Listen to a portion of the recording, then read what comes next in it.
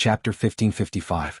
Wang Sui sneered and said, "When leading troops to war, other than paying attention to the changes on the battlefield, you also have to pay attention to the situation outside the battlefield. When you have the chance to go to the Central Plains in the future, it will be even more so." Wang Jingchong, why do you think Yuan Tingshan would let two idiots guard horizontal water Silver Hawk? Is it because he doesn't have any spare troops?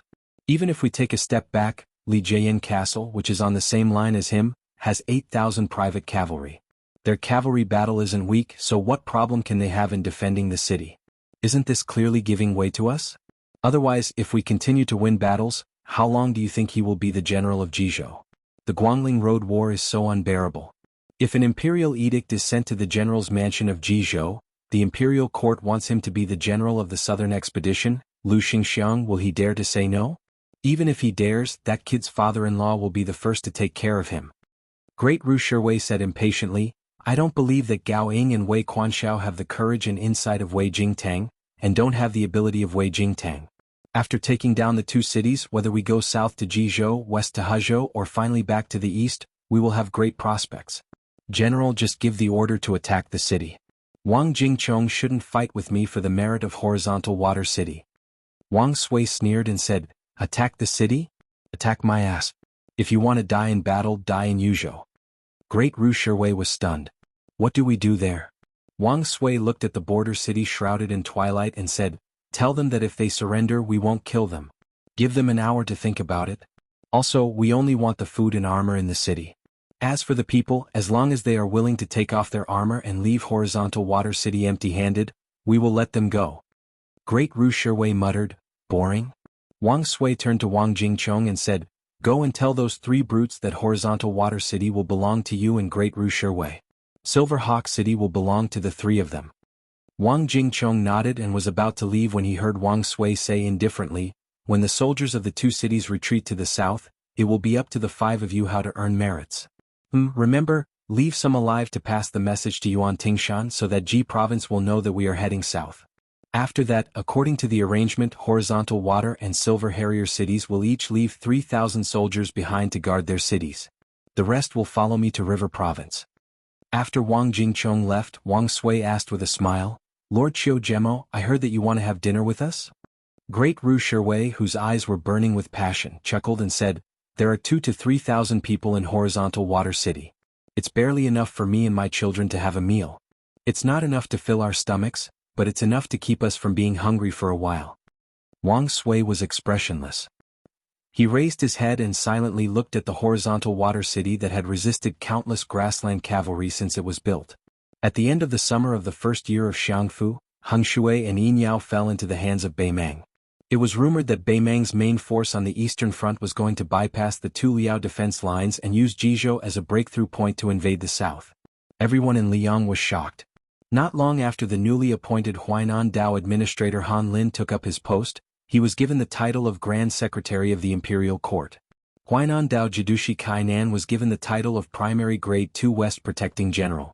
Jizhou General Yuan Tingshan was given the title of Primary Grade 3 West Protecting General. Jizhou Deputy General Han Fong was given the power to expand by 10,000 troops.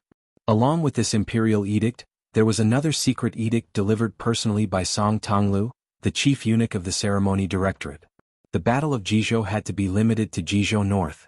The sound of the bugle horn rang out across the vast land around Qingcang City. Liuzhou finally welcomed the first battle that involved almost all of the troops on the western front. The 30,000 infantrymen of the Longguan nobles were the main force of the siege. They slowly spread out and attacked Qingcang City. The cavalry of the four towns within the Tile Gentleman's Pavilion protected the south of the infantrymen, facing off against the Longxiang army. The commander of the western front, Lu Gui, sat on the back of his horse, personally supervising the siege. Behind him were the 30,000 Lu family troops and the 10,000 personal guards that Tuoba Bodhisattva brought. A noble general from Longguan didn't care about the success of the siege at all. From time to time, he would turn his head to look at the large group of northern Liang black-armored soldiers 3 li away. Could the cavalry of the four towns of Gusai Prefecture really block the charge of the Longxiang army? If the Longxiang army broke through their cavalry formation and even the infantrymen attacking the city, they would only need 2 rounds and there would be no need to fight this battle. Did he have to give the Bailiang the biggest victory since the Battle of Liangmang? Did General Lu not understand that the Battle of Liuzhou was not just about a small Qingsong city? Was it worth the risk of the entire Western Front to take down Qingsong city? He finally could not hold it in any more. He rode his horse to Lu Gui's side. Just as he was about to speak, Lu Gui coldly said, "I have already made up my mind. There is no need to say anything more." This Beimang general with a good background was also angered. However, he still suppressed his anger and tried to speak calmly to this old man who was highly regarded by the emperor. "Great general, to split up the cavalry formation like this is too risky. It is not difficult to take down a small Qingsong city. Even if we hide 20,000, no, even 10,000 heavy armored infantrymen among the 30,000 infantrymen waiting for the Longxiang army to charge, it is still fine. To stake everything on one throw and underestimate the strength of the Beiliang cavalry formation, great general, this is not right." Lu Gui did not say anything. This general finally said angrily, "Great general, you are treating the lives of 30,000 Longguan soldiers as a joke just for your own position." Currently, there were undercurrents in the western capital of the Southern Dynasty. The generals of the Western Front who came from the Southern Dynasty naturally heard about it. Saying that Lu Gui did not live up to his name was already being polite. Those who were not polite would directly request for the emperor to change the commander. Even the candidates were very clear. Other than Tuoba Bodhisattva who was already at the border of Liuzhou, even Zhong Tan who shone brilliantly at the eastern front of Heluku was brought out. If it was said that the military god Tuoba Bodhisattva was pushed out, it was still acceptable. However, to use Zhong Tan was simply slapping Lu Gui's old face. How long had Zhong Tan been in the army? How long had the great general Lu Gui been in the army? The king of the old southern court, Huang Songpu, had returned after his retirement and replaced the useless Lu Gui as the commander of the Western Front. There was no doubt that he had the most support in the Southern Dynasty. Therefore, the Eastern Front army that had been stationed in Liuzhou for a long time had all sorts of rumors circulating. At this moment, the general's expression changed drastically. A horse slowly approached. The man wearing light armor on the horse's back said in a deep voice, "Scram back to the battle formation." The general swallowed his saliva and turned his horse back to the infantry formation without another word. Lu Gui looked at the person who came and asked with a smile, "King of the Northern Court, do you think that the Longxiang army will dare to take the bait? 30,000 infantry soldiers who are at the mercy of others and the cavalry of the 4 towns who are not strong enough. The bait is big enough." The person who came was Tuoba Bodhisattva. He glanced at Qingsong City and said, "Wang Lingbao might not be able to see through the great general's intentions, but Li Mofan, who is also the deputy general of the Longxiang army, will most likely be able to see through it. It's just that Yang Guangdou and Qin Shiliang are in that city. If Li Mofan is smart enough, he will also take advantage of the situation. Otherwise, he can forget about being promoted in the Beiliang frontier army. Even if Li Mofan is cold enough, as long as the Longxiang army is in a stalemate, Li Mofan can't just stand by and watch them die. I believe that he isn't that cold-hearted." Lu Gui chuckled and said, "On the surface I, an old fellow whose position is in danger, need to try anything. Beiliang's Huda City and Shaguang City are fighting fiercely on 2 fronts. Lu Province also needs a great victory to raise the morale of the people, so the time has come for both sides." Lu Gui restrained his smile and said, "Speaking of which, if it weren't for the king of the Northern Court's 20,000 soldiers rushing over, even if I, Lu Gui, lost my position, I still wouldn't have fought this battle. In Lu Province, if I can't take down the entire Longxiang army in one go, small fights are meaningless. The Battle of Liangmang was originally going to be won in Lu Province. Now it's just going around in a big circle." Tuoba Bodhisattva hesitated and said in a low voice, "After this battle, General, you will most likely be summoned back to the Southern Court." Lu Gui smiled and said, "It's fine. Just treat it as making space for Fatty Dong on the central line." Tuoba Bodhisattva chuckled and said, "General Lu, don't worry. In the future, you and I will enter the Central Plains hand in hand." Lu Gui nodded. The old man sighed and said, "I feel sorry for these brave men of the Southern Court. They came from the desert, but in the end they died in the desert. They didn't even get to see the prosperity of the Central Plains.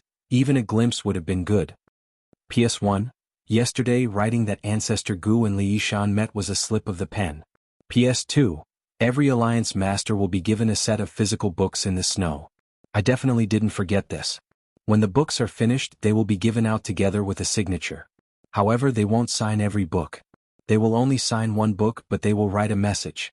As for what to write, the Alliance Master can suggest it in the book review section. Chapter 1556. In a military camp of Yuzhou province less than 200 miles away from the mouth of the gourd, a thin, one-eyed old general slowly walked onto the reviewing platform. Before the old man showed up, Qin Yunshui, the deputy commander of the infantry of Bailiang province, Huang Fuji, the general of Yuzhou province, and Hu Kuei, the provincial governor of Yuzhou province, were already standing on the platform. The old man then walked to the center of the platform. Strangely, even laymen who were not familiar with the army of Yuzhou province would consider it reasonable for the old man to be the head of the army. Standing there with his hands on his saber, the old general in iron armor remained silent for a long time as he watched those officers and soldiers who remained still under the hot sun.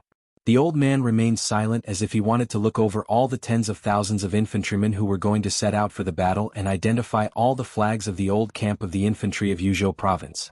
With a gloomy look, the old general finally opened his mouth slowly. The general has passed away, the Lord is not in Yuzhou province. Even if I, Yan Wenwan, don't die on the battlefield, I don't have many years left. Therefore, I would like to take this opportunity to say something that I've been hiding for almost 2 decades.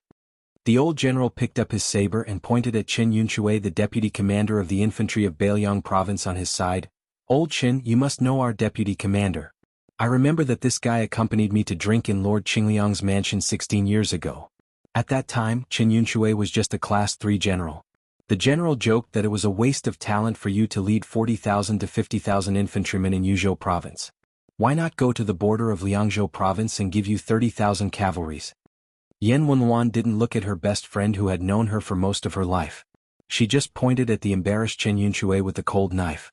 This old bastard can't hold his liquor, and his behavior is even worse when he's drunk. He was pretending to be drunk at that time, but as soon as the general said that, he immediately stood up. His eyes were so bright. Guess what the deputy commander of the infantry of Bailiang said? He said, "Do it." Why didn't he do it? Of course, the general didn't succeed in poaching him. What? Did Qin Yunshui regret? No, I, Yan Wenwan, was too anxious and almost fought with the great general. I still remember clearly what I said at the time. As soon as I smashed my wine cup, I stood up and told the Grand General that Bailiang's infantry only had this much strength. For the past 2 years, the Liangzhou cavalry had swindled and stolen so many of them. They had picked out most of the old ones, and even some of the young ones weren't spared. How could I, Yan Wenwan, still be the commander of Bailiang's infantry? It's not impossible for Qin Yunshui to join the cavalry of Liangzhou province. However, you have to throw Yuan Zuozong, Chu Lushan and Qi Dangui into our Bailiang infantry. The veteran general Qin Yun lowered his head as if he had turned a deaf ear to Yan Wenwan's words. However, he probably wanted to dig a hole and hide in it after being exposed so mercilessly by Yan Wenwan. Yan Wenwan then pointed at Yozhou's provincial governor Hu Kuei with the cold knife. This provincial governor is the founder of our Bailiang's crossbowmen. He is the most legitimate cavalry general. When Lord Hu replaced Wang Peifong as the provincial governor of Yuzhou, he came to me, Yan Wenwan, to establish a relationship with me. According to the rules of the officialdom, he said some polite words to an old man like me. Then I asked him a question. How did he feel about being an official in Yuzhou, which had fewer warhorses than Lingzhou a few years ago? Provincial governor who is an honest man, so he told me honestly that he felt quite sullen.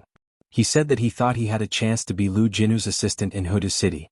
Otherwise, he could have gone to Liuzhou's Longxiang army to work with his old subordinate Li Mofan and Wang Lingbao. That's not bad either. Yan Wenwan leaned on the knife with both hands again and looked at the more than 10,000 infantry soldiers. Our Bailiang has 300,000 border soldiers. Therefore, in Liang, I've always heard that Bailiang's 300,000 iron cavalry are the best in the world. I found it strange. Bailiang's cavalry has never made up more than half of the border army. How did it become 300,000 iron cavalry? Does Liang think that our Bailiang infantry doesn't exist? It seems like Bailiang doesn't take our infantry seriously either. The one-eyed old general tilted his chin to the east and sneered, "There's a fellow in Jizhou named Yang Xinxing. He's the idiot who was later toyed with by a few youngsters at the Guangling Road. Back then he wasn't even fit to carry my shoes. Under his command are tens of thousands of infantry soldiers left behind by the old Northern Han. They've come up with the nickname, Southern G Infantry. Afterwards, for the past decade or so, they've been called the unrivaled in the world, in all of Liang. In addition, there's also the Wufeng army led by Wang Tongshan, the #1 general under the command of the king of Yen from the southern border, and Wu Zhongshuan's Dejia. Their reputations aren't small. The old man paused for a moment. That's all I, Yan Wenwan, can tolerate it. After all, we can't go to Jizhou or Nanjiang to fight with them. Besides, we northern Liang people are not good at talking. However, let's not talk about Beiliang. Let's talk about our Beiliang. Let's not talk about Liangzhou, Lingzhou, or even Liuzhou. Let's talk about our Yuzhou. In Wanhe City, our infantry battalion was stripped of its battalion number. Who was it that crossed Hezhou and entered Jizhou, and in the end, at the mouth of the gourd, reduced 10,000 soldiers to only 3,000? We traveled 1,000 li, fought a series of battles to the death, and killed nearly 30,000 enemies. We almost completely paralyzed the Beimang barbarians' eastern supply line. Yan Wenwan mocked himself. What? Do you think that our Yuzhou army also has heroes? Yan Wenwan laughed. Of course. However, it's a pity that the no-retreat battalion of 3,400 soldiers is Yuzhou's 1st Cavalry Battalion. The prince who fought alongside the 10,000 Yuzhou cavalry is an ordinary soldier in the no-retreat battalion in name. Haha, it has nothing to do with you, a bunch of pitiful creatures who don't have war horses and only have 2 legs. The old man's face turned ferocious. Let's not talk about Yu Luandao, the deputy general of Yuzhou cavalry, or Shi Yulu and Fan Wenyao, who were promoted to general of Vao cavalry and general of Agile cavalry. Let's talk about Tian Heng, the newly appointed chief general of 30,000 Yuzhou cavalry. At that time, this old man despised the prince for not daring to fight to the death, and even said that the prince had used up all his courage after resisting the imperial decree. Therefore he had long retired and returned to his farm. That was why Yu Luandao was appointed as the deputy general of 10,000 Yuzhou cavalry. Tian Heng, a bastard who never went to Jibei or outside the mouth of the gourd, is the only one who dares to slap his chest and say, "Old Yen, don't worry, I Tian Heng promise you that I'll create another cavalry battalion for you." The old man placed the cold saber on his waist again and rubbed his cheeks. He took a few steps forward and asked with a deep voice, "Since when did the Yuzhou infantry fall to such a state?" The entire place was silent, but everyone's eyes were red. Yan Wenwan pointed at herself and said, "Ever since I, Yan Wenwan, joined the Su family's army, I've been following the great general for 36 years. From the very first day I was a foot soldier and today I'm a major second-grade general. In the end I'm just an old foot soldier. I don't dare to say that I'm the leader of the entire Beiliang infantry, but I, Yan Wenwan, am the one who raised all your Yuzhou infantry." The one-eyed old man casually pointed in the direction of Shaoguang City behind him and said, "Over there and to the north, you'll see the Beimang barbarians. They claim to have an army of 200,000. Both Crouching Bao City and Wanhe City are gone, and the Beimang barbarians say that Shaoguang City will fall soon." The old man turned around and said, "But I, Yan Wenwan, will not agree to it." At the northern border of Yuzhou and River Province, a huge scarlet flag was flapping in the wind. The chief general of Yuzhou cavalry, Tian Heng, his deputy general, Yu Luandao, general of Vao cavalry, Shi Yulu, and general of Agile cavalry, Fan Wenyao, were all riding their war horses in a line. Behind them were 30,000 light cavalrymen from Yuzhou. The old general, Tian Heng, had a simple appearance. He didn't look like a general with great power. If he wasn't wearing armor, he would look more like an old farmer. At that time, this old man was resentful of the young vassal king's inaction. In a fit of anger, he resigned from his post and returned to his hometown. He used the excuse that he was old and his body couldn't withstand the torment, so he could go home and play with his grandchildren. Only then did Yu Luandao have the chance to lead an army to Jibei. But in fact, the entire Yuzhou knew that the old general had no children. They had all died outside the pass. Later on, Su Fengyin and Yu Luandao appeared outside the mouth of the gourd together. Out of the 10,000 cavalrymen, only 3,000 of them returned. When the old men whose experience was not much inferior to Yan Wenwan, Chen Yunshui, and the others heard the news, they rushed to Yan Wenwan's tent that very night. Tian Heng was waiting outside. Even when the Huayang Pass Protectorate issued an order to restore Tian Heng's status as a general, Yan Wenwan still refused to accept it. In the end, Su Fengyin was forced to write a letter to Yan Wenwan personally. Only then did Yuzhou reluctantly admit Tian Heng as the chief general of Yuzhou cavalry. The old man pressed the hilt of his saber with one hand and turned to Yu Luandao with a laugh. "Old Yen must be furious with me this time. But you can't blame me for this. This guy didn't even care about our friendship for half a lifetime and refused to see me." Chapter 1557. Yu Luandao and the others smiled knowingly. Tian Heng and Great General Yan Wenwan were old brothers who had exchanged their lives for each other. In the early years, one of them was a captain of the infantry, while the other was a captain of the cavalry. In order to save Yan Wenwan, who was trapped in the enemy formation, Tian Heng disobeyed orders and took the initiative to rescue him. In the great general's rage, Tianheng was demoted from a captain to an ordinary cavalryman. In the fierce competition in the Su family's army, Tianheng was one step behind. Those of the younger generation, such as Su Pu, Wang Fei's brother Wu Qi Yuanzuozong, and Hu Kuei, had all surpassed Tianheng at that time to become the leading general of the cavalry. By the time the Su family died, Tianheng had only become a fourth-ranked general. It was only when Yan Wenwan personally asked the great general for him that Tianheng was promoted to a rank and moved from Liangzhou to Yuzhou. However, after more than 10 years, compared to the likes of Wei Taizhan who had retired from high positions and returned home with glory, or the current deputy commander Jean Partridge Zhou Kong, Tianheng could be considered an extremely depressed veteran of the Beiliang army. Tianheng stopped smiling and said to Yu Luandao, General Yu Beimang's 50,000 elite cavalrymen on the eastern front said they were going to attack Ji province. But we all know that these barbarians are heading straight for Yuzhou. They want to cooperate with Yang Yuanzhan at the mouth of the gorge to take down Shaoguang City and invade Yuzhou.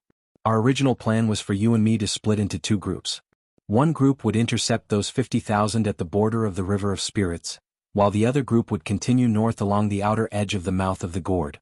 Before we set out, we said that you and Shi Yulu would lead 15,000 cavalrymen here to wait for the Beimang army, while Fan Wenyao and I would lead 15,000 cavalrymen north, with General Yu's no-retreat camp as the vanguard. But I thought. Yu Luandao interrupted with a smile, General, no buts. Since we agreed to use the troops this way, there's no reason to change it at the last minute. Tianheng glared. Yozhou's 30,000 cavalrymen. Am I, Tianheng, the leading general, or are you, Yu Luandao, the leading general? Compared to the scholarly Fan Wenyao, the new Beiliang's first general, Shi Yulu, had a rougher temperament. Yu Luandao felt somewhat helpless. Tianheng looked at the wind and sand in the distance and said, although our superiors didn't say it clearly, Lu province is facing such a great crisis. Even His Highness has gone there in person. All the other garrisons in Beiliang also followed His Highness to Lu province. Therefore, it's definitely not simple for our Yuzhou cavalry to do the opposite at this critical moment. In Fan Wenyao's words, it's a great scheme? Beimang has 50,000 elite cavalry. Not to mention Dongyue's consort old Wang Sui, the Qiu and Dong generals on the eastern front are not simple either. Tianheng suddenly laughed. Yu Luandao, don't think that you can look down on me just because you won two great battles in Jizhou and Heluku. When I picked up the first-generation Su family saber, you were still drinking milk. Shi Yulu was brought to the position of general of cavalry by the old general Tianheng, so he did not have any taboos in his speech. He joked, old general, you can't say that. Although General Yu is young, he is not careless at all in war, unlike you. Tianheng suddenly raised his voice. Shi Yulu hurriedly swallowed the word inferior, and laughed. Not as good as you, old general. Tianheng snorted coldly, but there was a smile in his eyes. Then it settled. Yu Luandao, Shi Yulu and Fan Wenyao, you three will take 20,000 men and go out of Heluku. I will take 10,000 men to guard here. I don't expect to defeat the enemy cavalry, but I want to delay them from entering Yuzhou. Fan Wenyao frowned. He wanted to say something but stopped. He gave Shi Yulu a look. The latter understood and whispered, Old General, you can't change the marching strategy so carelessly. Tianheng waved his hand. The mouth of the gourd is the most important. Whether or not we can catch the turtle in the jar will depend on whether your 20,000 cavalry can hold on to the mouth of the pocket. Although the Huayang Pass Protectorate had only sent a secret military order to the Yuzhou cavalry, everyone present could guess the truth. Although they were shocked, who wouldn't feel their blood boiling? If your Beimang Dongjue wants to use Liuzhou as a breakthrough point, then our Beiliang cavalry will wipe out your eastern Heluku army in one fell swoop. Gazing at these faces that were far younger than his, Tianheng softly said, We're all on the same side, so I won't beat around the bush. Of the 30,000 Yuzhou cavalry, most of them were young people. Why is that? Because after fighting Wang Sui's army to the death and surviving, even if they have military merits, they won't be great and definitely can't compare to going to Heluku. It's enough for me, Tianheng, to be a third-rank general in this life. When I joined the army, I didn't have the spirit of a scholar like you, Yu Luandao. Back then, I wanted my whole family to starve to death. I really couldn't live anymore, so I tied my head to my belt and joined the army. How could I have imagined that I would become a general one day? Who would have thought? Tianheng laughed happily. Don't talk nonsense with me. Don't you know what kind of temper I, Tianheng, have? Don't talk about old Yen not being able to change my mind. Back then, even in front of the great general, I would still act as I should. At this time, a group of scouts galloped over. It was a group led by Commandant Fanfun. The rider riding alongside Fanfun was actually a child. There were 2 disproportionate Baelyang sabers hanging from his waist. He stood on the horse's back with his hands tucked into his sleeves, looking very much like an expert. Fanfun reported to the generals that there was no sign of Baymang horses within 50 li of them. Tianheng called out to the scout who was about to turn around and head north. He smiled at the child and asked, "Are you the little general of our Yuzhou cavalry, Fanglong? I heard that you alone killed several hundred Baymang barbarians outside Huluku?" The child nodded with a straight face. Fanfan couldn't help but say, "General Tian, this child is actually thin-skinned in front of outsiders. Didn't he just ask me if he could become an official scout after paying off his debt and making a meritorious service? This child has 2 cold sabers. One was given to him by someone else, and the other was temporarily lent to him by us. Isn't he thinking that he can legitimately have a second cold saber?" Tianheng laughed heartily. "From now on, you are the corporal of the 8th Yuzhou Cavalry." Yudilong asked, "Does your words matter? My master said that I have to follow the rules. Otherwise he won't let me stay in Yuzhou." Tianheng was suddenly speechless and somewhat embarrassed. He dared to act shamelessly in front of Yan Wenwan, who was his sworn friend, but he really didn't dare to play dumb with that young prince. Yu Wandao smiled and helped him out. "General Tian's words are effective in all military affairs of the Yuzhou Cavalry. And don't forget, your master is still an ordinary soldier of No Retreat Battalion. So even without General Tian's words, I, Yu Wandao, as the commanding officer of No Retreat Battalion, and you, Yu Dilong, as the corporal of the 8th Yuzhou Cavalry, will still be effective." The child standing on horseback clenched the cold saber at his waist and said seriously, "Generals, please be at ease. I will definitely kill more enemies this time than last time." Tianheng smiled and waved his hand. The child and the scout captain, Fanfun, and the others rode away. Then Tianheng said to the 3 sternly, "I, Tianheng, am an old man who fought his way out of the spring and autumn war. My strength is not as strong as it was back then, so Baelyang will depend on you in the future." Tianheng lowered his head and looked at the 6th-generation Su family saber at his waist. After looking up, he suddenly said, "General Yu, I didn't leave anything behind in my life, just a run-down house that isn't worth much. But there are still 5 sabers at home. Then I'll leave them to you, Yu Wandao, to keep them for me. If you have the chance in the future, tell the younger generation about the story of that Yuzhou veteran. How about it?" Yu Wandao, Shi Yulu, and Fan Wenyao were all silent. Tianheng clasped his hands and laughed, "Goodbye." The battle to attack and defend Huda City was in full swing. A cavalry army of only about 10,000 quietly left the encampment and headed east like a lion hunting a rabbit. The leader of the cavalry was the commander of Baelyang's cavalry, Yuan Zuozong. His momentum was like a rainbow. Almost at the same time, there were 2 cavalry armies that had never fully appeared on the battlefield. They separately headed to the 2 dangerous passes at the junction of the cold and dark north. The 2 passes were heavily guarded, all of them elite Yuzhou infantry.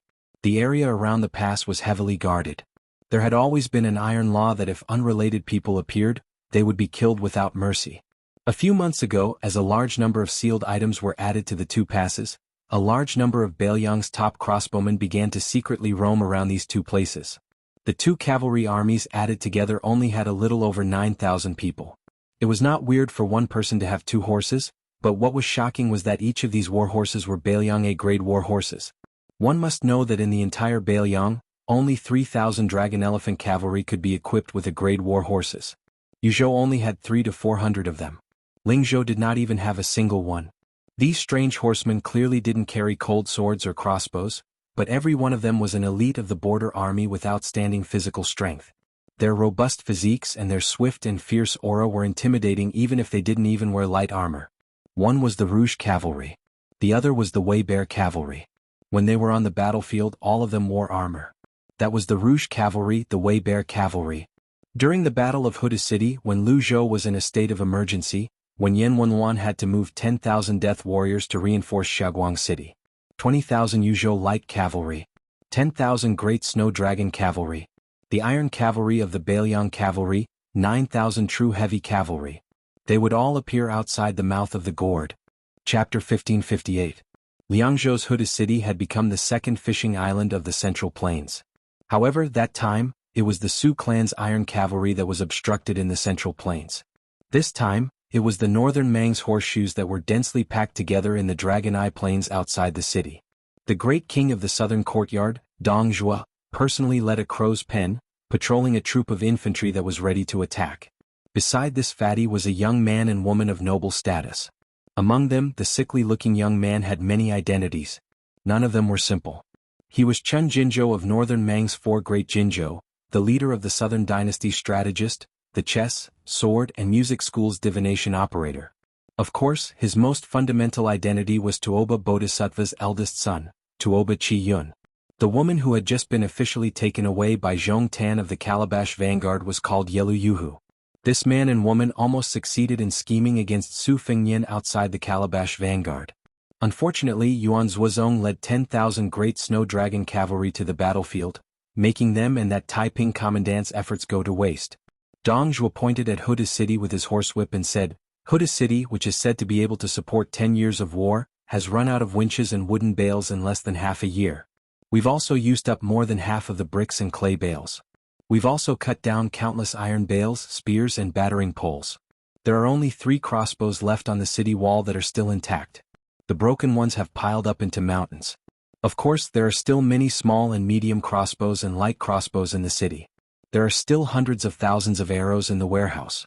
However, compared to Xiangfan City, which had less than 100,000 soldiers but 300,000 civilians, Huda City has a fatal flaw. There are too few people. Crossbows are dead. If they are broken, they can go to the warehouse and get new ones. The Bailiang frontier army in Huda City is not immortal. Their arm strength is far inferior to the early stage. If you too have the opportunity to watch the battle, you should be able to see that most of the archers on the city wall have bandages on their arms. To put it bluntly, if you give me another 3 months, I, Dong Zhuo, will be able to stand 100 steps away from the city. I reckon that not many archers will be able to pierce through my armor and kill me. Tuoba Chi-yun, whose body emitted a faint medicinal smell, had a solemn expression and did not comment. Because His Majesty had personally deprived Xia Zhemo of his position, Yelu Yuhu came to Tiger Head City in a fit of pique to relax. She glanced at the fat man with a playful expression. He was a 35-year-old king of the southern courtyard, and he had millions of soldiers in his hands. He was almost as powerful as the old Prince Liang, Su Shao and the two Liao Gu Jiantang. It was this guy who had insisted on attacking Bailiang first and had caused such a big commotion, causing His Majesty and the Taiping commandery to bear great pressure. In the end, other than Yang Yuanzhan on the Eastern Front, whose merits could barely offset his faults, the other 2 fronts were overshadowed. Especially Fatty Dong himself, who was forcibly blocked outside Liangzhou Pass by Huda City. Even Lu Gue, who had only lost a few thousand men, had been cursed as an old dog in the Western Jing court. For the time being, no one had the courage to impeach Commander-in-Chief Dong Zhuo. Yelu Yuhu was very curious about how long this fat man, who privately called His Majesty's sister Emperor, could last. Dong Zhuo seemed to casually mention 3 months, but Yelu Yuhu, who knew the rules of the court very well, sneered in her heart. Had he fallen to the point where he needed her and Tuoba Chi-yun to help him pass on a message to some people? Or was it that His Majesty and the Taiping commandery, who had placed great expectations on Dong Zhuo, could no longer hold back? Tuoba Chi-yun finally said, General Dong, I have been to the northwest camp on the Longyan Plain. Dong Zhuo grunted in acknowledgement. When she thought of the so-called northwest camp, Yelu Yuhu suddenly felt somewhat disgusted. What camp? It was just a place to pile up sick and dead bodies. Pile up? The strength that the southern dynasty had accumulated over the past 20 years was all focused on offense, especially on siege materials. Otherwise, they would not have been able to pull out nearly 1,000 catapults of various sizes in one go. However, Beimang had never been good at treating the wounded on the battlefield. Under the scorching sun, Yelu Yuhu, clad in a gorgeous golden armor, was already dripping with sweat. She had a natural yearning for war, yearning for the thrill of exchanging lives on horseback, yearning for the piercing feeling of an arrow piercing through the enemy's skull. Yelu Yuhu was used to seeing dead people, but even someone as determined as her almost couldn't help but vomit when she arrived at the northwest barracks. Carts after carts of corpses were dragged down from the battlefield and thrown into large pits that had been dug. Wounded soldiers lay not far from the pits, wailing in pain. Many of the wounded soldiers, who had been badly mutilated by the city defense equipment, begged for a quick death. At the time, Tuoba Chi-yun was standing at the edge of a new pit with 700 or 800 corpses piled on top of it. She asked the soldier in charge of sprinkling the lime for a basin. Yelu Yuhu, with a thick cotton cloth covering her mouth and nose, watched as the spring basin expressionlessly sprinkled out handfuls of lime. She suddenly realized that she, who had been more cold-hearted than the men of the grassland since she was a child, actually felt sad for the first time after seeing this scene. Tuoba Chi-yun's thoughts jumped around quickly. She changed the topic and said slowly, General Dong was anxious when fighting Baelyang, but he slowed down when fighting Hutu. The resilience and fighting habits of the nomads made Baemang's low need for food far exceed the imagination of the Central Plains cavalry. At least Baemang still did not lack food. However, if they could send their troops down south during the autumn season, Baemang would be able to handle the situation more easily in a stalemate. Tuoba Chi-yun didn't want to speak too much belated advice. Besides, there was a reason why Dong Zhuo and the Taiping Order wanted to go down south at the beginning of spring. What Tuoba Chi-yun really wanted to say was the second half of the sentence. If Dong Zhuo's eastern front had attacked the city without thinking of the consequences and took Hutu in one go, the current situation would not be so difficult to get off. This was not Tuoba Chi-yun criticizing Dong Zhuo for not putting in effort when fighting Hutu. In fact, there was nothing wrong with Dong Zhuo's deployment. However, since Dong Zhuo was the king of the southern courtyard and the commander-in-chief of the million-strong army, he should have done more. Dong Zhuo nodded and said, At first I suspected that other than the thousands of elite cavalry reported by our spies, there was another group of armored cavalry hidden in Tiger Head City. For example, the 6,000 iron Buddhas that were later given to the Chidong Kingdom.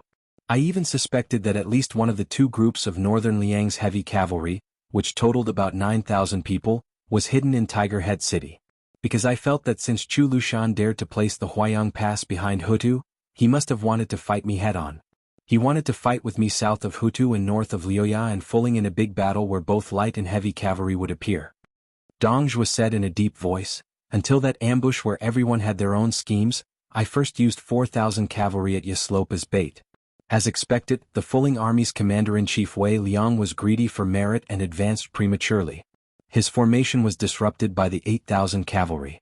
If it was not for that Baelyang's junior commander-in-chief Wei Liang who ruined things at Kifulong Pass and was too brave to help the Fulling cavalry break through, the Baelyang's ambush should have entered the battlefield on time. My Dong family cavalry would also have moved. In the end, on that battlefield I could lure out Fulling and Liuya, the two commanders-in-chief Huayang Pass, and even the Hutu City cavalry. In this way, it would have become a situation where both sides' cavalry swapped places. Even if I, Dong Zhuo, suffered more losses as long as I could destroy the mobility of the Baelyang cavalry's defensive line south of Hutu City, it wouldn't be a problem whether Hutu City was conquered or not. Dong Zhuo said self-deprecatingly, Perhaps many people in the Baelyang Protectorate are cursing that junior commander-in-chief of Kifulong Pass for using his strength in the wrong place. But in reality, Liang Zhou was lucky enough to escape a calamity. A single Hutu city isn't scary. What's scary is the nimble cavalry behind it that doesn't seek to kill the enemy, only to restrain them. Right now I, Dong Zhuo, am not sure if I'm thinking too much or if Chu Lushan's luck is good, or if he's actually thinking more than I am. Yelu Yuhu frowned and said, Can't we just press forward with all our forces and attack Fulling and Liuya together? In any case, we have the absolute advantage in terms of military strength. It would be a waste not to fight. Dong Zhuo dismissed it with a laugh and didn't explain anything. Tuoba Chi-yun shook his head and said, It's not that we can't stake it all in one throw, but there's not much point. Just as Tuoba Chi-yun was about to explain the specifics to Yelu Yuhu, Dong Zhuo rode along the edge of the infantry formation toward a group of dusty carriages. When the 1,000-man commander in charge of supervising his subordinates moving the corpses saw the king of the southern courtyard, he quickly dismounted and reported the battle situation to Dong Zhuo. It turned out that these corpses had all been dragged out from the tunnels leading into the city. Baemang's catapult attacks had intervals in between, but this unpresentable method of attacking the city had never stopped. However, there were still no obvious results. Apart from a group of 500 soldiers who entered Tiger Head City at the beginning, but they were quickly intercepted and killed by the armored city guards, the rest died in the narrow paths of the tunnels or were easily killed by those waiting for rabbits to appear at the cave entrances. It was reported that City Guard General Lu Jinu had long made preparations. He had dug out more than 10 holes that were 3 zhang deep in various strategic locations within the city beforehand, allowing the soldiers with sharp ears to stay within. As long as Baemang's cave masters and armored soldiers made any movements within several hundred or even 1,000 steps, they would be able to immediately seize the opportunity. Afterwards, whether it was digging holes horizontally to set up an ambush or using windmills to fan the smoke and lime, all of this was easy. That 1,000-man commander had only taken up this post because he lost an arm in the formation charging ant-attached army. After the single-armed man finished reporting the general battle situation and death toll, his eyes became slightly red. After lowering his head, he said quietly, "Great General, there have been 16 tunnels in total. Including this wave, the number of our brothers who have died underground has already reached 5,000. Is it worth it? To be able to die on top of Tiger Head City's city walls is also good." Dong Zhuo said calmly, "You all should head to the northwest camp." The single-armed 1,000-man commander raised his remaining arm to wipe his eyes. After getting on his horse, he led the carriages piled with corpses into the distance. Chapter 1559. Yeluyu was inexplicably enraged. He took a deep breath and asked the king of the southern courtyard. When Bailiang attacked Qingzhou and Xiangfan City, they were experts at digging tunnels. Since they know how to attack, they're no newbies in defense. Moreover, the thousands of Bailiang cavalry in the city have clearly been on the city walls. Even if a few hundred men make it to the surface alive, what can they do? Dong Zhuo smiled, as if he didn't want to mention the 5,000 dead soldiers who didn't make any contributions. He said, 2 days ago there was a group of cavalry in the city, and they were forced to climb up the city wall to defend it. They were much stronger when they dismounted from their horses than when they were exhausted. 2 of my Kiliarchs had already led their men to the top of the city wall. They were only 400 steps away from each other, and they almost gained a foothold on the city wall. Dong Zhuo pressed his thumb and forefinger together. Just a little bit. Tuoba Tianyun said helplessly, "This little bit of opportunity was obtained by General Dong's order that every Kiliarchs must suffer 400 casualties before they can retreat. This is a huge price to pay." Dong Zhuo laughed. "It's not even half over yet." Yeluyu asked rudely, almost interrogatively, "Dare I ask, General, how many grassland men have died to the blades of our own people?" Dong Zhuo gave it some serious thought before replying, "There are 3 Kiliarchs and many centurions. Including the ordinary soldiers, there are 2,700 of them as of yesterday if I'm not mistaken." Yeluyu said angrily, "Aren't you afraid of triggering a mutiny?" Dong Zhuo asked in return, "You want a mutiny after killing so many cowardly trash?" Yeluyu sneered. "Indeed, General, you have 100,000 Dong family private soldiers who haven't suffered any casualties. You're also a general who commands troops with divine precision. You can definitely nip the bud in the bud." Tuoba Tianyun said, "Say no more." Yeluyu wanted to say something but hesitated. Seeing Chun Jemo's displeased expression, she finally decided not to provoke this king of the southern courtyard who didn't live up to his name. The 2 riders bid farewell to Dong Zhuo and left. Yeluyu turned his head to look at the sturdy figure who had stopped his horse. He said in a low voice, "This fatty, so this is how he leads his troops. As an official he is really capable. The war has already reached this point, yet he still doesn't forget to follow someone's wishes and beat down the forces of the grasslands little by little in front of Tiger Head City." A Chiliarch had consumed the direct troops brought from the tribe, but where would the rest of the troops come from under the rapid rotation? Either they were replenished from the southern dynasty's military towns and mixed with sand, or they were simply mixed up with the remnants of the 2 armies. Yeluyu's face was gloomy. He gritted his teeth and said, "It's all because of the people of the central plains of the southern dynasties. The Zhao clan of Liang used the Guangling Road to take back military power from the local vassals and generals. We're not bad either. The grassland people are all hurt here. Even if we break through Bailiang and enter the central plains in the future, how many of our own people will be left?" Tuoba Tianyun laughed. Complaining too much will cause your intestines to break." Yeluyu glared at him. "You can still laugh. Do you think your Tuoba surname can stay out of this?" Tuoba Tianyun shook his head and smiled without saying anything. The fat man who stood alone in the crow's cage looked at Tiger's Head City. In his field of vision, the attacking infantry was like an unending tide, and then the tide surged up the city walls, creating waves that spread upwards. He waved his hand to call over a young strategist who was accompanying him. He said, "Pass down the order. First, stop digging the tunnel from today onwards. Second, increase the intensity of the attack. During the day, more than half of the infantry will be killed. During the night, the attack will not be based on casualties. Each Chiliarch only needs to attack Tiger Head City for 2 hours. Third, send a message to the western capital. In the entire southern dynasties, no matter their surname, as long as the family is on the ranking list, they must take out all the wine in their cellars to treat the wounds of the Eastern Front Army. Remember, this is all the wine of all the families of the southern dynasties. If someone secretly hides a jar, once exposed, the family's ranking will be downgraded from first to second, and so on. Fourth, Tonight I want to summon all the generals and kiliarchs on the Eastern Front who are not on the battlefield. The strategist quickly left to pass down the order. Dongzhuo said in a low voice, Yelu Chu Kai. A burly officer who was temporarily acting as the leader of the Crow's Pen hurriedly urged his horse closer. This time, this general who was both a member of the Beimang imperial tent and the brother-in-law of the great king of the southern courtyard did not dare to smile. As long as his brother-in-law called out his real name, it meant that something big was about to happen. Yelu Chucai's sister was Dongzhuo's eldest daughter-in-law. They both had the surname Yelu, but compared to Yelu Yuhui she was much more noble. However, compared to Yelu Yuhui who was said to have gone to the central plains of Liang to do nothing, the brother and sister were further away from the throne. Yelu Chukai had never had such an extravagant wish. Since he was young he wanted to be a pure general who galloped on the battlefield. After having a brother-in-law like Dongzhuo who was very much to his liking, he had been like a fish in water in the Dong army. However, in this southern expedition to Beiliang, his brother-in-law, who had always been easy to talk to, refused to let him be the vanguard. This made Yelu Chukai feel very hurt. Even when the Dong army went to Liuzhou not long ago, he had nothing to do with it. During this time, Yelu Chukai was as bitter as a widow. Dongzhuo glanced at his brother-in-law and smiled. I'll give you a job but it's a bit far. Do you want to take it?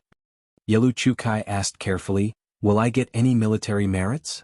Dongzhuo said, not necessarily. Yelu Chukai said decisively, then I won't go. Dongzhuo smiled. It's fine if you don't go. You still have a chance to attack the city tomorrow. I'll just switch people. Yelu Chukai was confused. Attack the city? Dongzhuo nodded. The Dong clan has 12,000 soldiers. I'll leave them all to you. Tomorrow we'll start attacking Huda city. Yelu Chucai's mouth was wide open in shock. With his figure it was really a big mouth. Compared to his sister's beauty, it was really a far cry. It really didn't look like they were born from the same parents. Yelu Chucai's eyes suddenly burned. He did not call Dongzhuo brother-in-law, but respectfully called him great general. This general was born in the cavalry. If you want me to dismount and attack a city, forget it. This general has decided. I'll take the first job. Dongzhuo stared at him and said calmly, I'll leave the 80,000 Dong clan cavalry to you. Rush out of the gourd mouth as fast as you can. Although I've arranged for people to keep an eye on that place, I'm still worried. Also, before you leave, write a will. If you die, I'll have something to say to your sister. Yelu Chukai, who was famous for his playfulness in Beimang, grinned. He clenched his fist and pounded his chest. Great General, if this general doesn't come back and have no chance to see Great General and my sister's children, I'll tell them in the future that their uncle's only regret is that he didn't let them ride on his neck to play. Dongzhuo hesitated. If it's the same with or without you at the gourd mouth, don't force yourself. Since you like children, get a wife and have them yourself. Yelu Chukai nodded and left on his horse. Dongzhuo remained motionless. No one could hear this fatty muttering to himself. He was repeating a number, 38, 38. In Tiger Head City, the few towering watchtowers near the north of the city had become the main targets of the northern Mang's catapults. Meanwhile, the building where the main general Lu Jinu was located was even further back, so the threat posed by the catapults wasn't fatal. On the other hand, those northern Mang master archers who participated in the siege and were able to get close to the top of the city were all proud of themselves for being able to shoot down this building with their arrows. Even though this wouldn't be counted into their military exploits, they would still be treated as heroes after retreating from the battlefield. Lu Jinu stood beside the table with the map of Tiger Head City.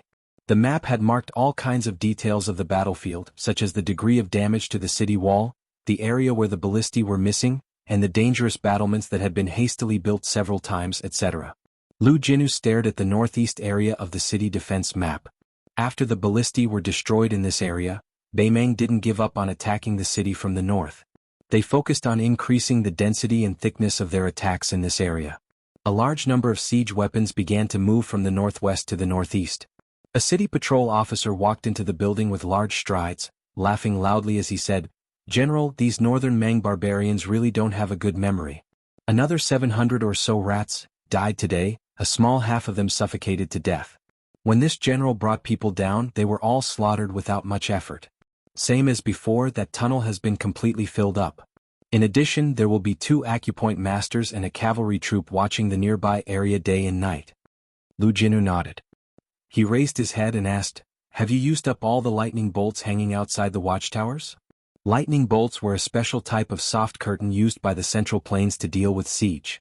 They were tightly woven from coarse hemp and covered with mud to prevent fire. They were very effective against catapults and rockets. Although Tiger Head City's city wall was abnormally sturdy, if there weren't a large number of lightning bolts to reduce the impact of the flying rocks, Tiger Head City wouldn't be as easy to repair as it was now. A deputy general said helplessly, "That's right. I didn't expect these barbarians to be able to get so many catapults. Fortunately, General, you've already made preparations. Otherwise it would really be dangerous. Besides, we're running out of water bags. Not only the city gate but all the sections of the city wall are also having a headache. There's no problem with the water source. It's just that the water bags made from the fur and internal organs of cattle and horses can't keep up. Those barbarians are risking their lives to pour oil on the top of the city wall and fire arrows like a rain of fire. They're really crazy. Fortunately, our mud-stained brooms to deal with fire attacks can be used repeatedly." Lu Jinu, who hadn't slept much for 2 days and 2 nights, picked up an arrow from the table and handed it to a captain beside him. "All of you look carefully." Chapter 1560. Lu Jinu passed the arrow around and said, "In the past, Beimeng used this kind of arrow when they attacked the city, but it wasn't on a large scale. They only started to appear in large numbers in the past 2 days.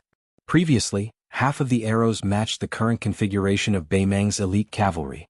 They used elongated arrowheads to penetrate Beiliang's armor. However, the other half were mixed with old-fashioned bronze arrows and iron arrows from the Dafeng dynasty. They were all flat and rectangular. Now it's different. They're more refined and finely divided. That's why even all arrows and iron spine arrows have appeared." Lu Jinu put down the arrow. "The reason why I say this is because I think of the recent attacks by Beimeng. I dare say that Beimeng is taking a breather. It's a bit like a fight between masters in Jianghu.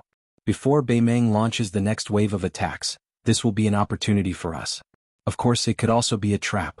But no matter what, we should give it a try. That's why I've purposely let the cavalry go up to the city wall to remedy the situation. While giving the soldiers a breather, we also want our cavalry to take the initiative to leave the city." One of the captains who was responsible for guarding the city gate and who had been shot in the head by Beimeng barbarians 2 days ago asked, "Do we need the soldiers on the city wall to cooperate and fight more fiercely?" Lu Jinu shook his head and said, "No need. We don't want to be superfluous." Lu Jinu slowly closed his eyes. It wasn't clear if he was so tired that he had to rest for a while, or if he was looking for an opportunity in his mind. Lu Jinu suddenly opened his eyes. He pressed his fists on the table and stared at the 2 captains who were eager to give it a try. Beimeng is responsible for protecting the cavalry on the 2 wings of the infantry. They've been watching the show for a long time and have slacked off. Tonight, 2,000 cavalry will be placed behind the north gate. After they leave the city, they'll charge at will. 1,000 cavalry from the east and west gates will attack the flanks. Remember, there is only an hour. I will only give the 3 cavalry armies an hour at most. No matter how many northern Mang soldiers you kill or injure, you must immediately return. You must not linger in battle without retreating. An hour later, my Tiger Head City will once again open its gates." Lu Jinu suddenly called out to the 2 captains who had left.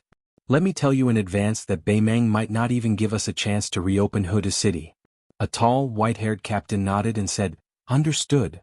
The 2 captains who were a generation apart walked out of the room. Of course, the young captain looked behind him. Then he said to the old captain, "Old, what do you want to say? Do you really want to make things clear?" The captain stopped the captain of the captains of the captains. Of the captains. And song of the song of the song of beef of Beimeng. Of song of beam off song. Beat captain's captain. Of captains where captains was a S's. T captains captains of years. Of captain. T tes, S. Of beasts. Of bean. Of course. The old man kicked the guys butt and scolded softly, "Get back here.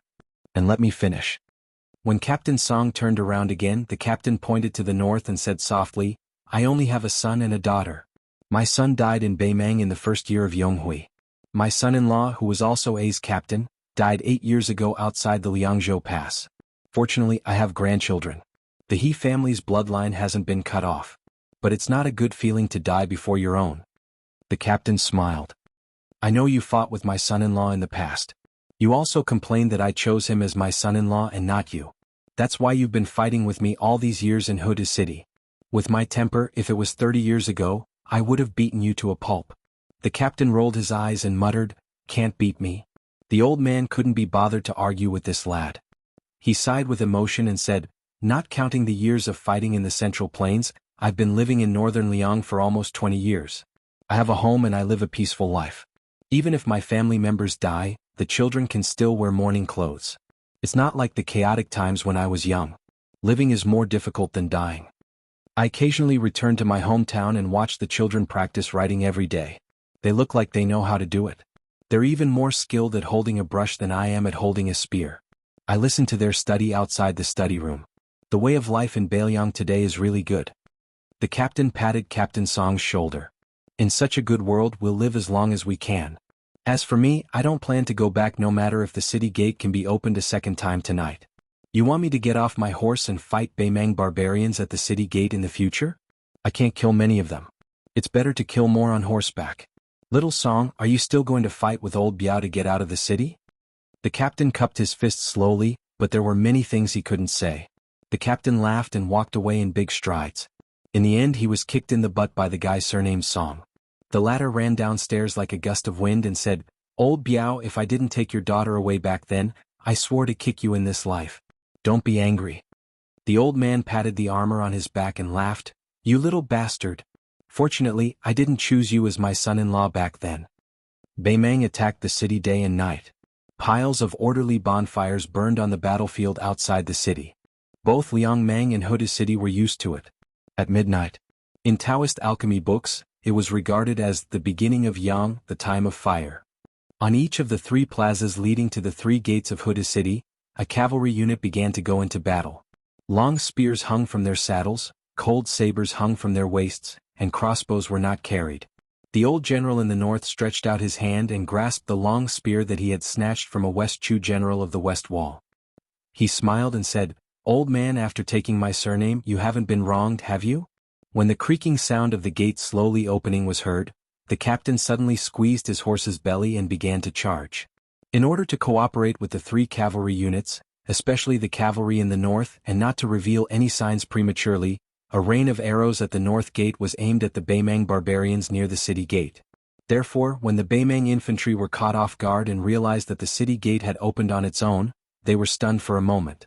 Even the scouts responsible for supervising the battle and patrolling hundreds of steps behind the city gate didn't immediately come back to their senses. When they saw the cavalry rushing out of the gate with their own eyes, the scouts were a little dumbfounded. But soon, someone turned his horse around and whipped it madly, galloping through a gap that was deliberately left open by the 3 infantry formations. When they turned around to pass on this urgent military news, the Baimang soldiers near the city gate had their heads smashed by the cavalry's spear or were directly sent flying by the impact of the spear. When the cavalry faced the infantry that didn't set up a formation, killing them was actually like cutting wheat with a knife. If it were a frontal clash between fully armored cavalry, both sides could borrow the great inertia of the warhorse's charge to cause great damage to the spear and the rider's arm. But now, the captain, who couldn't be more familiar with fighting on the battlefield, had been paying attention to his breathing since the very beginning. He definitely wasn't like a rash youth who wanted nothing more than to kill dozens of enemies in one breath. The captain also didn't overly pursue the speed of the warhorse's charge. As the leaders of a cone-shaped cavalry unit, they should all be like this. Otherwise, they would ruin the entire cavalry unit's pace and even cause the cavalry formation to break apart. Although this kind of situation was negligible in terms of cavalry battle steps, the old man was a true captain of Liang province's border cavalry. He had fought on horseback for most of his life, so it was natural for him to act this way. The 1,000-man Baimang barbarians on the right side of the city gate were in the midst of climbing the city walls. The 1,000-man men behind them hadn't yet come forward to take turns attacking the city. On the left side, 2 Kiliarchs were in the midst of exchanging commands. The old captain said to his deputy, "Lead 1,000 men and break through the formation. You go around the city." The 2,000-man cavalry quickly split up to the left and right, like a stream slipping away after meeting a rock. The old man led 1,000 men straight for the 1,000-man Baimang army that was still intact.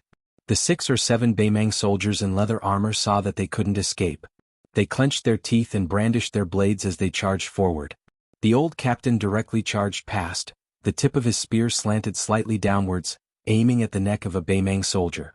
The great penetrating force directly knocked the soldier who was raising his blade high off the ground. The moment the spear was about to pierce the enemy's neck, the old man's hands imperceptibly let go of the spear. In the next moment he quickly grabbed the spear shaft again. The position he grabbed only shifted by less than an inch. However, it was precisely this short inch of distance created by letting go of the spear that allowed the old man to remove 50 to 60% of the resistance brought about by the spear's charge. Chapter 1561. The old man lightly pulled his spear back, pulling out the spearhead from the neck of the corpse and continuing to charge forward. This was the precious experience the elder had accumulated as a member of the Sioux family's cavalry when he was young, galloping through the great lands of the Central Plains. The younger generation of Northern Liang cavalry knew this trick, but normally they wouldn't use it. After all, Northern Mang was also a cavalry army, so they didn't need to use this type of flashy but useless trick. However, it was very meaningful right now. In this type of situation where a small number of cavalry faced a large number of infantry, the longer the spear left their hands, the more enemies they would kill. When those 6 or 7 Northern Mang soldiers were rushed through, they instantly died. The soldiers on the two sides who were further away were also unable to escape death after the 1,000 cavalry quickly spread out. The most tragic one was that after dodging the spear of the 1st Cavalry, he was killed on the spot by the 2nd Cavalry of Tiger Head City. In the eyes of the 1,000 infantry not far away, they saw the cone-shaped cavalry charge out of the city in a few blinks of an eye. They had already formed a line of 100 cavalry. The Baimang lieutenant hollered, "Front row, raise your shields. Archers, get ready." The old lieutenant burst out into laughter. "Without a spear barricade formation and without heavy armor, you want to block the charge of my Bailiang cavalry with just 2 to 3 rows of scattered shield soldiers? I, Helian Shan, am a Bailiang soldier who has even charged past West Chu's great halberd soldiers. Didn't you all put in a lot of effort in sieging the city? Today my Tiger Head City cavalry will teach you all a lesson." When he suddenly increased his speed.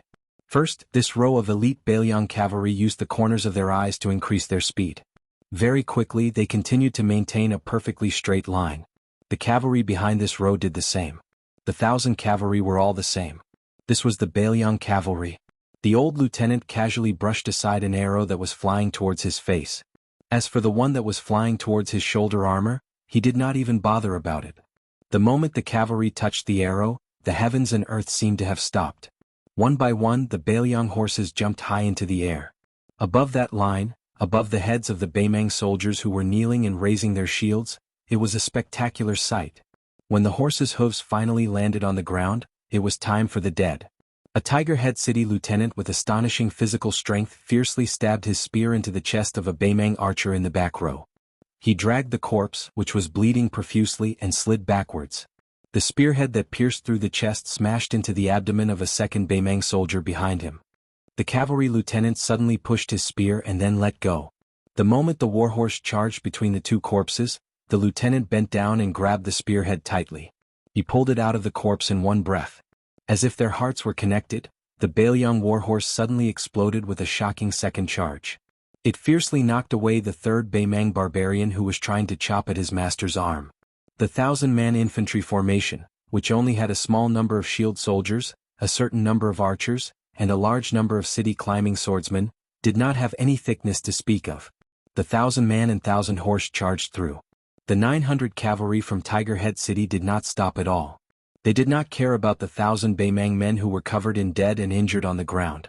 They continued to rush towards the second phalanx that was 1,000 steps away from the first phalanx. Unlike the first phalanx, the archers in the second phalanx had more opportunities to shoot. The Chili Arch had even hurriedly borrowed nearly 100 shield men from the rear, and mixed in with a dozen or so spears that weren't very useful. It was really hard for this Chili Arch who had no choice but to make a last-minute effort. But further away, there was already a cavalry unit on the flanks that had begun to reinforce the infantry through the gaps. The old lieutenant who had the arrow nailed into his shoulder began to slow down his horse, whether intentionally or not. He breathed lightly with the rise and fall of the horse's back. The old man's gaze passed through the second infantry formation and looked even further away. Out of the corner of his eye, he paid attention to the movements on his left and right.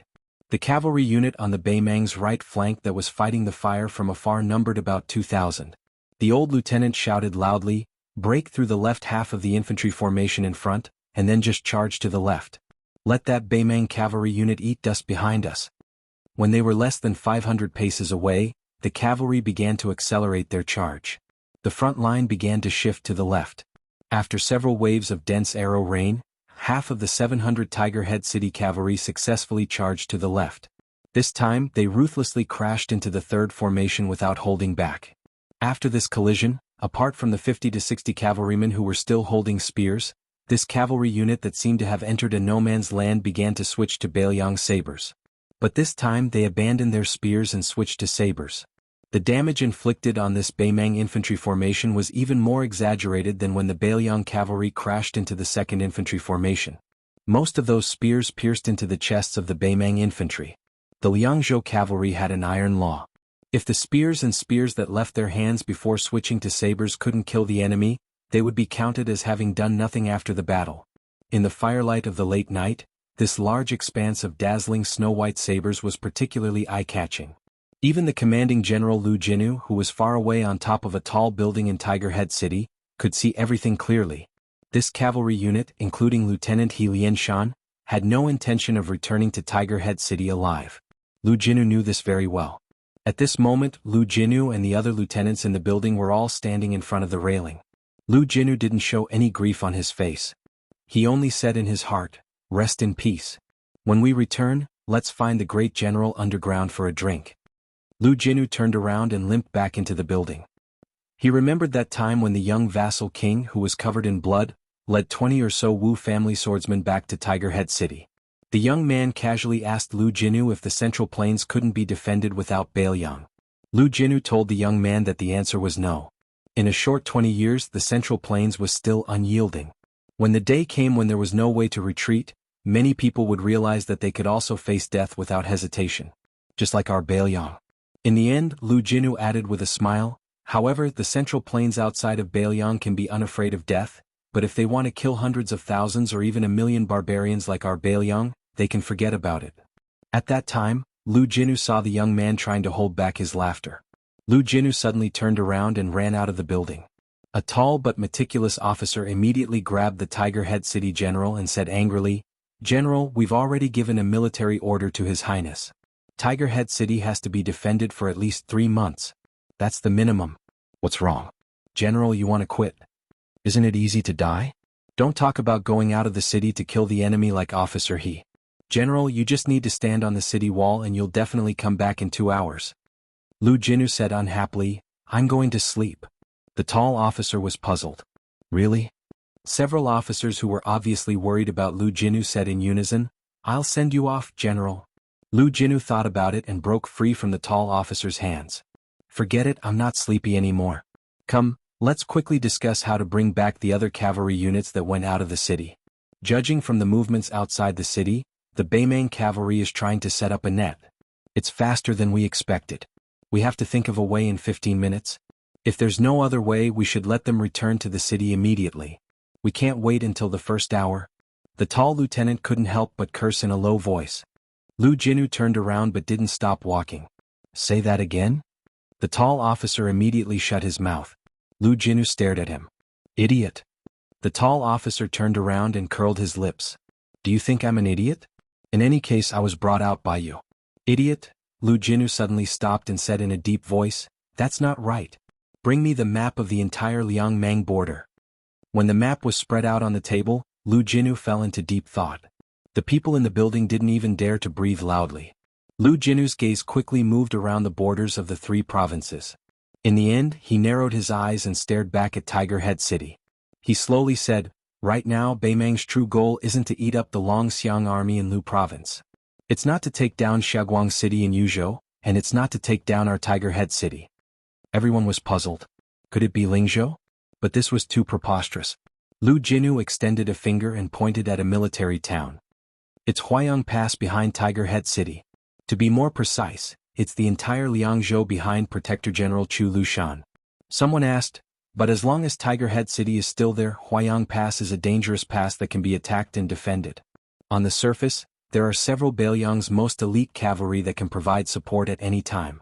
Although we just received a secret report that these cavalry troops are already, the Baimang barbarians definitely don't know the whereabouts of the 20,000 people.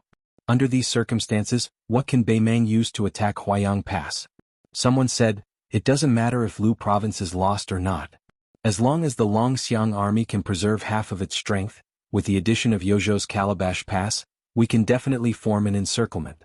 Then, if we can defend Tiger Head City for 3 months, Bailiang can even counterattack the 2 provinces of Beimang. Lu Jinu was silent. Chapter 1562. When that sword flew from thousands of miles away to Wuxia town, before Mr. White Lotus had revealed the secret of heaven, Liuzhou was already on the verge of war. 3 Liuzhou officials, 2 civil and 1 military, walked on top of the city wall. Their position was closer to the side of the parapet wall, which was slightly shorter than the outer walls. Outside the city, small groups of Beimang cavalry constantly roared past. There were at least 30 to 200 of them. Occasionally they would ride and shoot, but they did not cause any damage to the soldiers defending the city. In fact, it was like they were here to enjoy the scenery, filled with a strong sense of provocation. The only old man among the 3 of them was wearing the official uniform of a 3rd-rank official, embroidered with peacock patches. Just now, a few sharp arrows flew over the old man's head. The old man smiled and said, "Evil guests are at the door. You like to throw shoes at people's door so much. If I get the chance." At this point the old man paused. He turned his head and smiled at the young man wearing the military robe. "General Ko, will I have such a chance?" The self-proclaimed Dragon King of the West, Kai Junshin, had been sent by the King of Bailiang to Lingzhou's Huangnam County to be the governor of the county. He and his wife Yururu lived happily together. The Dragon King's residence in Qingcang City had been changed to the residence of the governor of Liuzhou. This old man was the highest-ranking civil official in Liuzhou, the governor Yang Guangdou. The civil official beside him was the Gangnam-do scholar Qin Shiliang, who had taken root in Liuzhou and was unwilling to leave. When Qingcang City realized that Lu Gui's army intended to attack the city, the governor's residence had an intense argument that lasted through the night. As for whether to defend or to retreat, it evolved into 2 sharply opposing camps. The older officials of Liuzhou all advocated that as long as the Green Hills were there would be no need to worry about firewood. They might as well give up on Qingcang City and head to Linyao military town under the escort of the Longxiang army. As long as they were still alive, there would not be any problems with the military and political operations of Liuzhou. As for the younger generation of officials, regardless of whether they were from a general family or scholars from the Central Plains, they all strongly requested to defend Qingcang City to the death, fighting for the Longxiang army to have the best opportunity to battle Dinglu province. Originally, as long as the 2 of them reached an agreement, this quarrel would not become more and more intense. However, the problem was that the experienced and prudent provincial governor Yang Guangdou unexpectedly supported defending the city to the end. On the other hand, Qin Shiliang, whose prestige among the refugees of Liuzhou was even greater than that of the young vassal king, was the complete opposite. He suggested moving the provincial governor's residence to Linyao. As a result, the 2 sides were in a deadlock. Then, the newly appointed Lu province general entered Azure City at this moment. Ko Jianghuai stretched out his hand and gently pressed it against the rough female wall. He did not make any big statements, nor did he pat his chest and promise anything to the old provincial governor. The ancient military town under his feet was used by the Great Feng dynasty to control the vast western regions. As the number 1 military town in Liuzhou, which was closest to Liangzhou, this little city wall was just a decoration. Even though it had been urgently reinforced after being incorporated into Bailiang's territory, it still made Ko Jianghuai, who was used to seeing the majestic cities of the Central Plains, find it laughable. This young Liuzhou general who had rushed here with several hundred cavalry was temporarily carrying out his duties in a residence near the provincial governor's residence. However, in the vast Liuzhou that was comparable to the entire old Bailiang road, there were only a handful of places that Ko Jianghuai could mobilize. For example, the current most intimidating military force in Liuzhou, the 30,000 Longxiang army, was directly under the jurisdiction of the Protectorate General.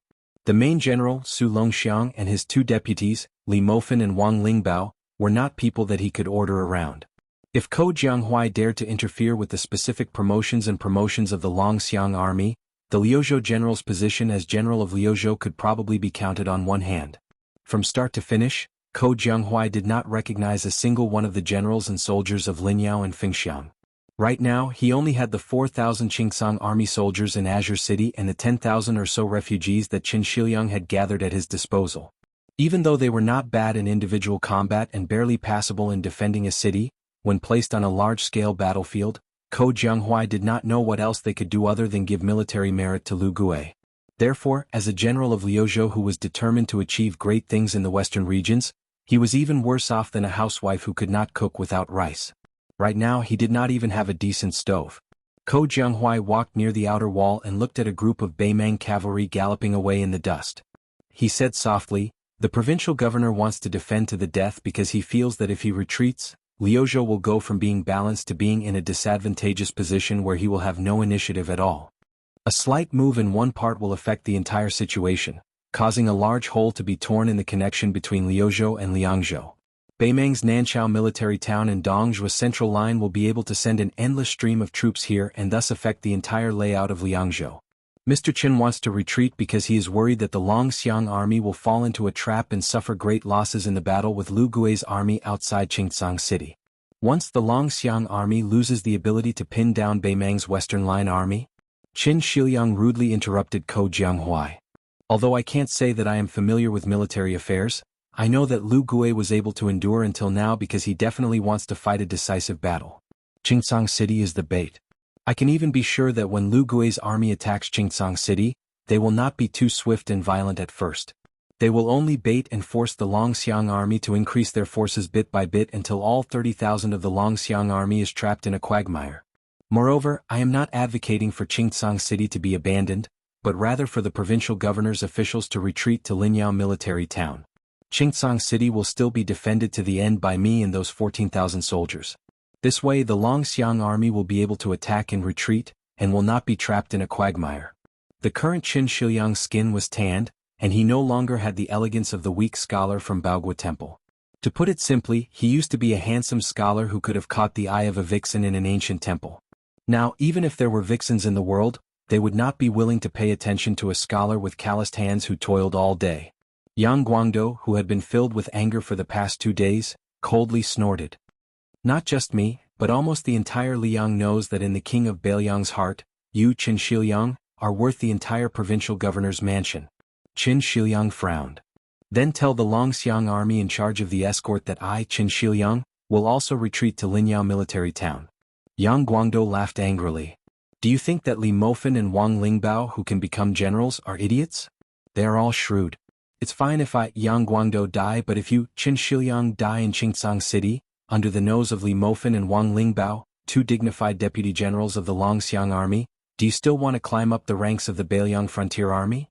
Ko Jianghuai laughed as he interrupted the two's argument. "Those who are good at using troops should first consider defeat before considering victory.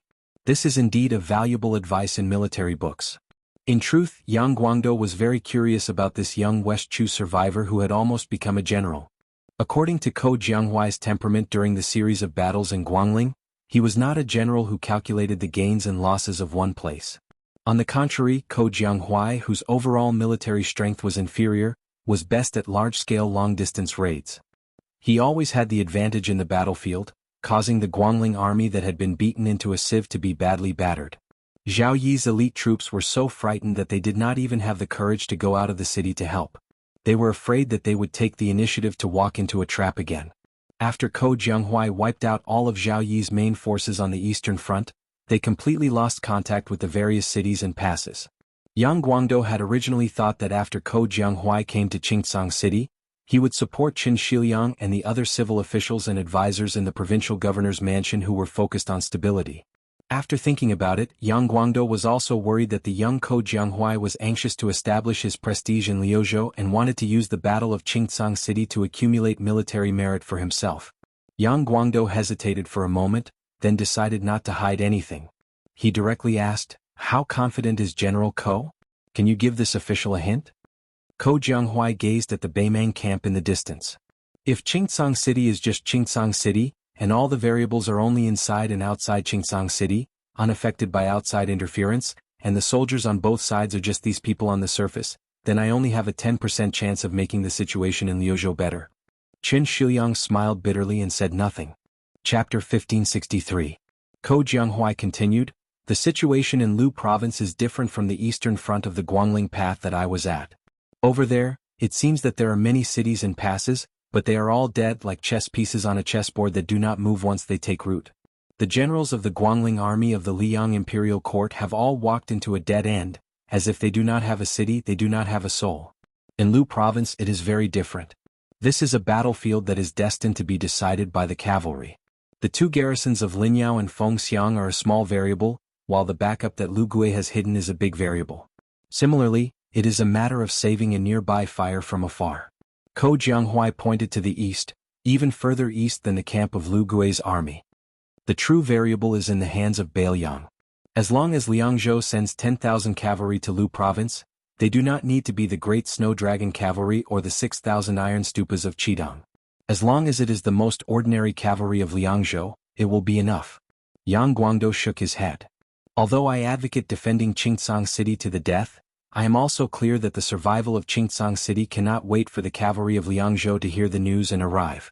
We can only rely on the 14,000 people in Qingcang City and the 30,000 Longxiang army outside the city. At most, we can add on the 7,000 to 8,000 cavalry from Linyao and Fengxiang. Ko Jianghuai laughed. In any case, we are already defending Qingcang City to the death. It is not a bad thing for us to think a little more. Ko Jianghuai turned his head to the worried Qin Shiliang and smiled. In order to calm the people and prevent them from collapsing in one battle, I will have to trouble Sir and those youths of Lu province to make a false military report. Just say that Bailiang's cavalry is on the way. As long as Qingcang City is not broken through in 5 days, not even a single Baimang barbarian will be able to stand in Lu province. Qin Shiliang's face was somewhat angry. Ko Jianghuai purposely ignored him and asked with a smile, "What, sir, you can't bear it? Do you feel that it goes against your conscience?" Actually, from another perspective, it was simple. Since they had to defend the city to the death regardless of whether or not there were reinforcements from the Liangzhou province, a high morale meant that fewer people would die than a low morale. Mr. didn't want Qingcang City to be breached in a day or two. How many times could the 14,000 people who were scattered in all directions withstand the killing of the Baimang army? Sir, you are a proper scholar, so you might not know much about military affairs. The battlefield where the most people die the fastest is not during the siege, nor is it when the cavalry forces clash or when the cavalry forces break through the infantry formation. Instead, it is the massacre after the city is breached, or the pursuit of the defeated soldiers in the wilderness. Qin Shiliang then asked 2 questions. General Ko is willing to fight to the death with Azure City? Are you really willing to die here? Ko Jianghuai seemed to be avoiding the important and dwelling on the trivial. His tone was calm as he said, I, Ko Jianghuai, came to Luzhou as the general of Luzhou to win the war. I am not afraid of death, but at the same time I cherish my life. Qin Shiliang said his goodbyes and left. Ko Jianghuai smiled and didn't take it to heart. Yang Guangdou didn't follow Qin Shiliang down the city wall. He sighed and said, General Ko should be able to see that Qin Shiliang has already treated Qingcang City as his home in Luzhou. Why are you still rubbing salt on his wound? Moreover, with Qin Shiliang's temperament, once he has a bad impression of someone, it will be difficult to change it for the rest of his life. General Ko is also not doing business in Luzhou. You want to make a name for yourself here. Since that is the case, why do you still want to become enemies with Qin Shiliang? Ko Jianghuai asked back, Is Qin Shiliang just a gentleman who would rather take the easy way out? Yang Guangdou shook his head and said, That is looking down on him too much. Qin Shiliang might not necessarily be the next Li Yishan. Compared to Su Beiji, who is successful in Lingzhou, I am more optimistic about Qin Shiliang. Ko Jianghuai stretched out his hand and slid it across the slightly hot arrow stacks on the wall. He said softly, The spy report that Lu Zhou sent to Liangzhou is just to leave the rest to fate. I am betting that Liangzhou has someone who can see through the situation. In short, this time Lu Zhou will either lose completely or make a huge profit. Yang Guangdou sighed, If only I had half a year to create a rough beacon system on the southern line of Lu Zhou, I would not be so passive. Unfortunately, time does not wait for me. Ko Jianghuai's eyes were complicated. No one knew what this general of Lu Zhou, who had taken over a hot potato the moment he took office, was planning. The Longxiang army camp south of Qingcang City was different from Lu Gui's army, which was filled with resentment and undercurrents. It was also different from the hesitation in Qingcang City. From top to bottom, the entire Dragon Elephant army didn't have any distracting thoughts. Last year they marched straight into northern Mang, practically sweeping through most of Gusai province, beating the 4 military towns of Tile-Building Gentlemen's Pavilion, Ligu, and Maolong to the point where they wished they were dead. In the end, even Dongzhuo had no choice but to personally take the field, yet they still lost around 5,000 elite private soldiers. At the beginning of spring this year, they had swallowed up over 8,000 Chang cavalry troops known as the Desert Ghosts in one go. The morale of the Dragon Elephant army had been accumulated through victory after victory in such tough battles. Before Su Longxiang took command of the Dragon Elephant cavalry, Deputy Generals Li Mofen and Scarface and Wang Lingbao were already border generals. In these 10 years, when did they not fight a few battles with the Beimang barbarians? The black-clothed teen sat on a small hill. Beside him lay the shockingly huge black tiger. It was lazily dozing off, occasionally shaking its body and kicking up a large cloud of dust. Li Mofen and Wang Lingbao each held their horses and stood not far away. The fierce-looking Scarface asked softly, "Looking at the situation, the Beimang barbarians are going to make their move tomorrow. We will definitely fight this battle, but how should we fight? Old Li, do you have any ideas?" Li Mofen's warhorse was like a mobile armory. Not only was there an iron spear hanging from it, there was also a riding bow and 2 light crossbows. There was also a pouch full of short halberds. Li Mofen himself was also carrying a sword. After hearing Wang Lingbao's question, this deputy general of the Longxiang army, who had a mixed reputation, said unhappily, "Ideas? The 30,000 Longxiang army is all cavalry. Isn't it just a cavalry versus cavalry? What other tricks can they play? That old man Lu Gui is clearly using Qingcang City as bait to catch a big fish like our Longxiang army. Then we will take the bait. However, we have to drag this fisherman into the water and tell them that it is not so easy to pull chestnuts out of the fire. It is very easy to play with fire and burn themselves." Wang Lingbao chuckled and said, "Our Deputy General Li also has times when he is nervous. In the past, when you talked about how to use the troops, you were always clear and logical. You wanted to use every single cavalry on the blade. If I didn't interrupt you, you would be able to talk for a few hours without panting." Li Mofen's face was gloomy, but he did not refute. Wang Lingbao leaned over and asked quietly, "Are you worried that you won't be able to stop Tuoba Bodhisattva?" Li Mofen shook his head. Both sides together have about 150,000 soldiers. In such a large battlefield, a martial grandmaster is not that important. Tuoba Bodhisattva has no say in the Beimang Western Front army. Even if he joins the battle, although he can affect the situation to a certain extent, he cannot truly decide the outcome. Wang Lingbao rolled his eyes and said, "Then what are you worried about? It's not like you don't know what kind of crap the cavalry of Gusai Prefecture's 4 towns are. Unless that old man Lu Gui uses the heavy armored infantry as the central army and sets up a horse-repelling formation to the death, and then places all the cavalry on the 2 wings, using this kind of most inflexible turtle tactic to deal with the Dragon Elephant army, then we won't have any opportunity to bite them." Li Mofen still shook his head. If this Beimang were to use a tactic that any mediocre general would use, then he wouldn't be Lu Gui. Wang Lingbao was also a bit irritated. He suddenly thought of something and asked curiously, "That Liuzhou general surnamed Ko wants us to leave him 5,000 elite troops and not use them no matter what the situation is. What's the deal? Did we really agree?" Li Mofen said helplessly, "In any case, the general has already agreed. Just do as he says." There was a long silence. Wang Lingbao suddenly laughed and said, "Old Li, I didn't think that in the end, not a single one of those civil officials from Qingcang City went to Linyao. Do you think that in this world only our Beiliang has this kind of situation? But it's not that I, Wang Lingbao, don't have a conscience. Whenever I think of this group of civil officials appearing on the city walls to learn how to draw a bow and shoot an arrow, I really want to laugh." Li Mofen's face also had a hint of a smile. Wang Lingbao subconsciously touched the scar on his face and asked, "Old Li, how many years have we fought side by side?" Li Mofen was taken aback and only replied, "I forgot." Wang Lingbao laughed loudly. "I also forgot." In short, it had been many years. Chapter 1564. Beimang's iron hooves passed by Crouching Bao City and Luanhe City before being stopped outside Yozhou's pass by Xiaoguang City. If they couldn't break through this pass and successfully enter Yozhou's territory, all of Beimang's cavalry troops on the eastern front would be useless. Outside the city, 2 Beimang officers on the eastern front were closely guarded by no less than 1,000 elite soldiers. They were inspecting the situation at the top of the city walls. Commander Yang Yuanzhan sighed emotionally. "The ancients really didn't lie to me. Apart from this city, the mouth of the bottle gourd is already in my hands.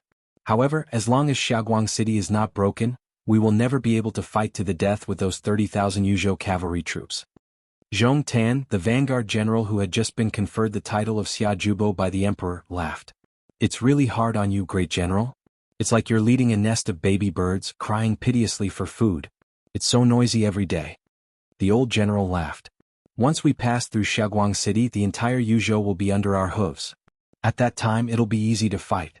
There will be opportunities and military contributions everywhere. However, how much we can stuff into our pockets will depend on our own abilities. Zhong Tan, who had personally gone up to the city to fight yesterday, was covered in a bloody aura.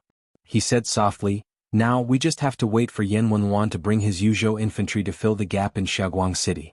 Otherwise Shaguang City will fall in 3 days at most." Yang Yuanzhan sneered, "Shaguang City is not Huda's city. The city is only so big. How many people can stand on the city walls? Yan Wenwan will at most send 6,000 people to Shaguang City to participate in the defense. Any more and they'll only be able to squeeze into the city to watch the show, let alone go to the city walls." Yang Yuanzhan looked at Shaguang City in the distance, whose defenses were already stretched to the limit. All of the large ballistae had been destroyed, especially after their infantry had almost destroyed Crouching Bao City and Luanhe City. During this period of time, hundreds of catapults had been madly hurling boulders at Shaguang City. As a result, during this summer, there was a lot of rain above Shaguang City. Apart from the fortresses on the two sides of Shaguang City and Luanhe City, all of the other strongholds had already been cleaned out by the Beimang cavalry troops who were crazed for military contributions. The beacons at the mouth of the Bottle Gourd were undoubtedly the first to bear the brunt of the attacks and had long become the best hunting targets. Some of the larger fortresses with slightly more soldiers were also broken through after a few or even a dozen private cavalry troops converged. This action had saved Yang Yuanzhan a lot of trouble. Right now, after Crouching Bao City and Luanhe City had been destroyed, the mouth of the Bottle Gourd was actually very suitable for cavalry to gallop over long distances. It could be said that as long as Yang Yuanzhan's army on the eastern front took Shaguang City, not only would Yuzhou be wide open, given the absolute disadvantage of the Yuzhou cavalry, the eastern front of Beimang would be able to attack and retreat all the way to the mouth of the Bottle Gourd to the north of Shaguang City. No matter how outstanding Yan Wenwan's infantry troops were, how could two-legged infantrymen outrun four-legged cavalry troops? As a result, even though Zhong Tan's infantry troops suffered astonishing losses, with 2,000 or 3,000 man squads collapsing miserably every day, the old general who was frowning on the surface was actually not too worried. In the depths of his heart, he even secretly rejoiced in the misfortune of his old friend, Lu Gue, who was in charge of the Western Front. Back then, Xi Jing wanted Lu Gue to go to Lu Province, where the Beiliang frontier army did not have any strongholds to rely on, but wanted Yang Yuanzhan to attack Yuzhou, wanting him to lead his troops through the mouth of the Bottle Gourd, a terrifying region that was said to be capable of burying 150,000 Beimang soldiers. How could Yang Yuanzhan not have any complaints? However, looking back now, fortune and misfortune truly came hand in hand. The will of the heavens was hard to fathom. Out of the corner of his eye, Zhong Tan caught a glimpse of the old general's confident expression. This vanguard general with illustrious military achievements wanted to say something but stopped on second thought. In the end, he swallowed the words back into his stomach and did not voice his conjecture. The reason why he was able to squeeze out Yelu Yuhu and become the new Xia Jubo with less than a year of military service was because of the words of an A-ranked tycoon in the imperial court of Xijing. Zhong Tan alone has caused the deaths of 50,000 soldiers of our Eastern Front army at the mouth of the Bottle Gourd. It's no different from having 50,000 more brave infantrymen who are adept at sieging cities and raiding strongholds. How can I not become Xia Jubo? Logically speaking, as a member of the Zhong family who had leaped to the same level as Xia of the Central Plains and Ko Jianghuai of the Western Frontier and Song Li of the Central Plains should be the most complacent. However, Zhong Tan always felt that the situation in Yuzhou was not so simple. Yang Yuanzhan suddenly pointed at the city wall where the situation had taken a sharp turn for the worse. Instead of being alarmed, he laughed out loud and said, "Zhong Tan, look, Yan Wenwan finally can't sit still. I thought this old man had dug a big hole for us in Yuzhou. Unexpectedly, he only has this little willpower. I'm disappointed, truly disappointed." When Zhong Tan saw the desperate situation at the top of Shaguang City, he finally felt relieved of a heavy burden. Shaguang City's geographical location could be said to be blessed by the heavens. It occupied the only pass at the mouth of the Bottle Gourd that could allow a large-scale cavalry army to pass through. As a result, the battle here could only be fought head-on. It was impossible for either side to launch a surprise attack. Zhong Tan's troops on the Eastern Front had recently been able to continuously pour into the city wall. Yesterday, Zhong Tan had personally led 800 death sworn onto the city wall and fought fiercely for less than an hour before they were chased off the wall. When the main battlefield of a siege changed from being ants clinging to the city wall to a melee battle, it often meant that the city was not far from being breached. Most likely because they knew that Shaguang City was in imminent danger, This was the first time Yen 101's old battalion had appeared on the battlefield at the mouth of the Bottle Gourd. Zhong Tan urged his horse forward. Without the threat of the ballistae on the city wall, with Zhong Tan's martial cultivation and armor, he did not fear the arrows of the scattered master archers on the city wall. Zhong Tan raised his head and looked over. Sure enough, a large wave of Yozhou's old battalion infantry had arrived at the top of the city wall. They were wearing the classic swallow armor, which was meticulously crafted by Bailiang's official craftsmen. This kind of swallow armor was composed of 1,500 pieces of refined iron armor leaves, which were then connected with tough leather strips and nails. It weighed more than 60 jin and was not in any way inferior to West Chu's first-rate heavy infantry. Moreover, Bailiang men were naturally superior to West Chu soldiers in physique. The Yen clan's infantry wore heavy armor and held spears in their hands as they stood in formation. During the Spring and Autumn War, they had once caused the West Chu cavalry to be flabbergasted. The birth of heavy infantry in the Great Feng dynasty and the formation of the Spring and Autumn Nine Kingdoms was originally the result of large-scale cavalry gradually becoming the main characters of the battlefield. This was especially true after the grassland cavalry became increasingly unstoppable. Since the infantry could no longer compare to the cavalry in terms of agility, they might as well completely abandon mobility and use inaction to suppress the enemy. Of course, heavy infantry were originally not a precious soldier type used to defend a city. It was not purely because fighting infantry with infantry was a waste of talent, but because heavy infantry were simply too heavy. It was not wise for them to engage in close combat at the top of the city wall, where every inch of land was worth its weight. However, the 400 Baimang daredevils who had already reached the top of Shaguang City were practically wiped out by the swallow armor in a single exchange. Zhong Tan turned to a messenger and said in a heavy voice, "Have Zheng Lin lead 2,000 cavalry to support the retreating infantry." On the top of the city wall, life and death were decided immediately. The Baimang infantry were already pretty much exhausted, but one of them still managed to deliver a ferocious blow with his blade. In the end, the well-armored Yen family heavy infantry raised his left arm and casually swung his blade aside. That old battalion Yen family elite continued to charge forward. The cold blade in his right hand instantly pierced through the chest of this leather-armored Baimang barbarian. Relying on the tremendous momentum, he directly knocked this Baimang soldier against the outer wall. After quickly pulling out his blade, he raised it up with both hands, ripping out a bloody gash from the waist to the shoulder of a Baimang barbarian who had been waiting for an opportunity to hack at his face. Scarlet blood splattered all over this heavy infantry soldier's face, making him look especially sinister. A Baimang soldier was knocked out of the city through a crack in the wall. On the top of Shaguang City, metal armor clanged. One after another, the bloody heads of the Baimang soldiers were tossed down from the top of the city wall by those burly armored soldiers. Apart from the soldiers who had climbed up the city wall, no one was spared. When the Baimang siege soldiers heard the drums of retreat, they hurriedly pulled down their scaling ladders. Above them, heads and corpses constantly fell down, as well as a rain of arrows from the archers who had returned to the top of the city wall. This rain of blood and arrows was Shaguang City's most powerful answer to the rain curtain created by the Baimang catapults. Shaguang City, whose gates had been tightly shut all this time, opened for the first time. A large group of heavily armored soldiers charged out. On the top of the city wall, the heavily armored Yuzhou soldiers slid down the scaling ladders and began a one-sided slaughter of the Baimang soldiers who could not retreat in time. Like a flood pouring out of the city, Baimang soldiers constantly drowned in blood. Chapter 1565. When the 2,000 Baimang cavalry closest to the city walls received Zhong Tan's orders, they began to accelerate their charge, launching wave after wave of mounted archery in an attempt to suppress the formation of Shaguang City's infantry as much as possible while assisting their own soldiers in their retreat. At the same time, the foot archers on the city walls, which had a longer range than the mounted archers, decisively gave up on killing the Baimang infantry and turned toward the Baimang cavalry that were currently making their way out of the city. The cavalry commander Zheng Lin raised his arm and paused. The cavalry no longer advanced and began to slowly retreat 50 paces. The vast majority of the arrows from the city walls landed within these 50 paces. Zheng Lin turned around and surveyed his surroundings, feeling somewhat depressed. Apart from the infantry that were urgently retreating from the flanks of the cavalry, the main culprits that were preventing their cavalry from rushing to the battlefield just so happened to be the infantry formations that were supposed to be in charge of following up on the siege. Otherwise, as long as they had 2,000 cavalry to block the city gates, given the current number of crossbows in Shaguang City, they wouldn't be able to pose too much of a threat.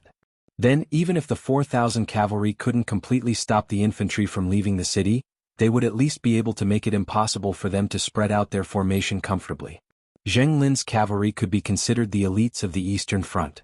Apart from the fact that they hadn't brought any spears because they hadn't expected to charge into the enemy formation, they had all sorts of mounted bows and foot archers.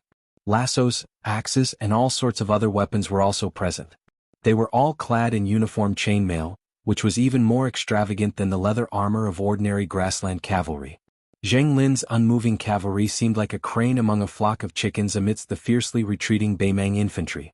Very soon, several cavalry reinforcements arrived with great difficulty, making their way through the infantry. Altogether, there were about 3,500 cavalry. However, opportunities on the battlefield were always fleeting. Under the skilled assistance of nearly 1,000 auxiliary troops in charge of transporting supplies, the Yuzhou infantry had already calmly formed up outside Xiaoguang City's gates, their numbers as dense as hedgehogs. However, for some reason this infantry did not place the 3 axes, antler wood, caltrops, or barricades in front of their formation. Zheng Lin couldn't help but find this rather strange. For better or for worse, Xiaoguang City was the last strategic town on the Haluka defensive line. Even if they had never thought of going out of the city to control cavalry by foot, the city should still have these common military items stored up. Zheng Lin chuckled. It was better that there weren't any. Those large barricades with 4 slanted logs and holes for metal spears, as well as those simple barricades that the strategist had explained countless times, truly made a cavalry commander like Zheng Lin feel his scalp go numb just from hearing about them. Zheng Lin carefully observed the division of troops among the Yuzhou infantry. Sure enough, it was just as those scholarly strategists had said. The sturdy shield men with the strongest physical strength raised large shields almost as tall as a person at the front, while the sharp spears in the back thrust out from the shields. Above the rattan walls, there were many rows of spears that made the cavalry feel a chill even in the middle of summer. Behind them were the axemen who gave up on cold blades and wielded large axes. Behind them were the archers who could draw their bows and kill the enemy before the cavalry, as well as the waist crossbows and rear crossbows, which had a longer range than the infantry bows. Zheng Lin subconsciously raised his butt off the back of his horse, trying to get a clearer look. However, it was very difficult for him to discover any more of the profundities of the Yan clan's old battalion. A 1,000-man commander who had come from the grasslands of Biding to the Haluku asked with a smile, "General Zheng, what do you say? Why don't you let me lead the troops in a charge first? It's not a bad idea to test the waters." Zheng Lin looked at this young 1,000-man commander. He was the eldest son of a certain clan that occupied a large area of fertile grasslands in the north. He was young and full of vigor. Previously, he had accomplished quite a number of military exploits in the beacon fort around Wanha City. Now he was just waiting to break through Xiaoguang City and go on a killing spree in Yuzhou. It was said that this kid had already discussed with a group of biting nobles of similar background. When they entered Yuzhou, they would ignore everything else and work together to set their sights on that place called Yanji County. The women there were so beautiful that even the men of the central plains of Liang would drool over them. When the time came, they would pick out a few hundred of the most beautiful women to enjoy alone, while the other women of Yanji County would be sold to the nobles of the grasslands. Not only would they earn money, but they would also earn favors. Zheng Lin, as the son of a noble clan of the southern dynasty, did not have a good impression of these nobles of Biding. Over the past 20 years, there had been countless examples of minor nobles of Biding abusing their power in western capital of the southern dynasty. However, Zheng Lin still shook his head and said, "That 4,000 infantry is the old battalion of Yanwanwan of Yuzhou. They are the direct descendants of the direct line of descent. We shouldn't rashly charge into their formation. General Zhong only asked me to cover their retreat. We can't be greedy and advance prematurely." That 1,000-man commander chuckled and said, "Whether or not I'm advancing prematurely will have to wait until I lose the battle. Every one of the 1,000 men under my command is an elite cavalry that can drill into the belly of a horse like playing with a toy. General Zheng, since you don't dare to charge into the formation, you can just wait on the side and watch me provide support." Zheng Lin said expressionlessly, "Oh, then this general will quietly wait for the report of victory." The young 1,000-man commander laughed out loud and took the lead to rush into the heavily guarded phalanx of infantry. 1,000 cavalrymen were divided into 2 rows of 200 cavalrymen. There was a large gap between the 5 rows. The first 2 rows were mainly composed of short and tall heavy cavalrymen. Everyone was holding their original spears or iron spears seized from Beiliang's Fort Wu. Their armor was also better than that of the last 3 rows. Thus they quickly advanced forward. this kind of cavalry charging formation that the grassland people were very familiar with. The formation was simple but flexible. At the end of the Dafeng dynasty, they had achieved great results against the Central Plains infantry, causing the Central Plains to be filled with smoke. Every time they were about to clash with the Central Plains infantry, the last 3 rows of light cavalrymen would suddenly speed up and charge out from the gaps between the iron cavalry. They would either shoot out a dense rain of arrows or throw out short spears. If the enemy's phalanx of infantry could maintain a stable formation, then the heavy cavalrymen would not rush into the formation. Instead, they would make an arc and slide out from the 2 wings of the phalanx. If they could not find an opportunity on the 2 sides of the phalanx of infantry, then they would return to their original spot and repeat until a hole appeared in the phalanx of infantry. Then the iron cavalry would launch a truly lethal charge and create a gap for the light cavalry behind. In the past, the grassland cavalry that galloped freely on the territory of the Dafeng dynasty had greatly improved both their armor and weapons due to the various benefits that Hong Jiao brought to the north.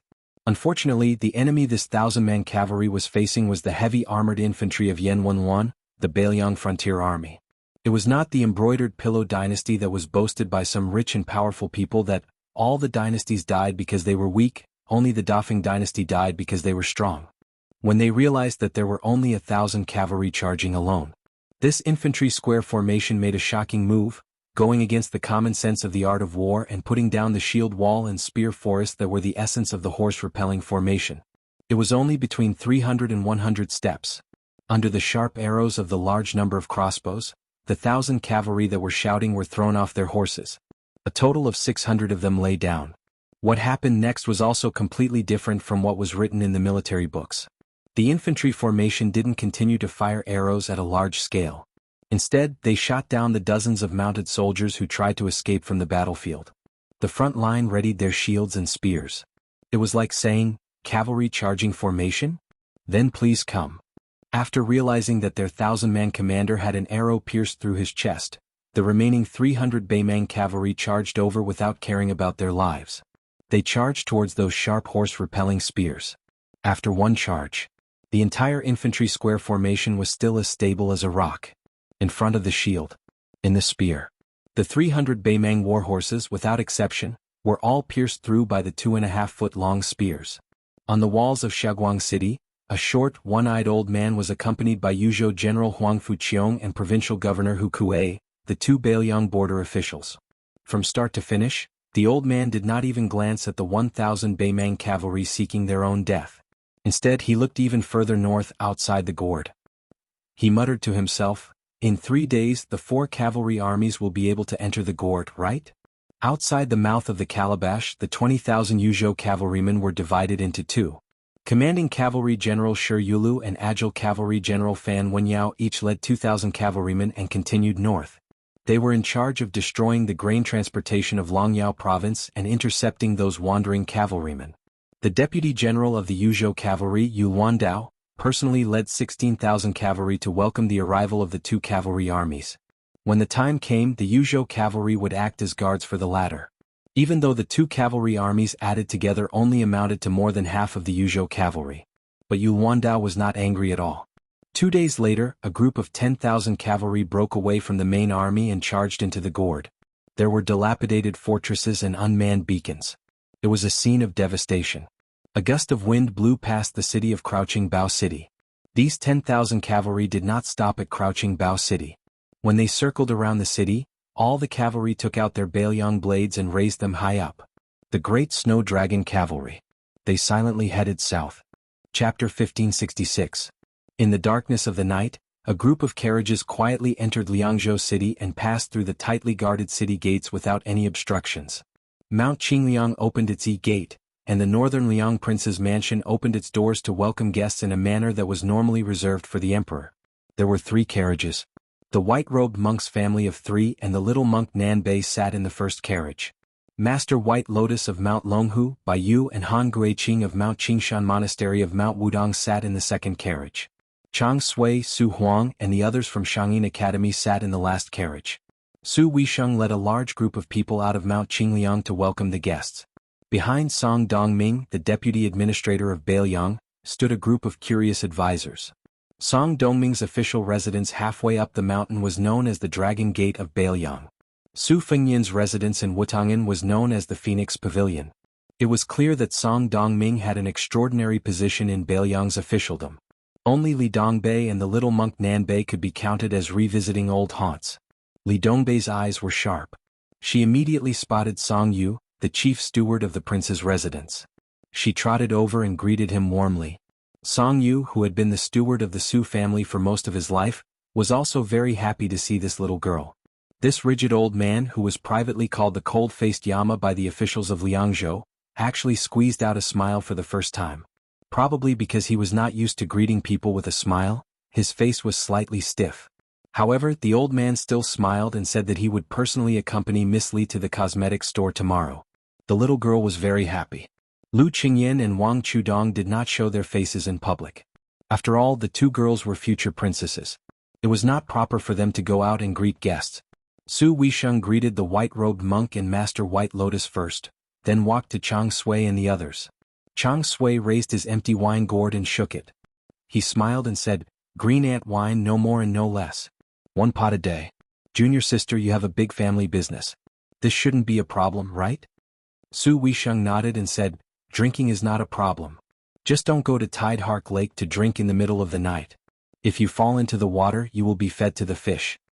Jean Baogu's eyes were red as she called out to her senior sister.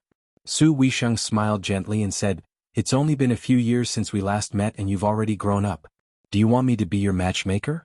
Although the men of Beilyong are used to drinking the northwest wind and eating the yellow sand of the desert, and are not as well read as the scholars of the Central Plains, after interacting with them for a long time, you will know that they are more capable of shouldering burdens than the scholars of the Central Plains. Especially the men over there. They ride the best horses, carry the best sabers, drink the strongest wine and kill the Baimang barbarians. I'm sure Junior Marshall's sister will like them.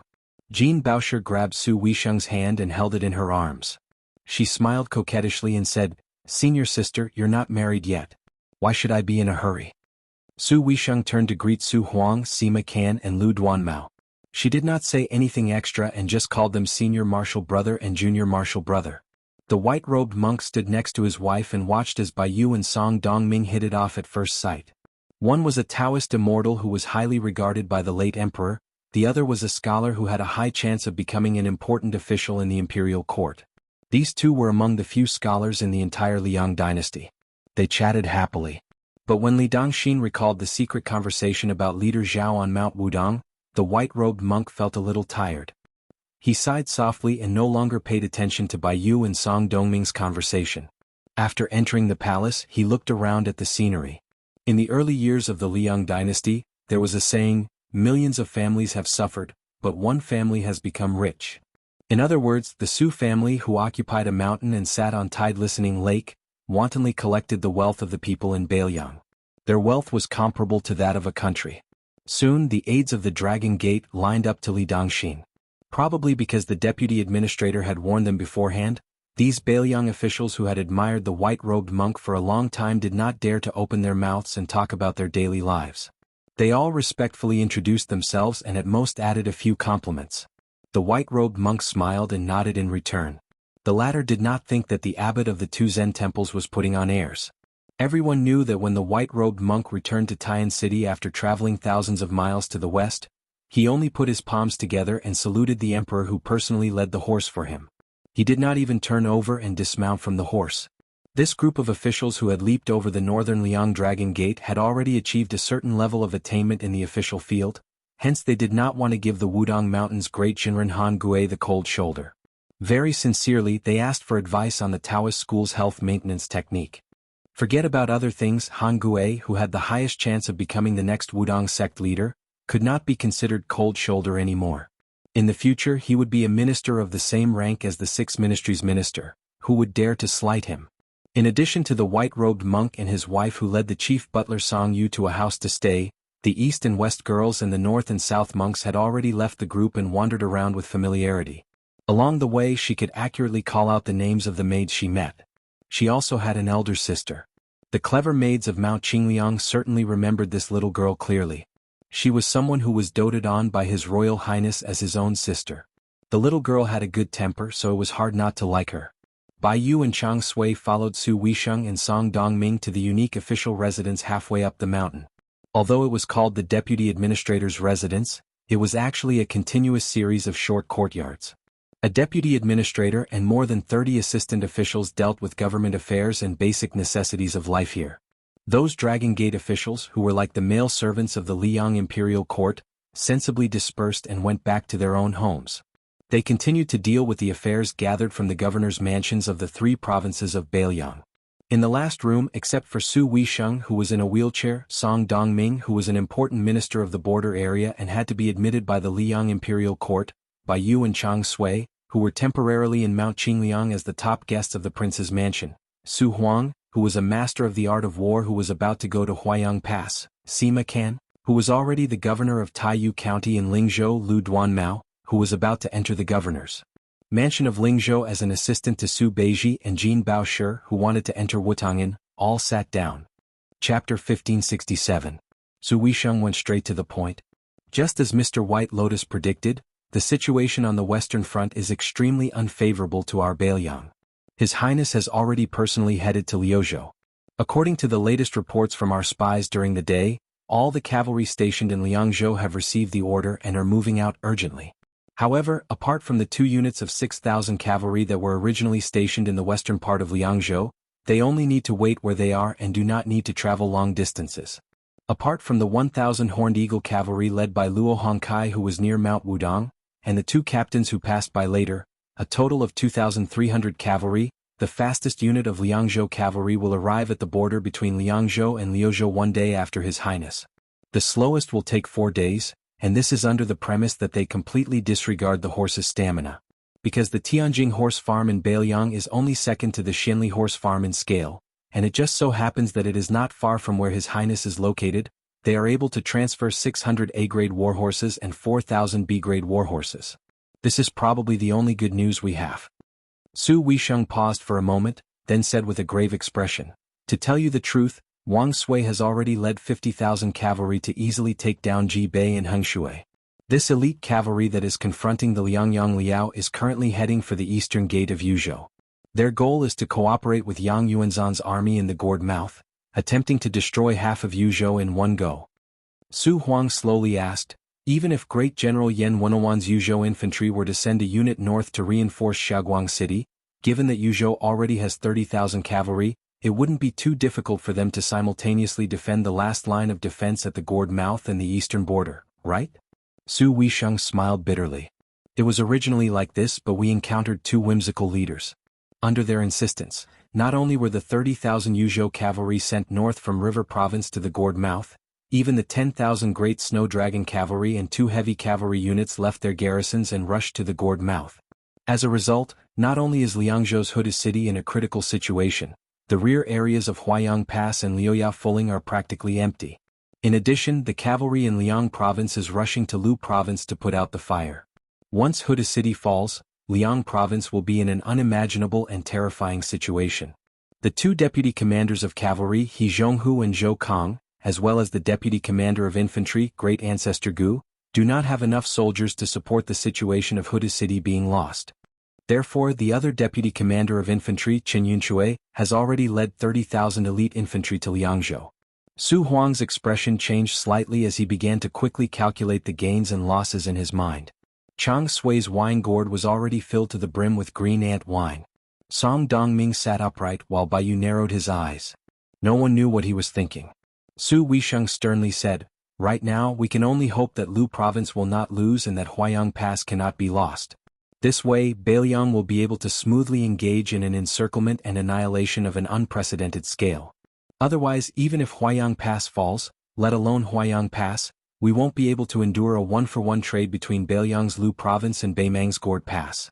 In the end, Beiliang is only using the strength of one land to fight against the strength of one country. Beimang can afford a war of attrition, but we can't."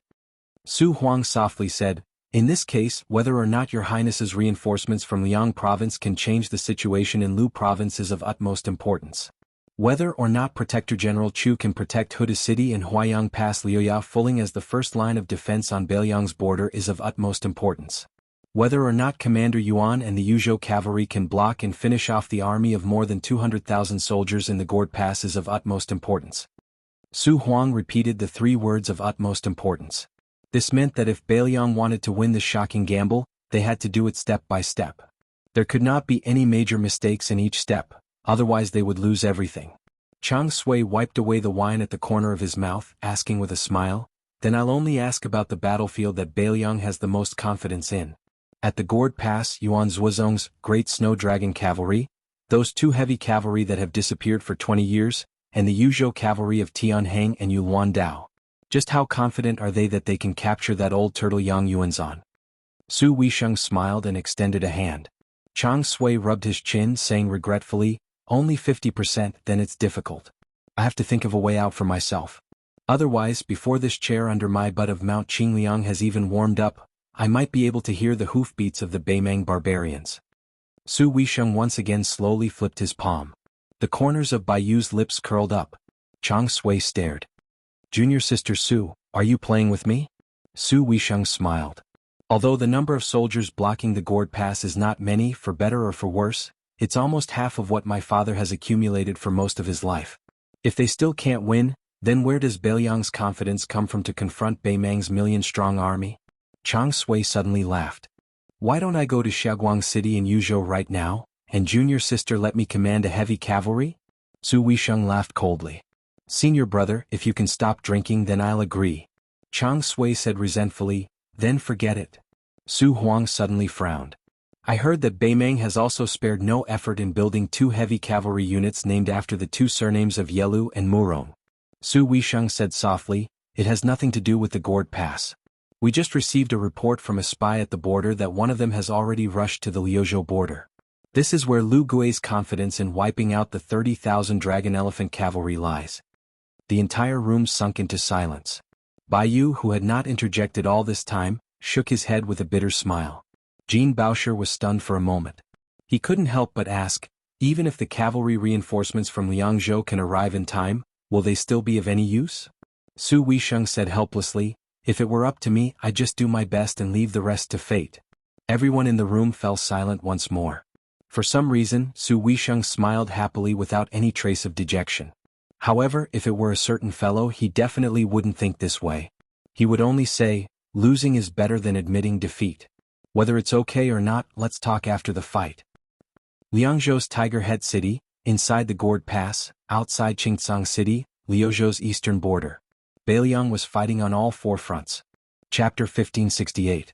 Actually, this chapter is only one of the 3 chapters one originally planned to write. The other 2 chapters are about the movements in Liao Province and the Battle of Liuzhou. However, I definitely can't finish it today. I'm only halfway through the 2nd chapter. In order to keep updating, I have to upload it first.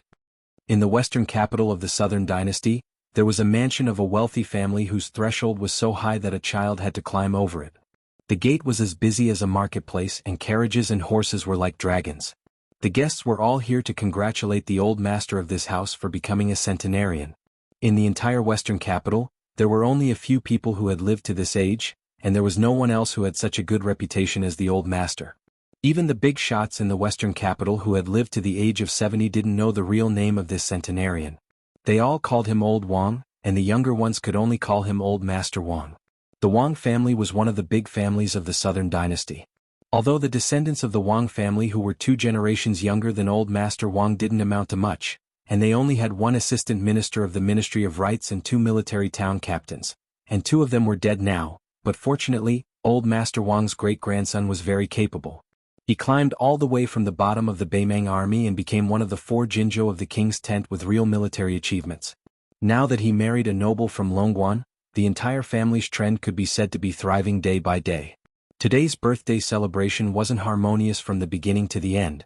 As the local tyrant of Beimang's southern dynasty, the Longguan noble family's internal affairs were complicated. There were marriages and feuds. Some people didn't get along with the Wang family, a big family from the Jia family who became in-laws with the Wang family. Today was Old Master Wang's 100th birthday, and he was also implicated.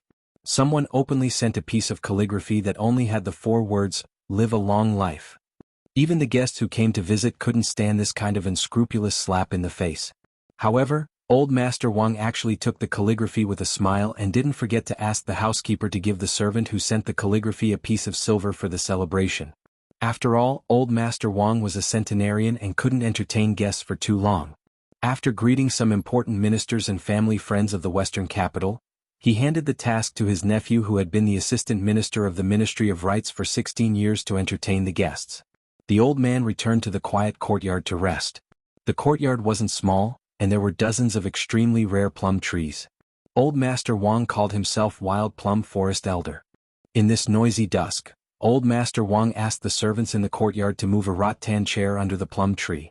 With the careful support of a pretty maid, he lay down on the chair that was cushioned with a soft Sichuan brocade. The maid didn't dare to leave. She sat on a small bench according to the old rules. She respected this unimaginably good-tempered old man very much. Since she entered the courtyard as a maid, she had never seen Old Master Wang angry. She clearly remembered that when she first came to the courtyard, one day she was sitting in the inner room and watching Old Master Wang take an afternoon nap. Someone outside the room accidentally broke a teacup, and the old man, who was a light sleeper, immediately woke up. She was scared to death. She didn't expect Old Master Wang to just smile and wave his hand at her after waking up, indicating that she should pretend that she didn't know anything. Later, she heard that someone in the courtyard had neglected their duty in the early years. One winter, several plum trees froze to death in the plum forest. The entire Wang family was furious and wanted to use the family law. 100 lashes and the person's life was naturally gone. It was Old Master Wang who spoke. He said that there were many valuable things in the world, but there was nothing more valuable than a person's life. If the trees were gone, then they were gone. It didn't matter. In any case, he wouldn't be able to see the new plum trees turn old in this lifetime. It was good to see the withered plum trees. The old man lay quietly on the chair and looked at the plum trees that were not luxuriant. He slowly said, "Little girl Chamie, summer is almost over. In my hometown there is a period of time called the plum rain season. Because when it rains, it is when the plum trees in Jiangnan are yellow and yellow, so it is called plum rain. It is a very nice way of saying it, isn't it? If you aren't a scholar, you won't be able to think of such a name. When I was young, I often recited some proverbs that I heard from my elders. I didn't understand the reason, but it was easy to say. When the peach blossom water is exhausted, it must be the yellow plum tree in drought. When the rain hits the yellow plum tree's head, there will be no sun for 45 days. Now that I recite it, I feel that it is easy to say." The maid asked curiously in a soft voice, "Old master, why do you like plum trees so much?" The old man, who was too lazy to chat with others, took a deep breath and said with a smile, "In my hometown, there are all kinds of things to pay attention to. Some are interesting, some are boring. Not only are people divided into different classes, even the flowers are no exception. For example, crazy catkins, frivolous peach blossoms, and this plum blossom's strength of character." The maid, who had been poor since childhood and was not very literate, whispered, "Strength of character?" Old Master Wang smiled and said, "When a scholar writes poetry, his words are correct and he is in high spirits. That is why he is known as having strength of character." Then the strength of character of a scholar is probably what sage Zhang of the Confucian school said, "If you are poor, you should take care of yourself. If you are rich, you should help the world." This is very difficult. I just want to do it well, but I can't. However, there is one thing that I can do better than many people. Some people don't have a backbone, so they can't bear to see others have strength of character. Not only do they not feel ashamed of their inferiority, but they also spit and even make trouble for others. As for me, at the very least, I still have the mind to emulate others. The little maid scratched her head quietly. She was in a daze and didn't quite understand. Probably tired from talking, the old man began to close his eyes and rest. At this moment, the sound of footsteps came from the courtyard. The maidservant hurriedly turned her head to look and was stunned. Not only was Master Wang, who had been the assistant minister of the Ministry of Rites but had never been able to become the head of the Wang family, but when he entered the courtyard, he had been smiling slightly with his back bent. He was half a step behind the two unfamiliar men. When the maidservant raised her eyes to look, she couldn't move her eyes away.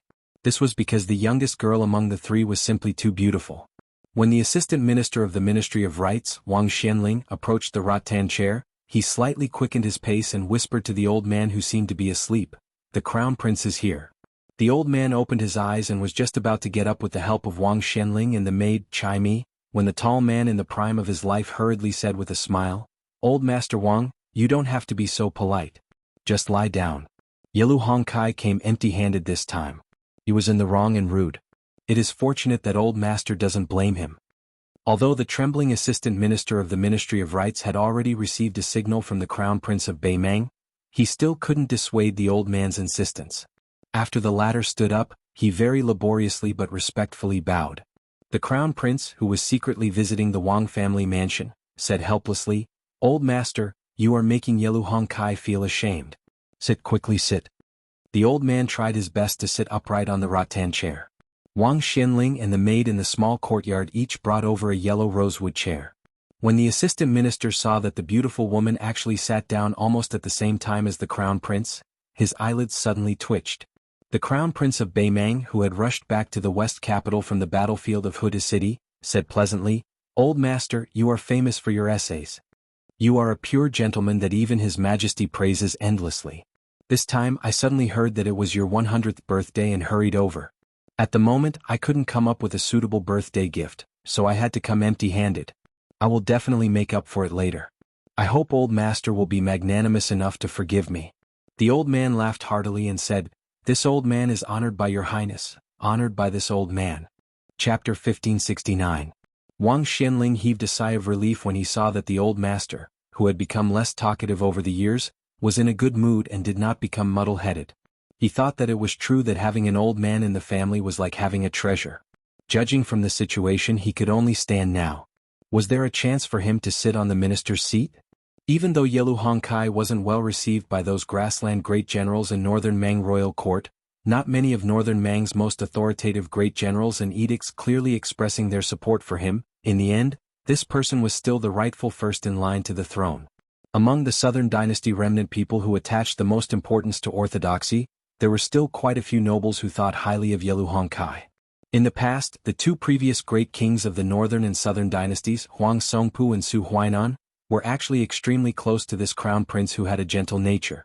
However, following Su Huainan's sudden death and Huang Songpu's resignation, as well as the rise of Dong Zhuo, Hong Jingyan, Zhong Tan, this group of robust young generals, Yelu Hongkai became more and more low-key. Wang Xianling, who was standing quietly on the side and holding his breath, was certainly not stupid. The reason why the crown prince came quietly this time was partly because of Wang Jingchong's identity as Dongju Bo, and partly because his old master had a prestige that could not be underestimated among the survivors of the southern dynasty. This was especially the case after the Wang clan and the Great clan were connected through marriage. This was equivalent to touching the true core of the southern dynasty, unlike those ordinary great clans who appeared to be well off on the surface and had people serving as assistant ministers and generals, but in reality, they were just a bunch of parasites attached to the Longguan clan. For a moment Wang Xianling had mixed feelings. The land under his feet, the Merlin courtyard, the Wang family's mansion, the entire western capital, and even the entire southern dynasty were all specially opened up by the vigorous old lady Murong for Hongjia and the survivors of the spring and autumn period. Except for the bloody massacre that happened inexplicably years ago, where many peach trees, that were moved from the central plains to the southern dynasty were cut down, which made people tremble in fear, Empress Murong could be said to be quite protective of the survivors of the southern dynasty. Some big families of the Norland went south to pick a fight, and afterwards they would be punished by the Yelu king. Perhaps it was not too heavy, but it definitely could not be said that it was not painful or itchy. It was just like the Wang family that Wang Xianling belonged to. Although it was not a big family in the Central Plains, it was still a member of the Hanlin Academy for 10 generations. However, it was still in exile thousands of miles away from its hometown. It was even worse than a homeless dog rolling in the mud for food. How could it have imagined that it would return to being a court official in the southern dynasty wearing a yellow and purple court robe? Yelu Hongsai's face suddenly turned gloomy. He said in a low voice, "Old master, I also heard about the calligraphy just now. The second family of Longguan is really unreasonable. When I return to the Grassland King's tent, I will definitely talk to His Majesty about this in person. There is no reason for old master to be wronged like this." The old man smiled and waved his hand gently. It's okay. Not to mention the meaning of this calligraphy, just the words alone can be said to be worth 1,000 gold in our southern dynasty. Although there is no signature, it is obviously written by Yu Liang, one of the 4 calligraphy masters in the world today. I still have a good eyesight. It is indeed worthy of the title. The strokes are like dragon claws that appear in the clouds and are full of the aura of gold and stone. If it was not that soldier advisor who was admired by the literary circle of Liang, no one could have written such an artistic conception. Besides, it is not easy for me to live to this age, so it is time for me to take advantage of my seniority. Naturally, many things can be treated as a child's babble and dismissed with a laugh, just a laugh. There are many ancient poems and books that say, a person's life is less than 100 years. This is really accurate. Even if I can't get over it, what does it matter? So, Your Highness, don't worry about this matter. It is better to use it as a topic of conversation after a meal than to get angry. Hearing the old man's words, the arrogant woman also seemed a little surprised. For the first time she looked at the old master of the Wang family seriously. Yelu Hongkai laughed heartily. The god of longevity is the most important. I will listen to old master. While the old man smiled, he quietly glanced at Wang Xianling. The latter was an old man in his 60s, but in front of the old master he was still like a child who made a mistake. He immediately panicked and said, "It's not that I am talkative," Yelu Hongkai helped to explain. "Old master, it has nothing to do with Assistant Minister Wang. I heard it myself." The old man smiled. "In this courtyard, Your Highness is the most important. I will listen to Your Highness." Yelu Hongkai smiled knowingly. It seemed like a simple joke, but it made the crown prince swallow back many of the drafts he had prepared. Since the fire was strong enough, adding more firewood would be as bad as falling short. He chatted with the old man about poetry, calligraphy, and painting, but didn't mention anything about military affairs. Yelu Hongkai saw that the old master was unable to hide his fatigue, so he got up to leave. Of course, he wouldn't let the old man get up to see him off. Assistant Minister Wang, who had been watching the minister for many years, accompanied him out of the courtyard. The maid named Chai Mi secretly patted her chest. So it was the crown prince who came in person. She really couldn't tell. He didn't put on any airs at all. The old master of the Wang family, who had returned to his rattan chair, closed his eyes and leisurely patted the chair's armrest with one hand. Chai Mi tiptoed to fetch a round fan and gently fanned it for the old master. As the breeze caressed his face, the summer heat, which wasn't heavy to begin with, became even lighter. A smile appeared on the old man's face as he muttered to himself, calmly sitting in the mountains and seas, pinching the world for 1,000 years. The maid didn't dare to speak. She only sincerely hoped that this century-old man could live another 100 years. The old man fell silent. After some time he said, "Chai Mi, if your hand is tired, don't fan." The maid smiled and said, "Old master, don't worry. This servant can still fan for a while." The old master of the Wang family said softly, "Since I'm in good spirits today, I'll talk to my daughter more." The maid asked cautiously, "Old master, aren't you tired?" The old man smiled and said, "I still don't feel tired." The maid secretly glanced at the entrance of the courtyard. "Then old master, please speak. This servant is listening." The old man slowly said, "Little girl, let me tell you. In the future, it's best not to marry a scholar, especially one with talent. If he's too talented, it's easy for him to use it on many women. His mind is the most erratic and he can't stop on one woman. This year he'll be whispering sweet nothings to each other. Maybe next year he'll be with another woman. If you want to marry an honest man, it's not that there aren't honest scholars. There are, but there are too few. Take me, this old man, for example. When I was young, I was such a heartless scholar. By the time I truly calm down, it'll be too late." The young girl stopped fanning and covered her mouth to hide her laughter. The old man smiled and said, "You don't believe me? If you don't listen to your elders, you'll suffer." The young girl hurriedly said, I believe. The old man joked, "You answered so quickly. It's obvious that you didn't take it seriously. Little girl, you still don't believe." The young girl wrinkled her little face. The old man shook his wrist. "Go back to your room and rest. Let this old man be alone for a while. You can come back in 2 hours." The young girl grunted and took a small stool to sit under the eaves. It was neither too far nor too close. She couldn't hear the old man's words, but she could clearly see the plum tree and the rattan chair. In fact, the old man wasn't talking to himself. He just looked a little sad. In the blink of an eye, his old country was gone. In the blink of an eye, his teacher and close friends had passed away. In the blink of an eye, he had been in a foreign country for 20 years. In the blink of an eye, he was 100 years old. Then the young girl was shocked to see a scene. The old man tried to stand up as if he knew that she was going to help. The old man didn't turn his head and waved his hand at her. The old man stood up with difficulty and looked up at the branches and leaves of the plum tree in a daze. The old man smiled. "Mr. Lee, Mr. Nayland. I Wang Du haven't lost the strength of the scholars of the Central Plains. Chapter 1570. Watching the fire from the other side became playing with fire. This was the best description of the defense line at Liang North Pass. As the gateway to Ji Bay, Silver Sparrow Hawk and Horizontal Water both fell at the same time. Beimang's 50,000 cavalry pointed at the south, causing everyone in Jizhou to feel threatened. For a moment, the imperial court in the capital was bustling. Some people suggested that the left assistant minister of the Ministry of War, Su Gong, should take over the position left by Tang Taizuang and assist Gu Jiantang in handling the military affairs in the north. Others suggested that Jiaodong's Prince Zhao Sui, who was in charge of Liaoxi, should reinforce Liaoxi and force the 50,000 cavalry to return to the east to prevent the situation in Jizhou from deteriorating completely. There were also people who accused Jizhou's General Yuan Tingshan of not managing the situation properly, causing the flames of war to spread in Ji Bay. He could not take up the heavy responsibility and should let the Deputy General Han Fang take charge of the military affairs in Jizhou. When the west line of Guangling Road was deployed by Xia Shi, not only did they successfully stop the 100,000 southern border troops that had already crossed the river, they even sent a group of soldiers to attack a dangerous pass on the south bank of Guangling River, causing the southern border troops to have no place to advance or retreat. Under the pressure of West Chu's navy, the southern border infantry and Qingzhou navy almost shrunk into a ball and retreated. Under such an urgent situation, the civil and military officials of Great Peace City became more and more worried. They finally could not stand the Tuliao border troops not moving. The Beimang barbarians were attacking the northwest with all their might. Gu Jiantang did not move at all. However, even the east line of Beimang that he was keeping an eye on ran to Jizhou. Obviously, they wanted to bypass the Tuliao border defense lines that cost half the country's taxes to build. They wanted to use Jizhou, which was empty due to the absence of Jinan's old soldiers, as a breakthrough point for the south to enter the Central Plains. How could General Gu not do anything?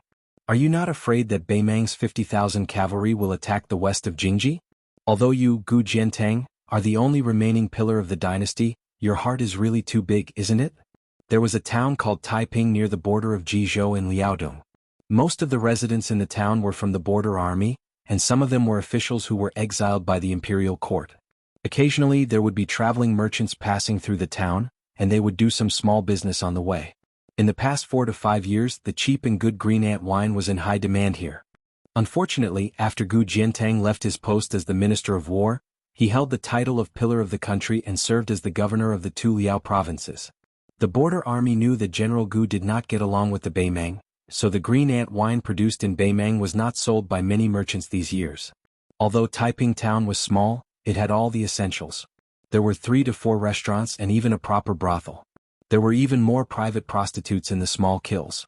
The generals of the border army also turned a blind eye to this. It was better to let it go than to block it. The Liaodong border army was known as the stabilizing force of the Liang dynasty. They were all young and strong men. However, they had been in a stalemate with the Beimang barbarians for many years. They had always lived in peace and rarely fought with each other. How could the soldiers of the border army vent their anger? Could they find other men for other men? Therefore, small towns like Taiping town sprung up like bamboo shoots after a spring rain. Some of the generals of the border army who had a lot of connections had the ability to buy young women from the areas around the capital and even the Central Plains and the Jiangnan area. They could bring hundreds of people to the two Liao provinces at one time. In Taiping town, Changsha restaurant was the most popular restaurant. It was the private property of a military officer with real power. Except for the green ant wine, almost all the famous Liang wines such as Jiannan Chun could be bought here as long as you had money. There were all kinds of women playing music and singing in the restaurant all year round. Their appearances were nothing more than average. However, it was a rare scene in the remote border. In the past 2 days, a pair of brother and sister came to Changsha restaurant. The young woman held a pipa and told stories. The older brother was responsible for shouting and collecting money. This was not strange at all. However, the woman kept telling stories about the king of Beiliang, Su Fengnian. She told stories about how Su Fengnian walked across the Liang River Lake, how he entered Beimang alone, and how he won the hearts of the soldiers in Beiliang. This angered the residents of Taiping town. However, a group of people took the opportunity to bully the beautiful woman. They did not expect to be beaten by the ordinary-looking young man. Changsha restaurant was happy to see this happen. They proposed that the woman be allowed to tell stories in the restaurant. They wanted her brother to fight in the arena every day. After 10 days, all the military experts near Taiping town lost. The young man from outside won 10 rounds in a row. The Changshu restaurant, which was good at making money, started to become the banker again. It was estimated that they earned at least 1,000 taels of silver. The prostitution business in the brothels in the town decreased sharply. In the evening, the battle in Changshu restaurant was over. A group of distinguished guests walked into the restaurant. The 4 of them asked for a table by the railing on the second floor. The woman downstairs was preparing for the second round of storytelling. Her brother had changed into a new set of clothes that were washed to the point of turning white. They were mended very hard. The brother and sister had traveled from Liangzhou to Lingzhou, and then from Lingzhou to Hezhou. They passed through Jizhou and arrived at this small town. Unlike the blind storytellers commonly seen in Liyang, the woman only had a pipa. When she was telling a story, she never shook her head, laughed, or cursed. When she talked about the character's sorrows or the intense emotions, she only raised her voice slightly. Most of the time, she spoke in a flat tone as if she was just telling a story. As for whether the audience liked to hear it or not, and whether they were willing to reward her, she didn't care at all. The 4 guests sitting by the railing on the second floor ordered a jar of Jian Nanchun wine, which was known as 1 caddy can break the throat and 2 caddies can burn the intestines. They also ordered a jar of ancient well immortal brew, which was easy to drink and had a small after effect. Only 2 of the 4 people sat down. The younger one had a simple and unadorned long saber on his waist. He looked around with self-satisfaction and was in high spirits. The man who looked like the elder of the young man had an indifferent expression.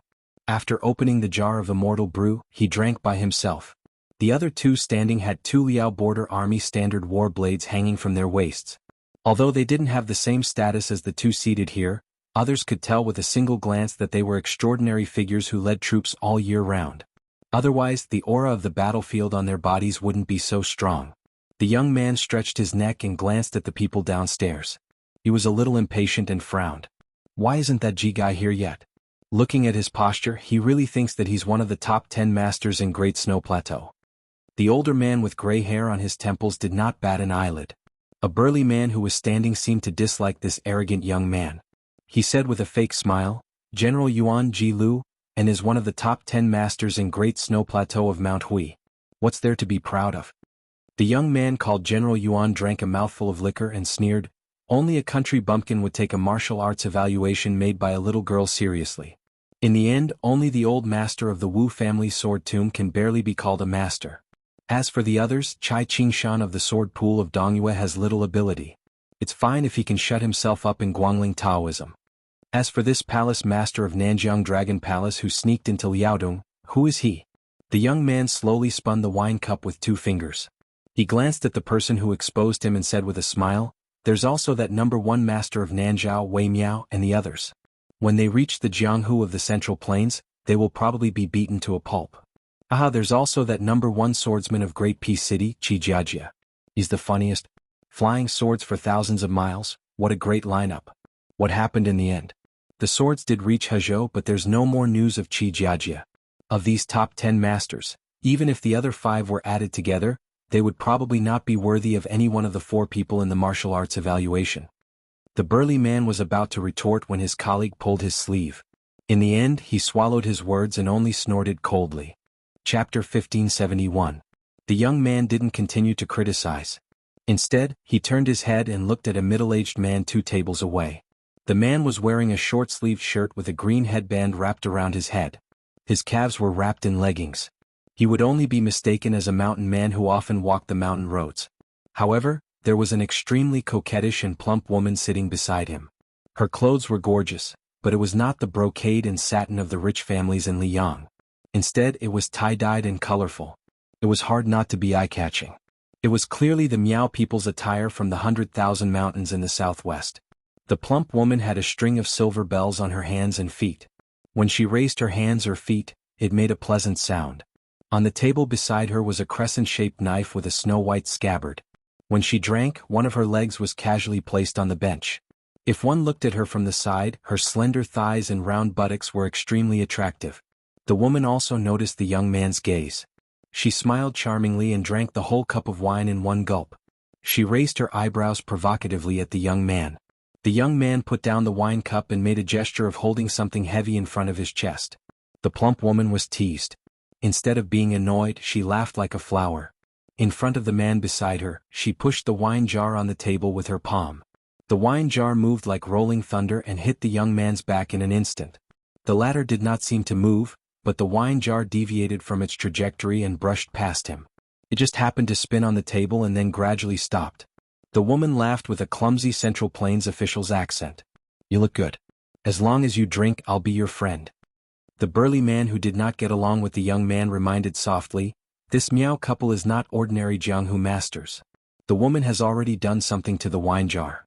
The Miao people's goo is very strange and impossible to guard against. It's best not to touch it." At this moment 2 people came upstairs. One looked like an old Confucian in a green robe. The other had 2 long and short swords hanging from his waist. Just by looking at the 2 scabbards, one could tell that they were precious swords. The man who had not interrupted and was about to raise his cup to drink gently put down the wine cup. The 2 people who were standing slightly separated to make way. The 2 guests who came as promised sat on the same bench. The old Confucian scholar looked respectful and said softly, "I am Qing Baishuang from the countryside of southern border. Greetings to de Zhugua."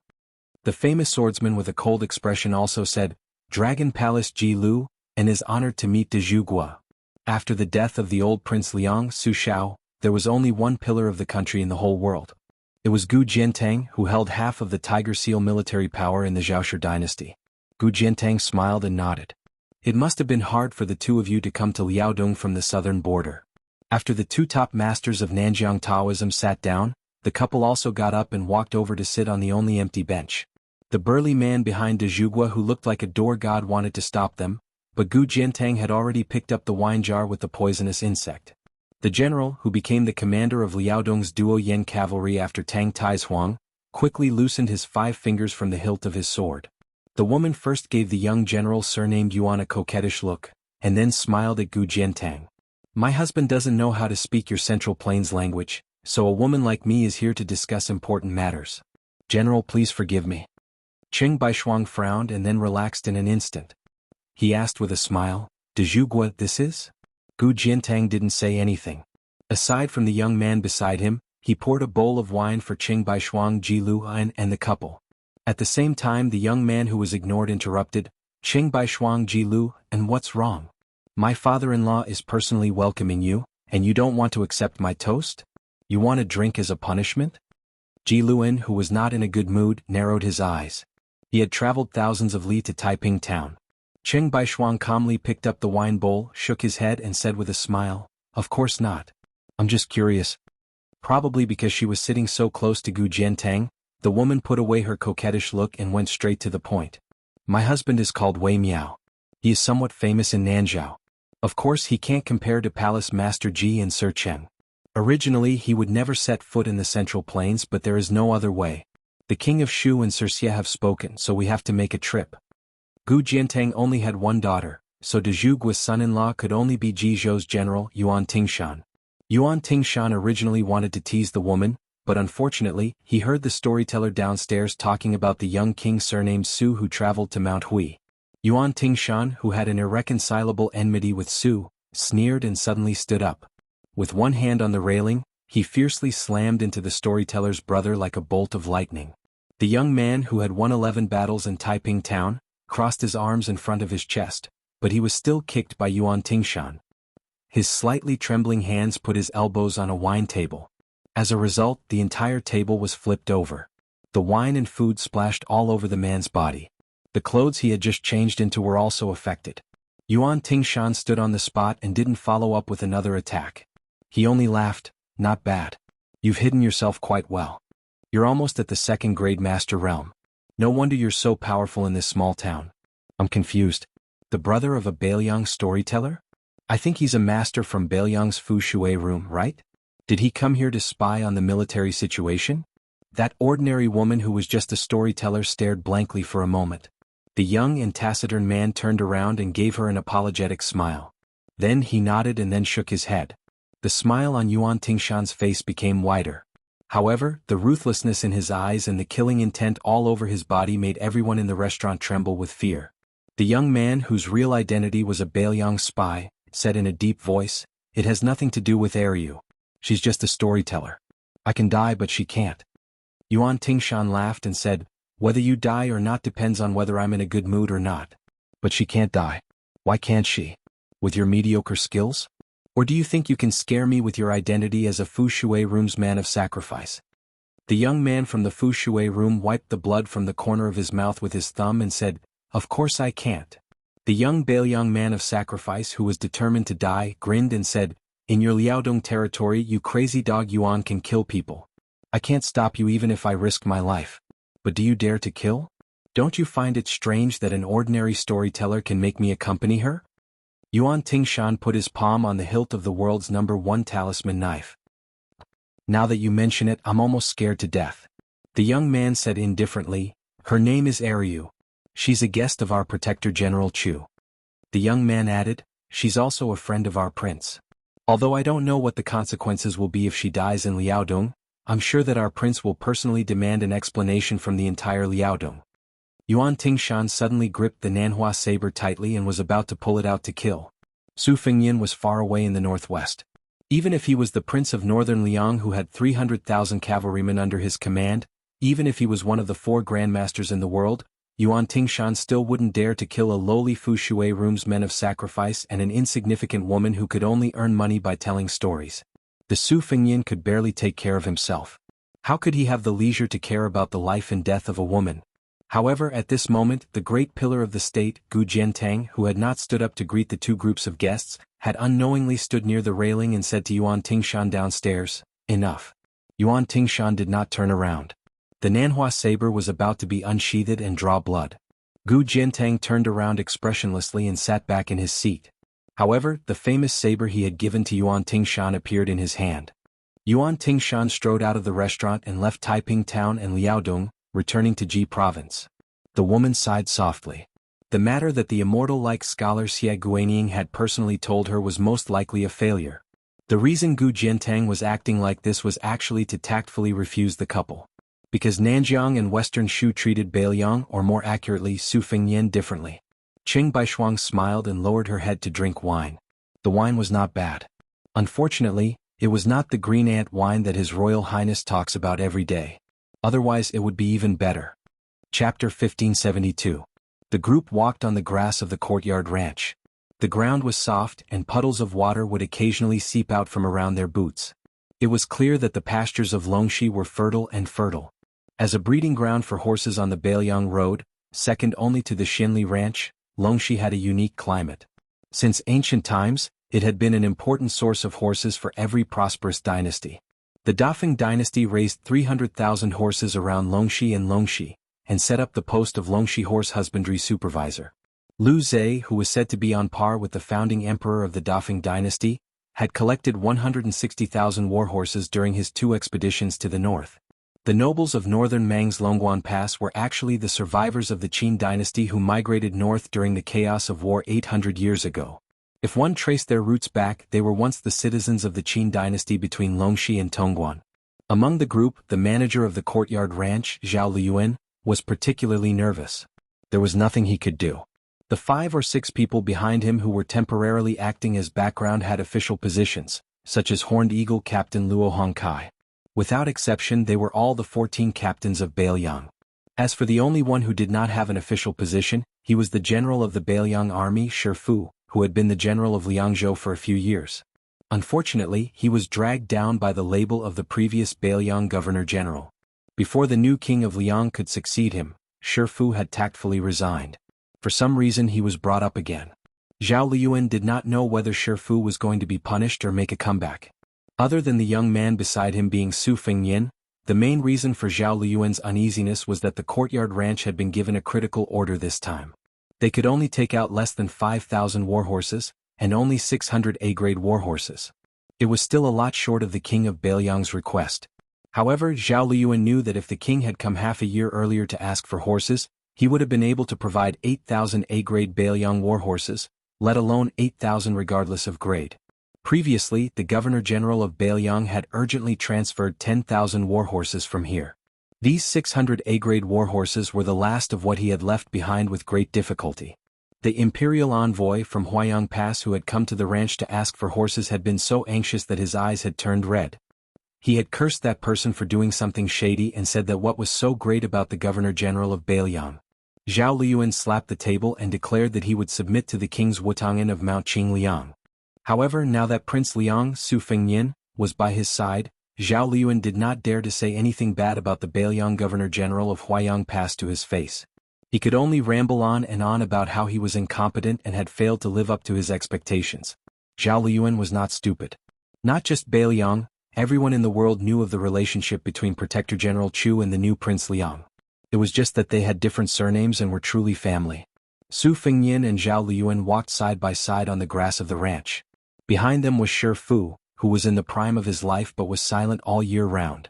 There was also Horned Eagle Commandant Luo Hongkai and the others. Among them was Longxi Commandant Zhao Rongguang, who was in charge of the security of Liangzhou's western gate. The courtyard ranch was vast and the scenery was beautiful. Longxi's winter was long and there was no summer. It had a unique climate of 6 months of frost, so it was much cooler than other places. However, other than the expressionless Su Fengnian, Luo Hongkai and the others appeared to be burning with anxiety. Even Shi Fu, who had retired from the army for almost 2 years, was frowning. Su Fengnian looked at the lush grass in front of him and was filled with emotion. Since Dafeng's territory extended to the western regions, half of the world's army and horses came from Lianglong. Many members of the imperial family, nobles, and generals raised horses here privately. They liked to use the number of horses they raised to compare their power. Li Gongda, the Bailiang Taoist administrator who was good at making money, had suggested early on whether or not they could lift the ban on horses and sell horses below B class to the officials and nobles of Great Peace City and the Central Plains. This would definitely be a huge income and reduce the tax burden on Bailiang. However, Su Xiao had directly rejected the idea. After the scholars passed away, there was no shortage of scholars who proposed the same strategy. They made a big deal out of the issue of colt horses. Without reducing the reserves of B and C war horses, they could still give taxes and increase the soldiers' pay and provisions. They could make friends with the nobles of the capital and express goodwill to the Liang Zhao clan. It could be said that there were only benefits and no disadvantages. Song Dongming's Dragon's Gate and Su Weisheng's Wutangan didn't dare to make a decision on their own. After handing it over to Su Fengnian to make the decision, they also thought deeply and put the matter aside in the end. Su Fengnian stopped at the top of a gently sloping hill. He raised his eyes and looked out. There was lush greenery all around. Su Fengnian suddenly turned his head and smiled at Zhao Liyuan, who was almost 50 years old. Lord Zhao, this is actually the second time we've met. Back then this king was still young and accompanied Su Xiao here to avoid the summer heat. I remember that at that time, Lord Zhao had just retired from the border army of Liangzhou and had just taken office at Tianjing Ranch. At that time there were many things waiting to be done at the ranch. Lord Zhao patted his chest and promised Su Xiao that in less than 10 years, Longxi would become the largest ranch in Liang. I don't know if Lord Zhao still remembers that you promised Su Xiao that one day you would bring out the #1 divine steed in the world to celebrate His Royal Highness, coming to my coming of age? The old man who had dealt with war horses all his life was immediately moved. With a trembling voice he said, "Your Highness still remembers, you still remember. How could this lowly one dare to forget? Not to mention that Tianjing Ranch has been carefully and conscientiously cultivating fine horses. For all these years, they have been entrusted to the generals and crossbowmen of the border army. As long as you see that extraordinarily handsome king of wild horses on the plains of the desert, after capturing it, you must send it to Tianjing Ranch. In fact, 4 years ago, there really was a divine steed sent to the ranch. But when your Highness reached your coming of age, this old man mistakenly thought that your Highness had forgotten about it. I was also afraid that people would say that I was a disgraceful official who didn't do his job properly and only knew how to flatter others. After hesitating for many days, in the end, I still didn't send it to the prince's mansion on Mount Qingliang. In the end, I couldn't endure the hundreds of pleas of our cavalry army's deputy commander Zhou and could only send it. If only I had known earlier," sighed this old man, really regrets it to death. Su Fengnian smiled and said, "It's all right. For our Bailiang cavalry to be where it is today, the Tianjing Ranch, Shenli Ranch and all the other ranches, big and small, have contributed greatly. Up until now, this king has only been on the battlefield a few times. If we say that he has 2 B-class horses to ride, it's barely enough. If he has another A-class horse, it would be a waste of natural resources." Probably knowing that Zhao Weiyuan was going to fight for him, Su Fengnian waved his hand and said, "You all go back first. I have something to discuss with General Shi." Everyone left, leaving behind Shifu, who was widely acknowledged in Bailiang to have a bumpy career as an official. This person and the Yuzhou provincial governor Hu Kuei were known as the twin jade annulus of Liangzhou in the past. Although they were young, they were both old men of the border army who had made great contributions to the military. The term, twin jade annulus, was first used to describe the two cavalry generals who first emerged in the Spring and Autumn War, Wu Qi and Su Pu. At that time, Su Xiao was still fighting in the Spring and Autumn War and had not yet been conferred the title of king. Therefore, the two of them were known as the twin jade annulus of the Su family. Today, one of them lived in seclusion in Dunhuang city of Beimang, while the other went to Xishan to assist Qin Jibao. Qin Jibao left Liangzhou and entered Xishan, while at the same time, Su Fengyin became the hereditary king of Bailiang. This was the dividing line between Shifu and Hu Kuei in the officialdom. Hu Kuei rose again and became a high-ranking official, while Shifu, who was of a higher rank, was overshadowed and retired to the countryside.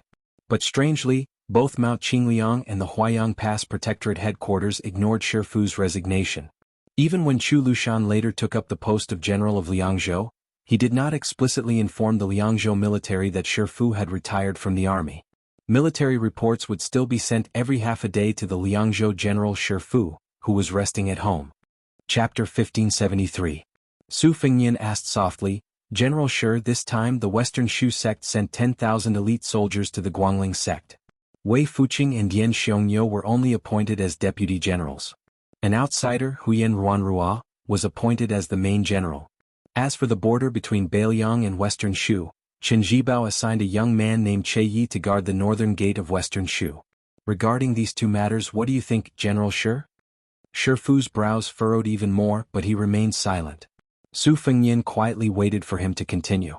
It seemed that he was determined to wait for the former confidant of the king of Shu to open his mouth to prove his loyalty.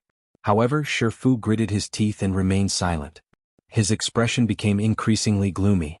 If the young vassal king asked about Ji Liuzhou, Huda city of Liangzhou, or Gourd city of Yuzhou, Shifu believed that he would tell him everything he knew. However, he was indebted to Qin Jibao for nurturing him. Regardless of whether Qin Jibao was going against Bailiang or not, as long as Qin Jibao did not explicitly target Bailiang, Shifu would not turn against Qin Jibao. Even if he angered Su Fengyin today, Shifu would not hesitate to do so. Shifu actually admired this young man from the Su family. However, Shifu could not cross the threshold in his heart when it came to some matters that crossed his bottom line. That was why Zhong Hongwu, the great general of Huaihua, made an exception for Shifu and regarded him as a thorn in his side. Su Fengyin did not wait for an answer. He asked again, if this king says that you can safely move 300 people to Western Shu, will you go there? Shifu hesitated for a moment and smiled bitterly. Unlike Wei Fuqing and Yan Xiongyo or Che Yi who came from Beimang, my family is a big family in Liangzhou. Even if I am willing to go to Western Shu and Prince does not stop me, many elders in my family who are used to the customs of Bailiang will not agree to leave their home. This has nothing to do with whether I can become a high-ranking official in Western Shu again. To be honest, Prince, I have no choice but to take 10,000 steps back. In fact, if the Shi family really moved the ancestral tablets to Western Shu, not to mention others, the 3 people of my generation in Bailiang and the 4 nephews serving in the border army of Liangzhou will probably stay in Bailiang. In this way, before we even leave Bailiang, the Shi family will be torn apart. Su Fengyin put on a fake smile and said, at least General Shi is honest with me. Shifu chuckled and said, there's no point in hiding it. I know that the Shi family has spies planted in the Dushui chamber for many years.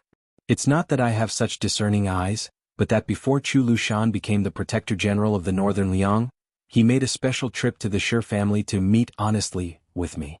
Therefore, in these 2 years, I have not been able to sleep peacefully.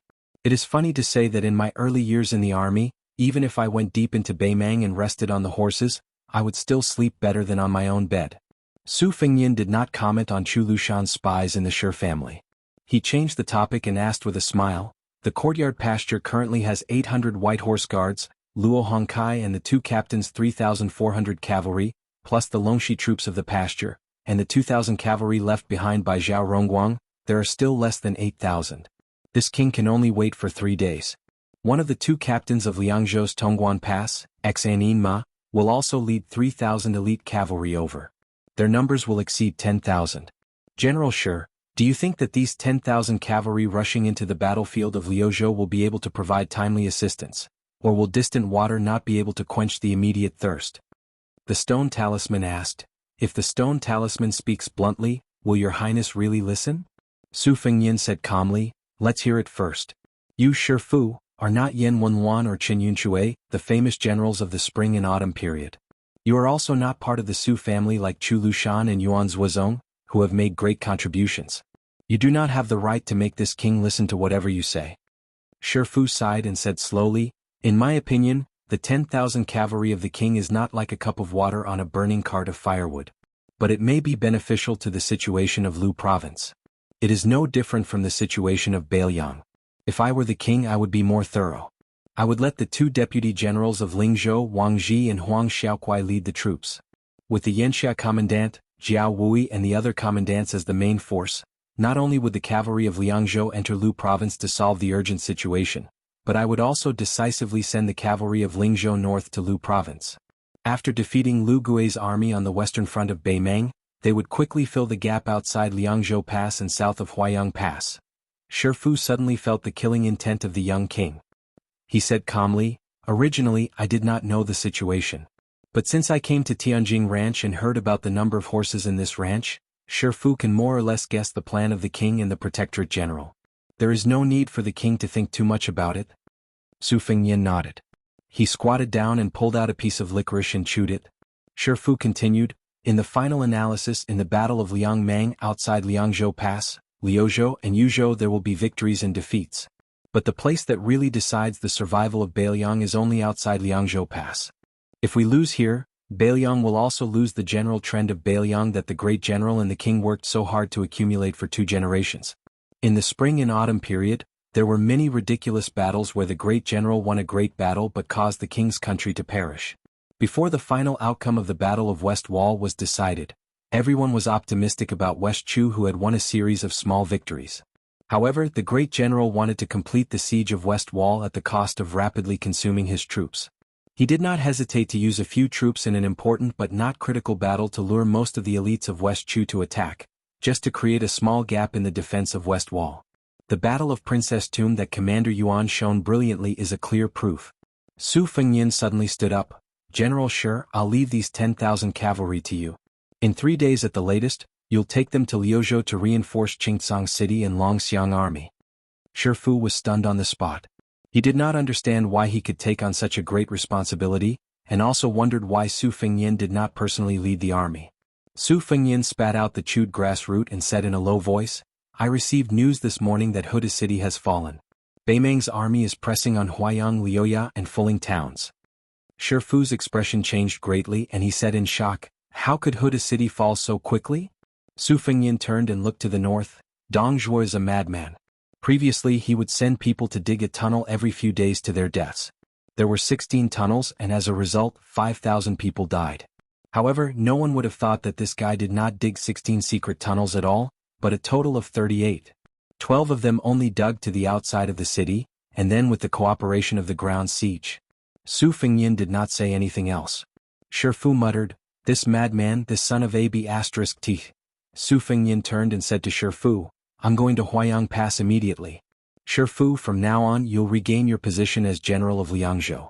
Not only the 10,000 cavalry, all the Lingzhou cavalry that will enter Liangzhou will be under your command. Shifu exhaled heavily and cupped his fists. As you wish. Chapter 1574. Su had never thought that he would be able to live a life of both money and leisure. He still remembered that when he grew up in the small town of Beimeng, he was only idle and idle. But after coming to Nanzhao, especially after this old man Zhao had formed an alliance with a certain white-clothed man, his life truly began to flourish. He lived in a summer residence that was said to have once belonged to the former Nanzhao royal family. He ate delicacies of all kinds, and even the latrine was more luxurious than the place he had lived in before. Occasionally there would be guests in the night, each of them more frightening than the last. Su had seen 6 or 7 of the old nobles who had survived the old Nanzhao. More and more unfamiliar faces appeared around this old man Zhao, especially those old men who were about the same age as this old man Zhao, and liked to add something like minister or assistant minister in front of their names. Almost every time they saw Su, they would weep uncontrollably. Su knew that these people should be the old officials of the previous Western Shu dynasty who had come after hearing the news. According to what this old man Zhao had said, Su should listen more and speak less. He should only silently cry with these old people. If he really could not cry, he should first rub a handful of Nanzhao's special little sparrow pepper powder on his palm and pretend to lower his head to wipe away his tears. Once he wiped away his tears, it would be hard not to cry even if he did not want to. Su had tried it once and did not want to try it a second time. His eyes were so red and swollen that they did not recover for 2 or 3 days. But at that time the effect was obvious. In any case, he had moved the group of old officials of Western Shu to tears. The oldest one even fainted on the spot from crying. Today Su had been thrown by this old man Zhao into a library called Mugung Lu. He did not want him to really read for pleasure. He only needed to pretend to cultivate his body and mind in the library. Su took advantage of the fact that no one was watching and sat on the railing of the tall building. Beside him stood the blind female zither player, Xue Songguan. After the two of them had almost died at the hands of Qin Jibao, Su no longer pestered the blind zither player to play the game of young hero and demon. It was probably that once bitten, twice shy. He was somewhat afraid of the so-called Jianghu. These days, Xue Songguan had been helping this old man Zhao with the matter of the 18 tribes of Nanzhao. She was very busy and had traveled to almost half of Nanzhao's territory. Su missed her very much. But when they really met again, he did not know what to say. The man and woman were silent like this. Su raised his head and finally spoke slowly. In the past, I loved to dream during the day. I thought that perhaps I was the posthumous child of some important person, or the illegitimate child of a large family that could not be seen in public. Perhaps one day I would recognize my ancestors and return to the family and become completely rich. Only now do I realize that I really am the crown prince of a country. It is a pity that my dream has come true. Only now do I realize that even if I wear the dragon robe, even if I really am the crown prince, I do not look like one. Fortunately, the old master had taught me a lot about the ways of the rich and powerful in the past year, such as the Tang Dynasty tablet, the Qingtian yellow jelly, the banana leaf blue flower, and a bunch of other things. I don't know why, but I've always liked valuable things since I was young. But are these things valuable enough? Looking at them, in the beginning I was very excited and wanted to hug them to sleep. But later I became less and less spirited. How should I put it? It's like a poor boy rolling in the mud. One day he foolishly married a beautiful wife. It's not that he didn't like her, but that he understood that in the end, he would not be able to protect her. She would have to leave him one day. The young zither player who had accompanied Su and Zhao Dingxiu from Beimang to Nanzhao was blind, but her heart was connected. She smiled gently and said, "The Su family has been the ruler of Western Shu for a full 200 years. Although it was lost to your father for 20 years, with this old man Zhao Dingxiu's assistance and the promise of the king of Shu, then this family property actually has a chance to be protected. Just like what Qin Jibao said, in the future, although you cannot be the emperor of Shu, you can at least be the king of Liangshu.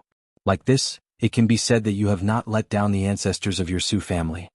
Su sighed and said, "If not for Su Fengnian finding us in Beimang, how could I possibly be where I am today? The books say that a good bird chooses a tree to nest in. The logic is quite reasonable. But for people like me, logic is never in the books. I can only rely on my fists, or the crown prince of the previous dynasty who had escaped from the Western Shu palace in his infancy, smiled bitterly and pointed at his heart. Or it is here. Although I, Su, have always been at odds with Su Fengnian and have always spoken ill of him in front of you, but you should know that in my life, I only have one friend in Su Fengnian. Of course, what kind of person is Su Fengnian? He is the most powerful king in the world, one of the 4 great grandmasters. He is also so damn handsome, and is known as the Northern Su in the Southern Song. He is also so knowledgeable. Such a rare romantic figure may not necessarily treat me, Su, as a friend. But I really do treat him as a friend. In the end, when I came to Nanzhao, I received a great benefit. It was not easy for me to gain a firm foothold here. Just as I was about to repay him, that expressionless white-clothed man interfered. This old man threw Su Fengnian's Bailiang to one side. I also know that this is something that can't be helped, but in my heart I really feel bad. Xue Songguan said softly, "You said it yourself, this is something that can't be helped." Su fiercely rubbed her cheeks and then held her face with both hands. She said indistinctly, "Yes, something that can't be helped. I am a person with no ambition and no real talent. Other than eating, drinking, sleeping, using and acting here every day, what can I do?" She hesitated and then sighed. In reality, this old man also does not feel good in his heart. He often goes to drink with your blacksmith uncle to relieve his boredom. Once he got drunk and lost his composure. Su put down her hands and placed them on the railing. She said with a bitter smile, I have never blamed this old man. If this old man did not play the role of father and mother and raise me, there would not be me, Susu. Furthermore, do you think I do not know what kind of temper the old man has? He is as smelly and hard as a rock in a latrine. If not for me, for the Western Shu dynasty that was long gone, this old man would not act against his will. Shui Songguan nodded. Susu suddenly sighed emotionally. I have nothing to do all day, sometimes I feel tired. Then whether it is Su Fengyin who bears the life and death of 300,000 Bailiang cavalry, or that ambitious king of Shu Qinjibao, do these people really enjoy themselves or do they also feel tired? The blind zither player shook her head and smiled. I don't know. Susu turned her head and smiled brightly. If one day I can really put down everything to accompany you in Jianghu, if I tell the new heroes and masters that Su Fengyin used to eat and drink with me, would I have a lot of face? The woman thought of the time when she was in Beimeng and almost killed the young king in the rainy alley. She smiled. I can't have any more face. Susu's smile was intoxicating. Although I am still very jealous of Su Fengyin, there are some people in the world. No matter what, as long as you know them, you can't hate them. Isn't that right? The blind zither player smiled and did not speak. Susu carefully asked, You really don't like him? To tell you the truth, if I were a woman, I am afraid that I would not be able to forget him. She said helplessly, Why would I like him? Because Su Fengyin looks handsome? But I'm blind. Susu scratched her head and felt that there was something wrong with this reason. She leaned on the railing. If we go to Jianghu in the Central Plains in the future, should I play the role of a murderous female devil and you pretend to be a chivalrous young hero? Susu looked into the distance and her eyes were firm. No. We are immortal couples. The blind woman blushed for the first time. She turned her head and said softly, Susu, I am blind. Susu lowered her head and looked at the back of her head. She said gently, I know. The female expert in the finger shen realm said softly and timidly, I am older than you. Susu smiled. I know that too. She turned around and raised her head to look at Susu. With a faint smile, she said, If in the future when we go to the Jianghu of the Central Plains, where there are countless beauties, and I find out that you have taken a few more glances at the heroines and fairies, I, Shuesong official, will directly kill them. Susu said resentfully, Well, I really didn't know before but now I know. She smiled sweetly. I lied to you. Susu put her palm on her forehead. Although I am not blind, I only have you in my eyes. In the back mountains of Bailiang, two old men, Mi Qiong and Peng He, sat in front of a simple thatched cottage. A small stool separated them by some dishes. Then another old man arrived as promised. He carried 2 jars of green ant wine that had been kept in the cellar of the prince's mansion on Mount Qingliang for many years. This old man had a white face and no beard. Whether it was the way he walked or the way he spoke, there was a gloomy air. Mi Qiong and Peng He, as famous scholars of Bailiang, knew this very well. After they became familiar with each other, they never exposed him. This old man surnamed Zhao was a eunuch. As for why he came to Mount Qingliang for retirement, Mi Qiong and Peng He had no interest in finding out. At first, the 2 famous scholars didn't have a good impression of the old man named Zhao Siku. However, after the old eunuch came to the back of the mountain every now and then to give them a hand, and in addition to the fact that Zhao Siku was much older than the ordinary craftsman, his hands and feet were nimble. His speech and elegance were not inferior to the refined scholars, and he was especially meticulous in his work. Over time, the 3 of them were of similar age and became good friends who could sit and drink together. Chapter 1575. Mi Qiong and Peng He smiled and gestured for Zhao Siku to sit down.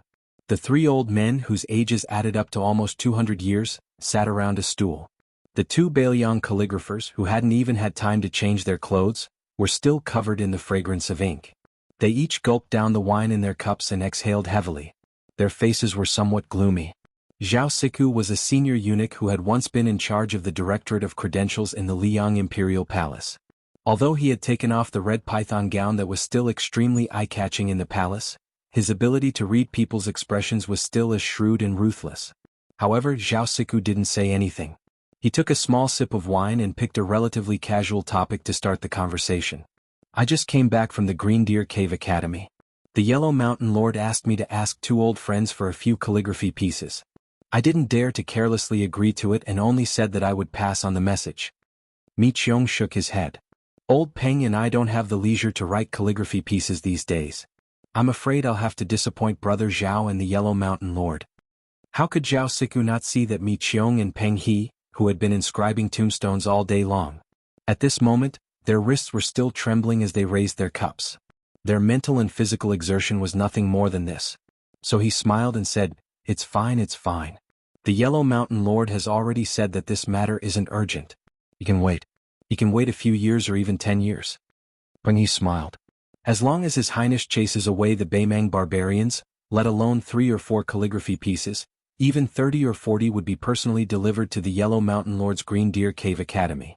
But Brother Zhao, we're not outsiders, so I'll say the ugly words first. Old Me and I have heard that many foreign scholars in the academy are not good people. They criticize our Bailiang's military and political affairs. They always think that if they come to the prince's mansion on Mount Qingliang or the Huayang Pass Protectorate Manor, they can turn the tide. These little bastards don't think that it's easy to just stand there and talk. Just because His Highness is easy to talk to, they can take a mile after taking an inch. Is Huang Chang not going to do anything about it?" He shook his head and said, "It's not that we can't do anything about it. It's just that if we don't do anything about it, we won't be able to do anything about it. Besides, the scholars in Bailiang have changed a lot compared to when they first came to Bailiang. Occasionally, there will still be some scholars who don't know the gravity of the situation. However, their original intention is for the good of Bailiang. Many of the young people who came to Bailiang with the mentality of moving trees and people alive in mind have unknowingly considered themselves to be Bailiang people. This is a great thing." Me, who had once smashed his precious inkstone in front of Su Fengyin, grunted in agreement. The seeds of learning, the seeds of learning. These young people have truly taken root and sprouted in Bailiang. Sooner or later, our Bailiang will also have towering trees that the scholars of the Central Plains look up to. It will become a towering scholar forest. Peng He raised his cup and paused for a moment. He couldn't help but sigh. "I'm just afraid that we won't be able to see that day." Me, who was more emotional, said angrily, "Let's not talk about Yao Baifeng, who went to the Imperial College in the capital. His morals and knowledge are the best in the world. He is indeed worthy of the title of eminent scholar. Even if he leaves Bailiang, I still hope that Master Yao can make a name for himself in the Imperial Court. However, this Yan Jieshi is really a good-for-nothing. He relied on his connections to become a Grand Secretary and forgot his roots. After it was said that he had a chance to become one of the vice presidents of the next examination, he spread the word that the number of people who are qualified to enter Bailiang for the examination in the capital is going to be cut in half from the usual 40 people in the past. Only 20 people are allowed to participate in the examination. To think that I wrote so many calligraphy pieces and birthday couplets for this old thing in the past. I wish I could chop off my own hands." Peng He sneered. "That turtle Yen is just trying to avoid arousing suspicion. Let's count with our fingers. Master Yao of the older generation, Chen Wang and Sun Yin of the younger generation, are all top scholars in the Imperial Court. Even that assistant minister of the Ministry of Rights, Jean Lanting, who is also a vice president, is also from Bailiang. Perhaps this time, the reduction of Bailiang's examination quota is a sinister scheme that Yan Jieshi and Jean Lanting, one old and one young, came from Bailiang." Zhao Siku smiled playfully. "Don't worry, my 2 old friends. From my point of view, this time Bailiang's quota isn't going to be reduced. It's the exact opposite. It's very simple. More and more scholars are entering Bailiang. How can the Imperial Court not panic? At this time, Yan Jieshi and Jean Lanting's suggestion is just for show. Those high-ranking officials in the center of the Imperial Court won't accept them. On the contrary, they will increase the quota. Not only that, of these Bailiang scholars coming to the capital for the examination, if nothing unexpected happens, there will be a good number of lucky ones who are doing well in Great Peace City. The Imperial Court just wants to use this opportunity to tell us, the scholars of Bailiang, that if you learn both civil and martial arts, you can be of use to the Imperial family. From now on, the Imperial Court will not give a low price. Flowers grow in the wall, fragrance grows outside the wall." Peng He paused and gritted his teeth. This Imperial Court is too shameless. Mi Qiong was even more direct. "If I were the prince, I would just stop these scholars and keep the goodies within the family." Zhao Siku shook his head and smiled. Bailiang has never done such a despicable thing since the time of the great general. In the hands of the current prince, he probably still won't do it. Perhaps in the eyes of many Liang officials, this is a stupid thing to do. However, from my point of view, justice is in the hearts of the people. That's enough. Mi Qiong nodded. Yes, justice is in the hearts of the people. Peng He finished the wine in his cup in one gulp. He gripped the empty cup tightly and said with a hoarse voice, "The governor of Tiger Head City, Lu Jinu, is dead. Lieutenant Chu Hanqing is dead. Lieutenant Ma Jili is dead. All the infantry and cavalry in Tiger Head City are dead. Heluku of Yuzhou, Crouching Bao City, Luanhe City, Shaoguang City, Qingsang City and Liuzhou. So many places, so many Beiliang frontier army, so many people have died. Does the Liang imperial court know? Do the people of the Central Plains know? Peng He put down his cup and hammered his chest with his hand. He choked with sobs. I don't care if they know or not. Mi Qiong and I, these two old farts, have personally engraved the names of so many young Beiliang men. Every day the white-haired people have to send the black-haired people off. I'm so bored.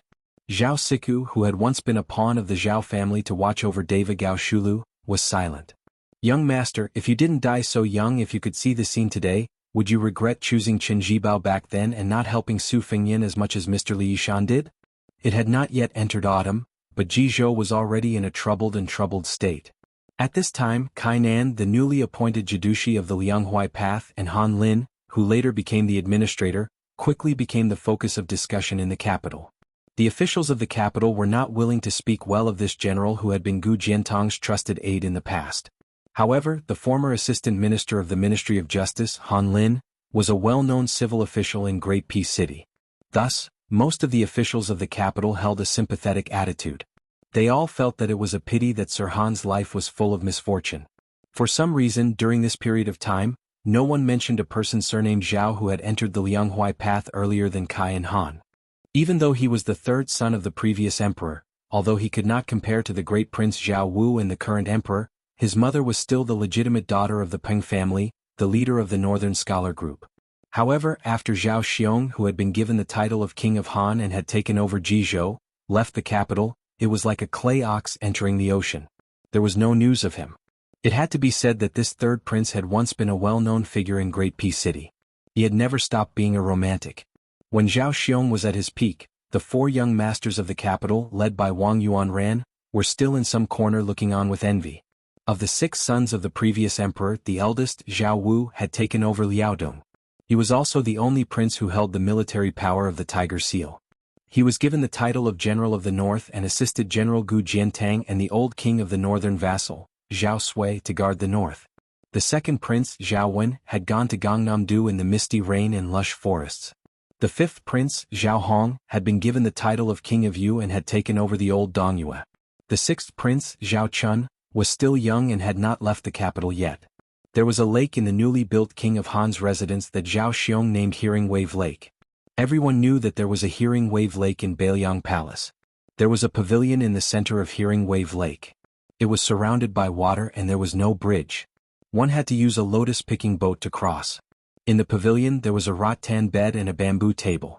There were several plump peonies in a vase. Smoke rose from an incense burner. Zhao Xiong, dressed in plain white casual clothes, reclined on the bed with a wine cup in his hand. There was a female servant in front of the king of the northern vassal, holding an ancient book in her hand. There was also a servant girl standing behind Zhao Xiong, fanning him to get rid of the summer heat. Zhao Xiong drank a cup of wine when he read a page of the book. He did not talk to anyone and enjoyed himself. The afternoon passed slowly in the young king of Han's leisure. Zhao Xiong glanced at the sky outside the window. Soon, a servant girl helped him put on his boots. She came to the window and squinted at the motionless figure on the shore of the lake. Zhao Xiong said, "No wonder you can be the youngest general of a province in my dynasty. You really work hard." Zhao Xiong left the pavilion and took the lotus boat back to the shore. After going ashore, he walked to the Jizhou general who was in a precarious situation. When the king of the northern vassal approached, the latter cupped his fist and said in a deep voice, "This general Yuan Tingshan greets your royal highness King of Han." Zhao Xiong casually waved his hand and said with a smile, "General Yuan, if you have something to say, just say it." Yuan Tingshan slowly raised his head. He stood on the shore for an entire afternoon, but his eyes were shining. There was no trace of depression on his face, and there was no flattery on his face. "I beg your royal highness to write a few bad words on the secret memorial that can reach the imperial study." Chapter 1576. Zhao Xiong pretended to be surprised and said, "How did General Yuan know that this king has the responsibility to submit secret memorials? And why did this king say bad things about you? This king has heard that you, Yuan Tingshan, are in a bad situation. Not only did you not get any benefits from your father-in-law, recently even some of the trusted aides that you managed to win over have gone to Ji Province's Deputy General Han Fang. Even Jidushi Kai has closed his door to you, not to mention Military Commissioner Han. Today you came to this king's mansion and waited for an entire afternoon. Shouldn't you be waiting for timely help? Why are you adding fuel to the fire? Are you tired of being a general and want to be a prisoner to try something new? Listening to the king of Han's sarcasm, Yuan Tingshan's expression did not change. He maintained a respectful posture of cupping his fist and bowing. With a sincere tone, he said, "This time I came to visit with 10,000 taels of gold and 10 chests of calligraphy and paintings." Listening to this young man who was privately scolded as a mad dog by some officials, Zhao Xiong became absent-minded for a moment. For some reason he thought of a scene. It was a scene that he had never seen with his own eyes, but he had heard of it many times. Many years ago there was a young general who was similar to this, begging to give gifts to people in the Ministry of War of Liang. Zhao Xiong raised his head to look at the gorgeous sky filled with burning clouds and said to himself, "It's a pity it's not raining." Yuan Tingshan raised his head to look at the obviously absent-minded king of Han. He lowered his head and quietly bit his lips. Of the two fathers-in-law, Great General Gu Jiantang had clearly stated that he would not lend a helping hand to the rotten situation in Ji province. As for the Li family's Yanbao, they had also vaguely revealed that the nearly 10,000 private cavalry of the Li family was the last of the family's assets. They would not be given to him, the son-in-law, to be squandered. Even if the 10,000 private cavalry were to fight, they would only fight in Ji province. If permitted, they would even move to the north of Gangnam-do. They would definitely not let Yuan Tingshan bring them to the border of Ji province to fight to the death with Beimang. As a result, the Ji Prefecture General's residence, which was originally flourishing with each passing day, was now plagued by both internal and external problems. However, Yuan Tingshan didn't care about these things. He could even take a step back in his official career and give up his position as Ji province's general. However, Yuan Tingshan was extremely wary of one person. That was the young emperor sitting on the dragon throne in Great Peace City. Yuan Tingshan was afraid that he would become a useless general in the eyes of this ambitious emperor. Once this fatal impression was formed in the emperor's mind, it would be meaningless even if Yuan Tingshan won 100 battles. Therefore Yuan Tingshan came to beg the king of Han Zhao Xiong, begging him to impeach him in the secret memorial. Only in this way could the young emperor feel that the entire Ji province, from top to bottom, was rejecting Yuan Tingshan, like a lonely official in the imperial court. Only then would he have the chance to rise again. Gold? This king's surname is Zhao. Does he lack such things? Antique calligraphy and paintings? This king has personally touched more things in his life than you, Yuan Tingshan, have seen. Zhao Xiong patted Yuan Tingshan's shoulder. Therefore, Yuan Tingshan, in the future when you have a meteoric rise, don't forget who it was that helped you when you were at the end of your rope. Yuan Tingshan's left hand tightly gripped the back of his right hand, his veins bulging. "I swear I will never forget." Zhao Xiong bent down slightly and said softly in Yuan Tingshan's ear, "In reality, no matter if you are a general in Ji province or going to Guangling province to lead troops to quell a rebellion, in someone's heart, you are not worthy of his trust. Only when your father-in-law is dead will you have the chance to rise up. These words are this king's return gift to you." Yuan Tingshan's body trembled. Zhao Xiong seemed to be slightly tired. He waved his hand and said, "You can go. This king won't send you off." Yuan Tingshan continued to bend his back and took a few steps back before turning and leaving. Zhao Xiong looked at that back and said with a smile, "You're looking down on my third brother too much. Yes, you're also looking down on me, Zhao Xiong. Fine, I'll help you this time." Jiangnan Yangzhou had a scenic spot called the Scattered Flower Terrace. The mountain was not high, but there were no mountains within 100 miles, making it stand out. It was said that in the Dafeng dynasty, there was an enlightened monk who preached here, causing fairies to scatter flowers and rocks to nod their heads. In the twilight, the famous people of Gangnam-do gathered their friends and gathered at the Scattered Flower Terrace to admire the moonlight. Everyone brought their own cushions, wine, tea, chopsticks, incense burners, rice and other things. They lined up on the peak of the mountain. Tonight there were 900 people on the mountain. Under the guidance of a famous person, they stood up and loudly recited, "My generation's writings are as high as the white snow."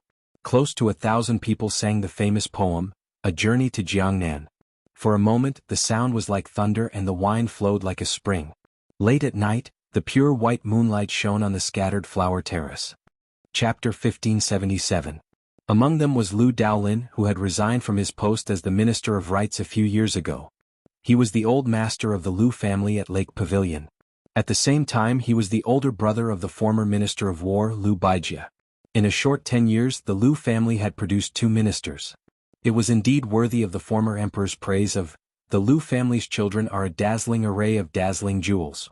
Although Lu Daolin had retired to the mountains and forests and Lu Baijie had quietly left the capital, it did not diminish the Lu family's transcendent status in Jiangnan that suppressed the other 3 families. There was also the old head of the Su family, Su Yinxing. After his eldest son, Su Gong, was conferred the title of Longxiang General, this old man peacefully lived out his remaining years. Although a few years ago Su Shufei suffered an unexpected mishap and was banished to the Changchun Palace, causing the entire Su family to suffer a great loss, fortunately Su Gong did not disappoint. He entered the capital to serve as the assistant minister of the Ministry of War and supported the family. Su Yinxing, who had previously closed his door and refused to receive guests, finally appeared. Sitting beside the old man was his youngest daughter, Su Huipeng. Dressed as a yellow-crowned Taoist nun, she and Tangxi sword immortal Lu Baijie had a grudge that was not fated to be together. Everyone in the Jiangnan Taoist forest knew about it. The middle-aged Confucian scholar Yuan Jiangyan was not only the mainstay of the Yuan family, but also a famous talker. Beside the old man with the white cat on his lap sat a spirited young man. He lowered his head and bent his waist, gently waving the folding fan in his hand. However, he was not fanning his family's ancestor, but the lazy white cat. Behind the young man stood a green-robed swordsman who did not touch a drop of wine. When everyone was drunk, he was the only sober one. The 4 Gangnam-do families, the Lu family, the Yu family, the Yuan family, and the Gumusu family were the main forces in the south that contended against the scholars in the north. Once, the Green Party in Qingzhou was a natural ally of the 4 families. Unfortunately, they were not successful and were easily destroyed by the former Minister of War, Zhang Julu.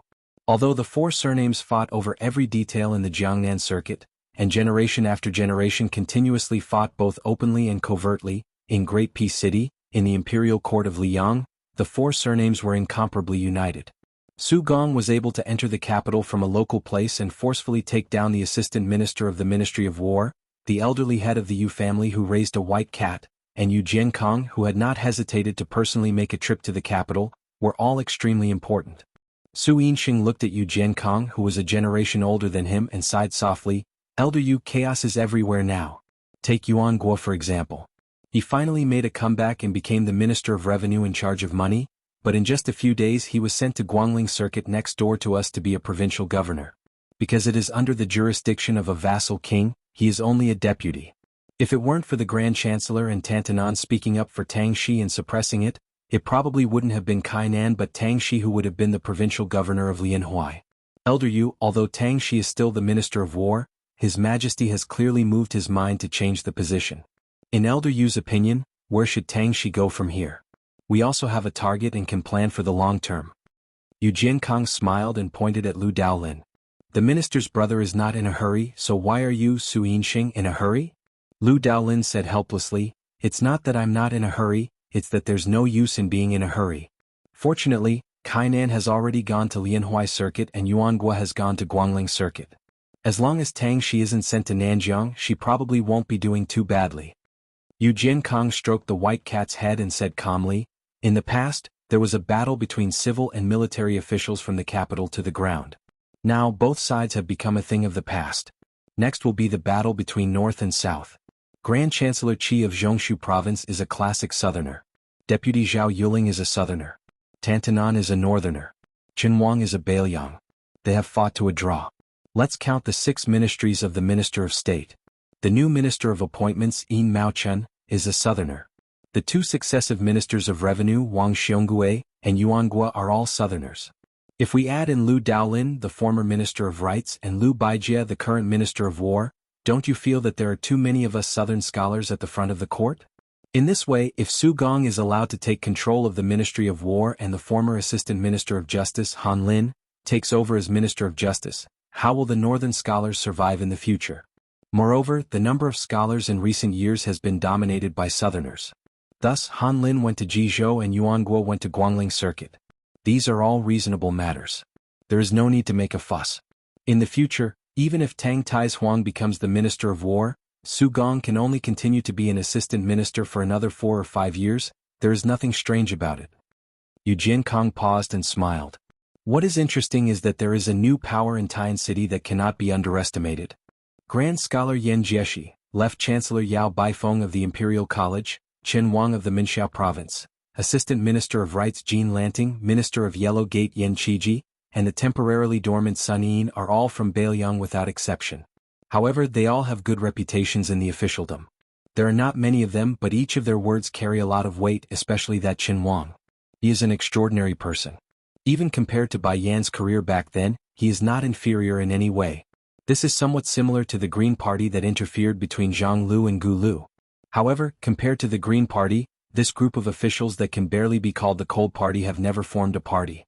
Have you all noticed that although these people all come from Bailiang, their loyalty to His Majesty is something that none of the other civil and military officials in the imperial court can compare to?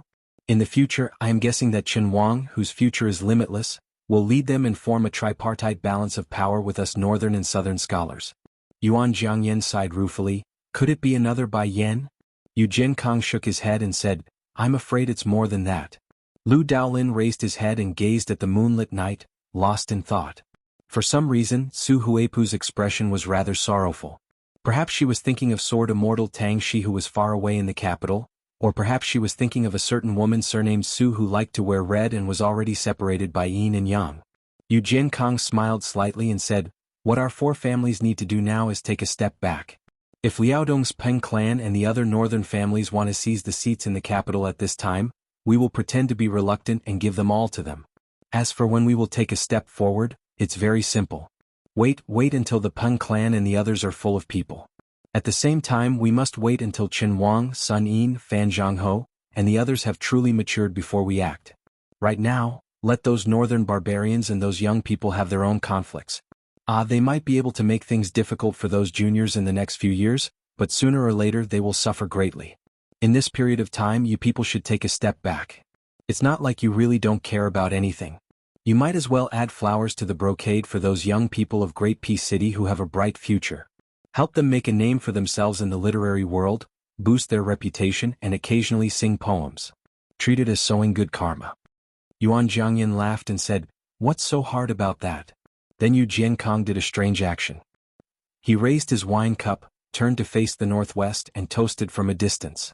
I Yu Jiankong represent the Central Plains in toasting your Bailiang. Toasting you and your father. Chapter 1578. Since the end of the Yonghui era, the yamen of the 3 provinces and 6 ministries of Liang, big and small, had changed drastically. Senior officials such as Zhang Julu, Minister of War Gu Jiantang, and this old man of the Song family had either died or left the center of the capital. A group of people led by the head of the secretariat, Qi Yanglong, had ascended to high positions in the imperial court. Among them there were seniors like Chen Wang, the left-scattered cavalry of Minxiao province, as well as young scholars like Li Jifu, Wu Congxian and Gao Tingshu, who had become famous in the Xiangfu Yuanyin imperial examination, whose qualifications were far inferior to Qin Xiaobao's. Tang Taishuang and Su Gong had also become assistant ministers. Among the old officials of the cabinet, there were also a lot of changes. A large number of Yonghui officials, including Zhao Yuling and Yin Maochun, had almost all changed their official positions. Yuan Gua Han Lin and Wang Xiongui had all been transferred to other places and became nominal border officials. Among them only Huan Wen was an anomaly. As an old official of 3 dynasties, no matter how the officials of the same dynasty changed, Tantanon had always been in charge of Minxiao province. Although it was rumored that he was not feeling well and had to make room for the second-in-command of the secretariat, Zhao Yuling or Yin Maochun, the heavenly official of the Ministry of Personnel, to the civil and military officials of Great Peace City, as long as His Majesty did not give an explicit order, Tantanon was still the dominant figure who had great influence on the entire imperial court. Even if Huan Wen really retired as the only remaining senior official and literary leader of the Liang dynasty, the political affairs of Liang would inevitably be handled by this old man who was praised as the national treasure by the late emperor. No wonder the Huan family in Great Peace City would tease them out of kindness. As autumn approached this year, the emperor asked the imperial household department to carefully craft more than 40 ink slabs with auspicious talisman engraved on them and gave them to the important officials. Those who received them all thought that they were treasures. Only Huan Wen received 3 slabs. Even Qi Yanglong, Yan Jieshi, and Chen Wang only received 2 slabs. Moreover, not only did Huan Wen receive this honor, but he also received an old ginseng that could be said to be the best among all the tributes in Liaodong and a jar of Chunling wine. As a result, The private discussions that speculated that Tantanon might not be able to survive the second year of the auspicious talisman vanished in an instant. Following the rise of the two provinces under the Hall of Secretaries and the relocation of the Hanlin Academy to a new location, as well as the establishment of the 6 pavilions, a large number of important civil officials were sent out. The Zhao family, which was originally a gathering of Yamen offices, lived up to the grand occasion of all the officials of the imperial court gathered here in the early years. On the first day of autumn, the emperor specially opened the Golden Autumn Garden, which occupied the largest area and had the best scenery among the 4 imperial gardens, and held a grand banquet for all the officials. Before the banquet began, the young emperor, who was quite interested, even set a new rule for Liang to welcome autumn. He had the head eunuch of the ceremony directorate, Song Tonglu, bring in a pot of Chinese parasol tree that had been planted long ago. When the time came, he had Qin Wang temporarily act as the grand historian and loudly shout, "Autumn is coming." Then the emperor personally plucked a piece of Chinese parasol tree leaf, implying that the emperor represented the common people in reporting to the heavens for autumn. In this impromptu and elegant matter that had no precedent, Qin Wang, who became the first reporting to the emperor to welcome autumn of Liang, was undoubtedly the most eye-catching. Empress Yan Dongwu stood together with her younger brother Yan Qiji. After seeing this scene, this moving woman, who was the mother of the nation, said softly to her younger brother, "You must strive to become the person to report to the emperor for autumn next year." Yan Qiji, who was most afraid of being in the limelight, said with a headache, "Sister, what is there to fight about this kind of thing? Besides, I can't fight for it. With Chen Xiaobao in front, next year, probably only the assistant minister of the Ministry of Rights, Jean Lanting, or the new chancellor of our Hanlin Academy can take on this role. Otherwise, Song Kelly, Fan Zhangho, and the others would be more justified than me." Yan Dongwu glanced at the civil and military officials with different expressions. The older ones like Qi Yonglong and Huan Wen were after all old and had reached the top of the court. There was no need for them to add flowers to the brocade. Therefore they all had an indifferent attitude towards this matter and did not want to fight with the younger generation. However, the younger generation of officials such as Zhao Yuling and Yin Maochun were slightly different. They also did not need to fight for anything and were not suitable. However, when they looked at Qin Wang, who was a generation lower in seniority, there was still a hint of envy in their eyes. As for Gao Tingshu, Wu Congxian, and the other young people who had just made a name for themselves in the court of Liang, all of them had burning gazes. These years, Jean Lanting, who had been successful in Great Peace City, was unperturbed. It seemed that he already saw the person to report to the emperor for autumn next year as something in the bag. Yan Dongwu, who now had the bearing of a phoenix, did not look sideways. She did not whisper to her beloved younger brother and said with an indifferent expression, "Your brother-in-law needs you to fight for it. However, he will not say anything to you directly. However, if you have the heart to improve, he will be very happy." Yan Qiji sighed helplessly and said, "All right, then I will do my best."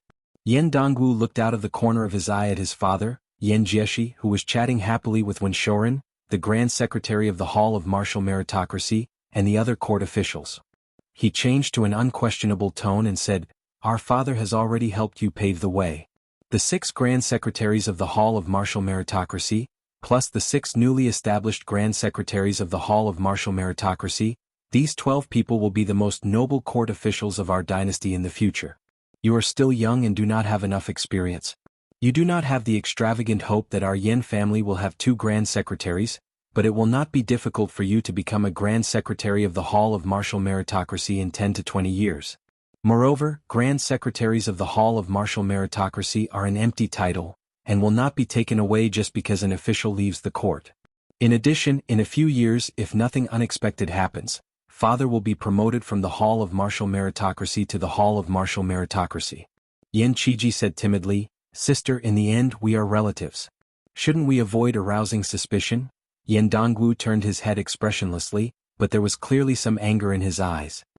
He directly interrupted his brother's words and said in a low voice, "Can you really not see the undercurrent in the court? Even you, the brother-in-law, are not helping your brother-in-law. Do you want to place your hopes on those civil officials who are becoming better and better at being officials?" Yan Qiji wanted to speak but stopped. In the end he lowered his head and admitted his mistake. The emperor walked over to the side of the brother and sister. Seeing Yan Qiji's embarrassed state, he smiled and joked, "What is it, brother-in-law? Were you scolded by your sister again? Every time Grand Secretary Yan sees me and occasionally mentions you, his son, It is always difficult to hide his proud smile. Your sister, on the other hand, scolds him every time she sees him. I can't help but feel indignant for you. No matter. Since your sister is not close to you, I am very close to you, the brother-in-law. In the future, if you are wronged by your sister, feel free to come and complain to me. We can drink together to relieve our boredom. Yen Dongwu smiled gently and asked, What troubles does your majesty have to relieve? The young emperor, who had been caught red-handed, was immediately speechless. This made Yen Qiji, who was watching the fire from the other side, feel even more amused. The Emperor Zhao Zhuan reached out and pointed at his brother-in-law, who was rejoicing in his misfortune. Ungrateful. I accidentally got into trouble because I wanted to help you. If a normal subject heard the words ungrateful from the mouth of an emperor, they would probably be scared out of their wits. It was unknown if Yen Qiji was too slow or what, but he was not nervous at all and smiled apologetically. Although the young emperor snorted coldly on the surface, in the depths of his heart, he was not angry at his brother-in-law's arrogance. Instead, he felt very comfortable. If they were not family, they would not be so casual. Although the emperors of the previous dynasties called themselves emperors. Which emperor really liked the feeling of being alone? Yen Dongwu suddenly said in a low voice, Your Majesty, the matter of the palace serving girls cannot be delayed any longer. Zhao Zhuan quickly laughed and then found an excuse to go find the head of the secretariat to discuss military matters. Chapter 1579. After the banquet, the emperor allowed the officials to tour the Golden Autumn Garden on their own. Thus, the civil and military officials spread out in groups of 2s and 3s. They seemed to be careless, but there were many things to pay attention to. For example, Qi Yanglong and Huan Wen, the two big shots of the court, walked side by side. Zhao Yuling of the Hall of Governmental Affairs, who had resigned from the Ministry of Personnel, pulled 5 or 6 officials with him. The current heavenly official, Yin Maochun, chatted happily with the group of Hanlin Academy scholars. A few newly appointed scholars with shaky foundations naturally walked hand in hand. After the death of the blue-eyed girl, the 6 officials of the Shangshu province, who had been leaderless, also had their own positions and did not stick together. Zhao Shixuan, on the other hand, stuck together. The assistant minister of the Ministry of War, Tang Taizuang, walked with 2 great generals of the same generation as his benefactor, Gu Jiantang. One of them was the great general Zhao Cheng, who had not paid attention to worldly affairs for many years, and the other was Yang Xinxing, whose face had been covered in dirt for the past 2 years. On the other hand, the assistant minister of the Ministry of War, Liu Baijia, walked with the young officials from Jiangnan. The assistant minister of the Ministry of Personnel, Wen Tai, and the former general of Qingzhou, Hong Lingshu, who had recently been summoned to the capital, had just made it clear that they would not interact with each other for the rest of their lives. Today they met again. It looked like they had buried the hatchet and were on good terms with each other. It was hard not to wonder if the Green faction was going to make a comeback. As for the 2 Liao families in the north, led by the Peng and Lu families, the people in charge of the Great Peace City also stayed together. Qi Yanglong and Huan Wen, these 2 old men, did not walk slowly. Their steps were large, so they walked further and further away from the group of officials behind them. The 2 old men came directly to a famous spot in the Golden Autumn Garden. It was the Spring God Mountain, built from nearly 100 pieces of Spring God Lake stone. Although the Spring God Lake stone had long been loved and revered by some famous scholars of Jiangnan, it was only in the past 5 years that it had truly become popular and known to all levels of society. Piece by piece, the stone was continuously picked up from the bottom of the lake. Last year, it even flew into the royal family and became a mountain overnight in the Golden Autumn Garden, becoming famous under heaven. The Spring God Lake stone was known to be thin and wrinkled. It was a high-quality Spring God Lake stone, was exquisite and had a natural aura. So it was said to be one gene of 1 or 2 tails of gold. Huan Wen did not climb the mountain. Instead, he stood a few dozen steps away from the Spring God Lake mountain and gazed at the short mountain that was said to be shrouded in mist. The sound of rain could be heard on rainy days, and the sound of conches could be heard in strong winds.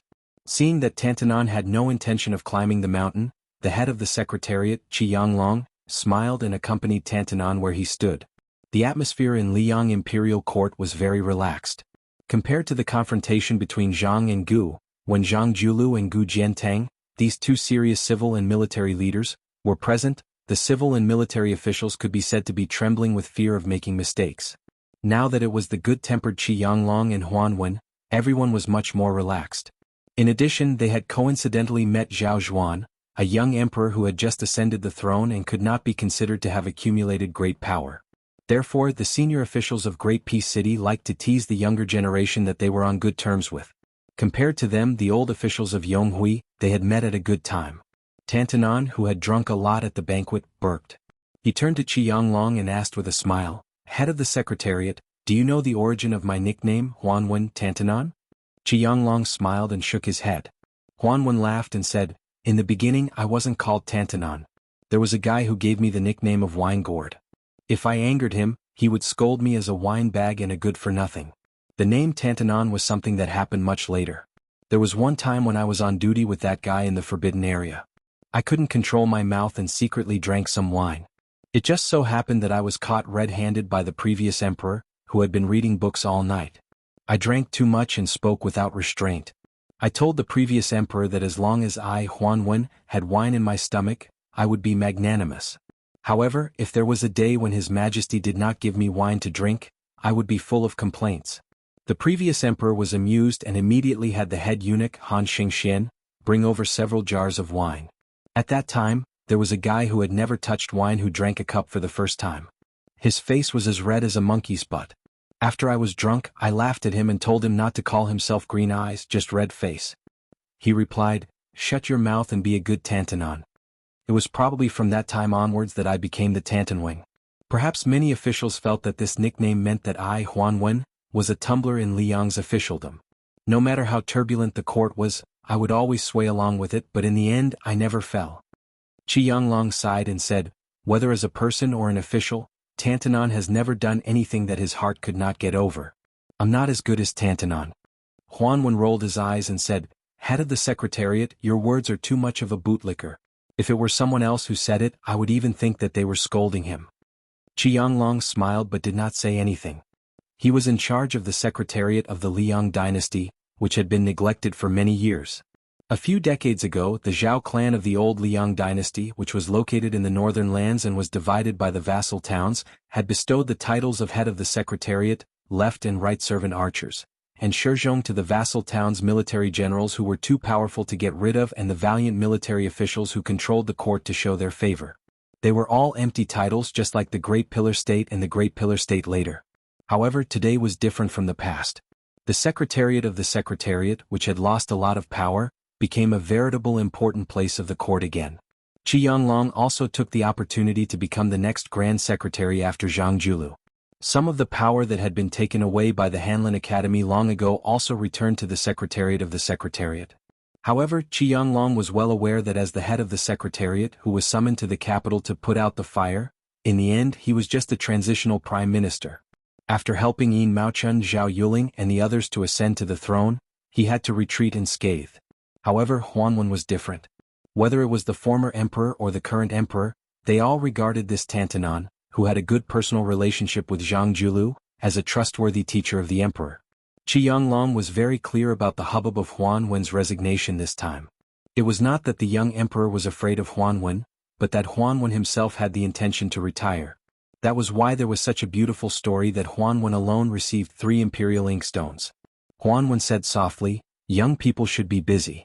When they are busy they can shake off the floating air. Old people should be idle. Only when they are idle can they enjoy the rest of their lives." Qi Yonglong shook his head and said in a low voice, "At this time, everyone in the court can be idle except for Tantanon. The Guangling Road, the Bailiang Road and the Liangliao Road are all not peaceful. The court needs Tantanon to help make decisions. Many times and many things, even if Tantanon does not speak, as long as you sit there, even if you are dozing off, the hearts of the people in the court will not be in chaos. An old man in the family is like a treasure. This is exactly what Tantanon means." Huanwen continued to look at the small mountain for a while, then slowly turned his head and smiled. "In terms of age and seniority, the head of the Secretariat and my teacher are of the same generation." Qi Yonglong quickly waved his hand and said, "Don't give me that. Your teacher and I were famous for not getting along well in the past. As for the conflict between Confucianism and legalism, the two of us could never come to an agreement. After I came to the capital, I was already very lucky that Tantanon did not make things difficult for the Imperial College and the Secretariat." Huanwen no longer used the head of the Secretariat's respectful and unfamiliar title. He said sincerely, "Although Mr. Qi does not have the same political views as my teacher admired your scholarly skills very much." In Huanwen's opinion, The reason why people say that it is better to hide in plain clothes than to hide in official clothes is actually a hypocritical way of saying that either one has done enough as an official, or one can't be an official.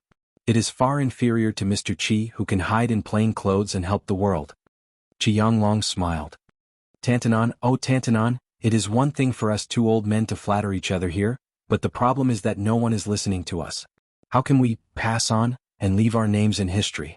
Speaking of this, Qi Yanglong said with a hint of sarcasm, when I was young and studied history, when I first read about someone or something, I always felt that my blood was boiling or moved. Later, when I thought about it, I realized that it was an extreme case of fishing for fame. Their intentions are punishable. Huanwen laughed heartily. Mr. Qi, you are right. I also had the same feeling when I was young. Qi Yanglong sighed for no reason. The writer of the past, the flipper of the future. Huanwen also sighed and suddenly asked, Mr. Qi, have you never met that Su Fengnian? Qi Yanglong nodded. That king of Bailiang has been to Shangyin Academy, but unfortunately I have never met him. Huanwen laughed and said, my teacher and the old King Liang have scolded each other many times. As a student, although I have only met the young king twice, the feeling is really not enough for outsiders to know. Qi Yanglong said in a bad mood, what's there to show off? Huanwen smiled happily and hard, not hiding his mischievous meaning. Huanwen asked again, Mr. Qi, do you know the two things I like to do the most since I became an official in the capital? Qi Yanglong replied, I'd like to hear the details. Tantanon narrowed his eyes. First, he raised his left arm and waved his sleeve. Then, he stretched out his right hand and gently tapped in the air with his index and middle fingers together. Every day in the court, I watch civil and military officials come and go, dazzling and dazzling. I listen to the jade pendants on their waists tapping, tinkling, tinkling, crisp and pleasant to the ear. I'll never get tired of watching and listening. Qi Yanglong laughed and said, I didn't feel it before, but I have to pay attention to it in the future. Huanwen raised his head, not looking at the mountain but at the higher sky. Heaven and earth are like a big jade plate. Large and small beads fall into it, crackling and shattering. They all die. Qi Yanglong closed his eyes and tilted his head slightly as if listening attentively. He murmured, yes, the most brilliant bead in the world in the northwest is finally about to shatter. You and me and those yellow and purple high lords behind us are the culprits.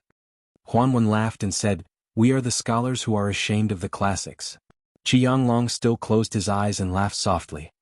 It turns out that the real scholars don't read books. Chapter 1580. The sudden fall of Huda City allowed the northern Meng army to unfold an extremely comfortable offensive posture at the southern end of the Dragon Eye Plain, leading to the emergency of Huayang Pass and Liuya and Fuling towns. At this critical moment, the deputy commander of the Northern Liang Infantry Army, Great Ancestor Gu, stood his ground against the opinion of the masses and did not disperse his troops to reinforce the front line. Instead, he gathered in the area of Zhongzhong military town behind Huayang Pass and urgently converged with the large border cavalry army led by the deputy commander of the cavalry army Zhou Kang. In this way, Huayang Pass and Liuya and Fuling towns, as the base of the northern Liang Protectorate manor, imperceptibly replaced Huda City as the second Huda City. However, because Chu Lushan, the nominal number 1 commander of the northern Liang border army, insisted on personally guarding Huayang Pass, Great Ancestor Gu's action of not lending a helping hand pushed this foreign old general from the old southern Tang to the heart of the storm. Not only the cavalry generals, even the interior of the border army infantry system had a lot of complaints about Great Ancestor Gu. Especially after Qin Yunxue, who was also the deputy commander of the infantry army, temporarily led troops from Yuzhou to reinforce Liangzhou province. The two northern Liang infantry generals who had the same rank also had a lot of disagreements. In addition, Jean Partridge Zhou Kang himself was a typical aggressive commander in the northern Liang army. For a moment, Great Ancestor Gu was deserted in Zhongzhong military town, and Great Ancestor Gu, as the base of the northern Liang Protectorate manor, imperceptibly became the second Huda city. However, because Chu Lushan, the nominal number 1 commander of the northern Liang border army, insisted on personally guarding Huayang Pass, Great Ancestor Gu's action of not lending a helping hand pushed this foreign old general from the old southern Tang to the heart of the storm. Within Grave Tomb military town's temporary general manor discussion hall, another dispute that almost completely tore apart all pretenses erupted. Those officers and captains whose official positions weren't that high were already a bit numb. Right now, Grave Tomb and Huayang Pass defensive line behind Tiger Head City had already completely lost contact. Before this, There were already no less than 100 elite crossbowmen who died in battle while delivering military intelligence. In reality, Huayang Pass and Liuya Fuling towns could already be considered isolated outside the pass, submerged under Northern Mang Great Army's armored cavalry. In the meeting hall there were originally more than 10 chairs. Great Ancestor Gu Zhoukang Chen Yunshui, who came from afar, Qi Dangua, the commander of the 6,000 iron-footed cavalry, Yuan Nanting, the commander of the White Scale Guards, and the others all had their own seats. However, the day before yesterday, Zhoukang stood up angrily in front of Great Ancestor Gu, kicked a chair and left the meeting hall. Today, Zhoukang and Great Ancestor Gu had an irreconcilable dispute about the location of Zhongzhong town. This cavalry general, who had the reputation of brocade partridge, stood on one side of the table with a sand table. He punched the table with his left hand and pointed at Great Ancestor Gu with his right hand. He said angrily, "Defend. Do you only know how to hide and defend? Is this all you can do, Great Ancestor Gu? I really don't know why His Highness invited you from the Central Plains to our Bailiang Frontier Army. If it wasn't for the fact that you wrote Collection of Ashes, and if it wasn't for the fact that the great general and Sir Li praised you endlessly back then, this general would have suspected that you were a spy for the Northern Mang barbarians."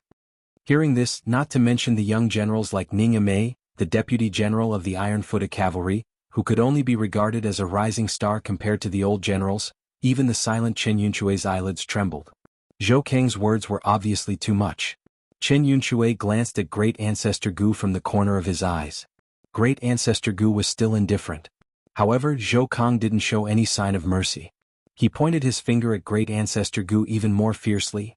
"Huayang Pass can't be defended if you can't even defend Hooded Town? Liuya and Fuling Town rely on the flexibility of the cavalry to actively seek opportunities. Can they defend it? Great Ancestor Gu, you are the commander of the infantry, but I am the deputy commander of the Bailiang cavalry. I can't bear to see the tens of thousands of cavalry in Liuya and Fuling Town have to dismount and fight on foot because of your opinion. In the end, they can only die on the city wall.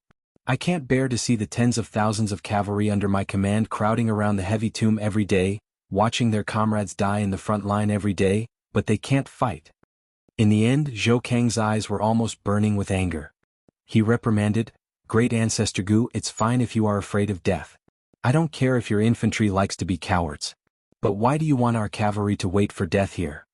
Great Ancestor Gu said indifferently, "Because without the support of Commander Zhou's cavalry, the heavy tomb can't be defended. The city is dead. Without the restraint of the cavalry, there is no city in the world that can't be broken. Similarly, without the cooperation of a stable city, the cavalry is like water without a source. It's not hard to win a few battles, but it's unrealistic to win the entire battle." Zhoukang sneered, "Then your infantry should just obediently wait in the heavy tomb. It's enough as long as you cooperate with our cavalry and watch us kill the enemy. This request isn't too much, is it? Right now, Dongzhuo's army has yet to truly gain a foothold, but our cavalry can roam through our own defensive line with our eyes closed. Not to mention charging and attacking. Even if it's a night battle, we can fight cleanly and efficiently. The disadvantage in numbers can be made up for by our familiarity with the geography. Great Ancestor Gu, you keep saying that you want to wait for news from the two battlefields of Qingcang City and Shaguang City in Yuzhou, and that it's best to delay until the new city on the border of Liangzhou is built. But for better or for worse, you are someone who has led troops in battle. How can you not know the principle of fleeting opportunities on the battlefield? What, you can't be thinking that after Protector General Chu dies at Huayang Pass, you can go to that new city and become the next Protector General, right?" Great Ancestor Gu's expression did not change. He only stared at this Bailiang's third-in-command who spoke without thinking. He slowly said, "Zhoukang, there is no joking in the army. There are some words that I can tolerate, but there are some words that can't be treated as a fart." Zhoukang narrowed his eyes and laughed sinisterly. "You finally can't tolerate it anymore? There are 30,000 Bailiang's right army outside the city. Do you still dare to kill me in the heavy tomb?" Then Zhoukang laughed and pretended to look around. In the romance novels, there's an interesting joke about throwing a cup as a signal. It's said that as long as a wine cup is thrown, several hundred executioners will rush out and chop the person into mincemeat. It's just that you, Great Ancestor Gu, don't have a wine cup in your hands. These generals and lieutenants in the room don't seem to listen to your orders, do they? Great Ancestor Gu smiled. "You and I both know that in the military town of Heavy Tomb you, Commander Zhou, put me under house arrest. Now all the generals here more or less don't like me. The veteran General Chen Yunshui, who was afraid of adding fuel to the fire, sighed. How did things come to this point? It would be good if Chu Lushan was here. Otherwise, Yan Wenwan or Yuan Zuozong would be fine too. This was the result of a group of dragons without a leader. If they were not facing a major event that could affect the trend of Bailiang and even the entire world, great ancestor Gu Zhoukang, and even the young Bailiang military talents like Ning Amei of Qidong could take charge alone and decide the outcome of a state war. They would not have such a headache. Thinking of this, Chen Yunshui suddenly felt sad. He remembered the military years when he was young. At that time, there were so many fierce generals and strategists gathered together. Li Shan, Zhao Changling, Yan Wenwan, Wu Yong, Su Pu, Wei Taizhan, Lu Yuanji, Zhong Hongwu, Chen Jibao, Yuan Zuozong, Chu Lushan. But at that time, there would be someone who would make the final decision. There would never be such an unfamiliar situation that was close to internal strife. Unfortunately, the prince had to go to Liuzhou in person to put out the fire. And Chu Lushan, the #1 person of the border army who guarded Huayang Pass for some reason, did not make any decisions about the complicated military affairs of Heavy Tomb behind him. Chen Yunshui knew that if he did not act as a peacemaker, there might be a big fight in the conference hall today. While Chen Yunshui was more inclined towards Zhou Kang taking the initiative to attack, great ancestor Gu was the leading figure of the infantry in Liangzhou. Chen Yunshui could not help but feel some sympathy towards Jean Partridge's unbridled humiliation and suppression. In the end, this was not a conflict between Zhou and Gu, but a natural conflict between Bailiang cavalry and infantry. Even Yan Wenwan could not change this conflict. Bailiang had more infantry, but in the war with Beimang, the main characters were always the cavalry. In the end, it was also the cavalry that decided victory. Just like when Bailiang was changing between the old and the new, the Longxiang army and the Great Snow Dragon cavalry had each attacked Beimang and shone brilliantly. Later on, in Yuzhou, which was known as the main camp of Bailiang infantry, it was the 10,000-strong cavalry led by the young general Yu Luandao that shook the world. Chen Yunshui took a few steps closer to the table and pressed his hands lightly on the table. He said softly, "The situation in Liangzhou is not good. Liuzhou is the same. Even Wang Yi has to go there personally to face Lu Gui's army. Maybe he will also face that Tuoba Bodhisattva. Let's not make trouble for Wang Yi. If you have something to say, say it. If you are angry, don't say it."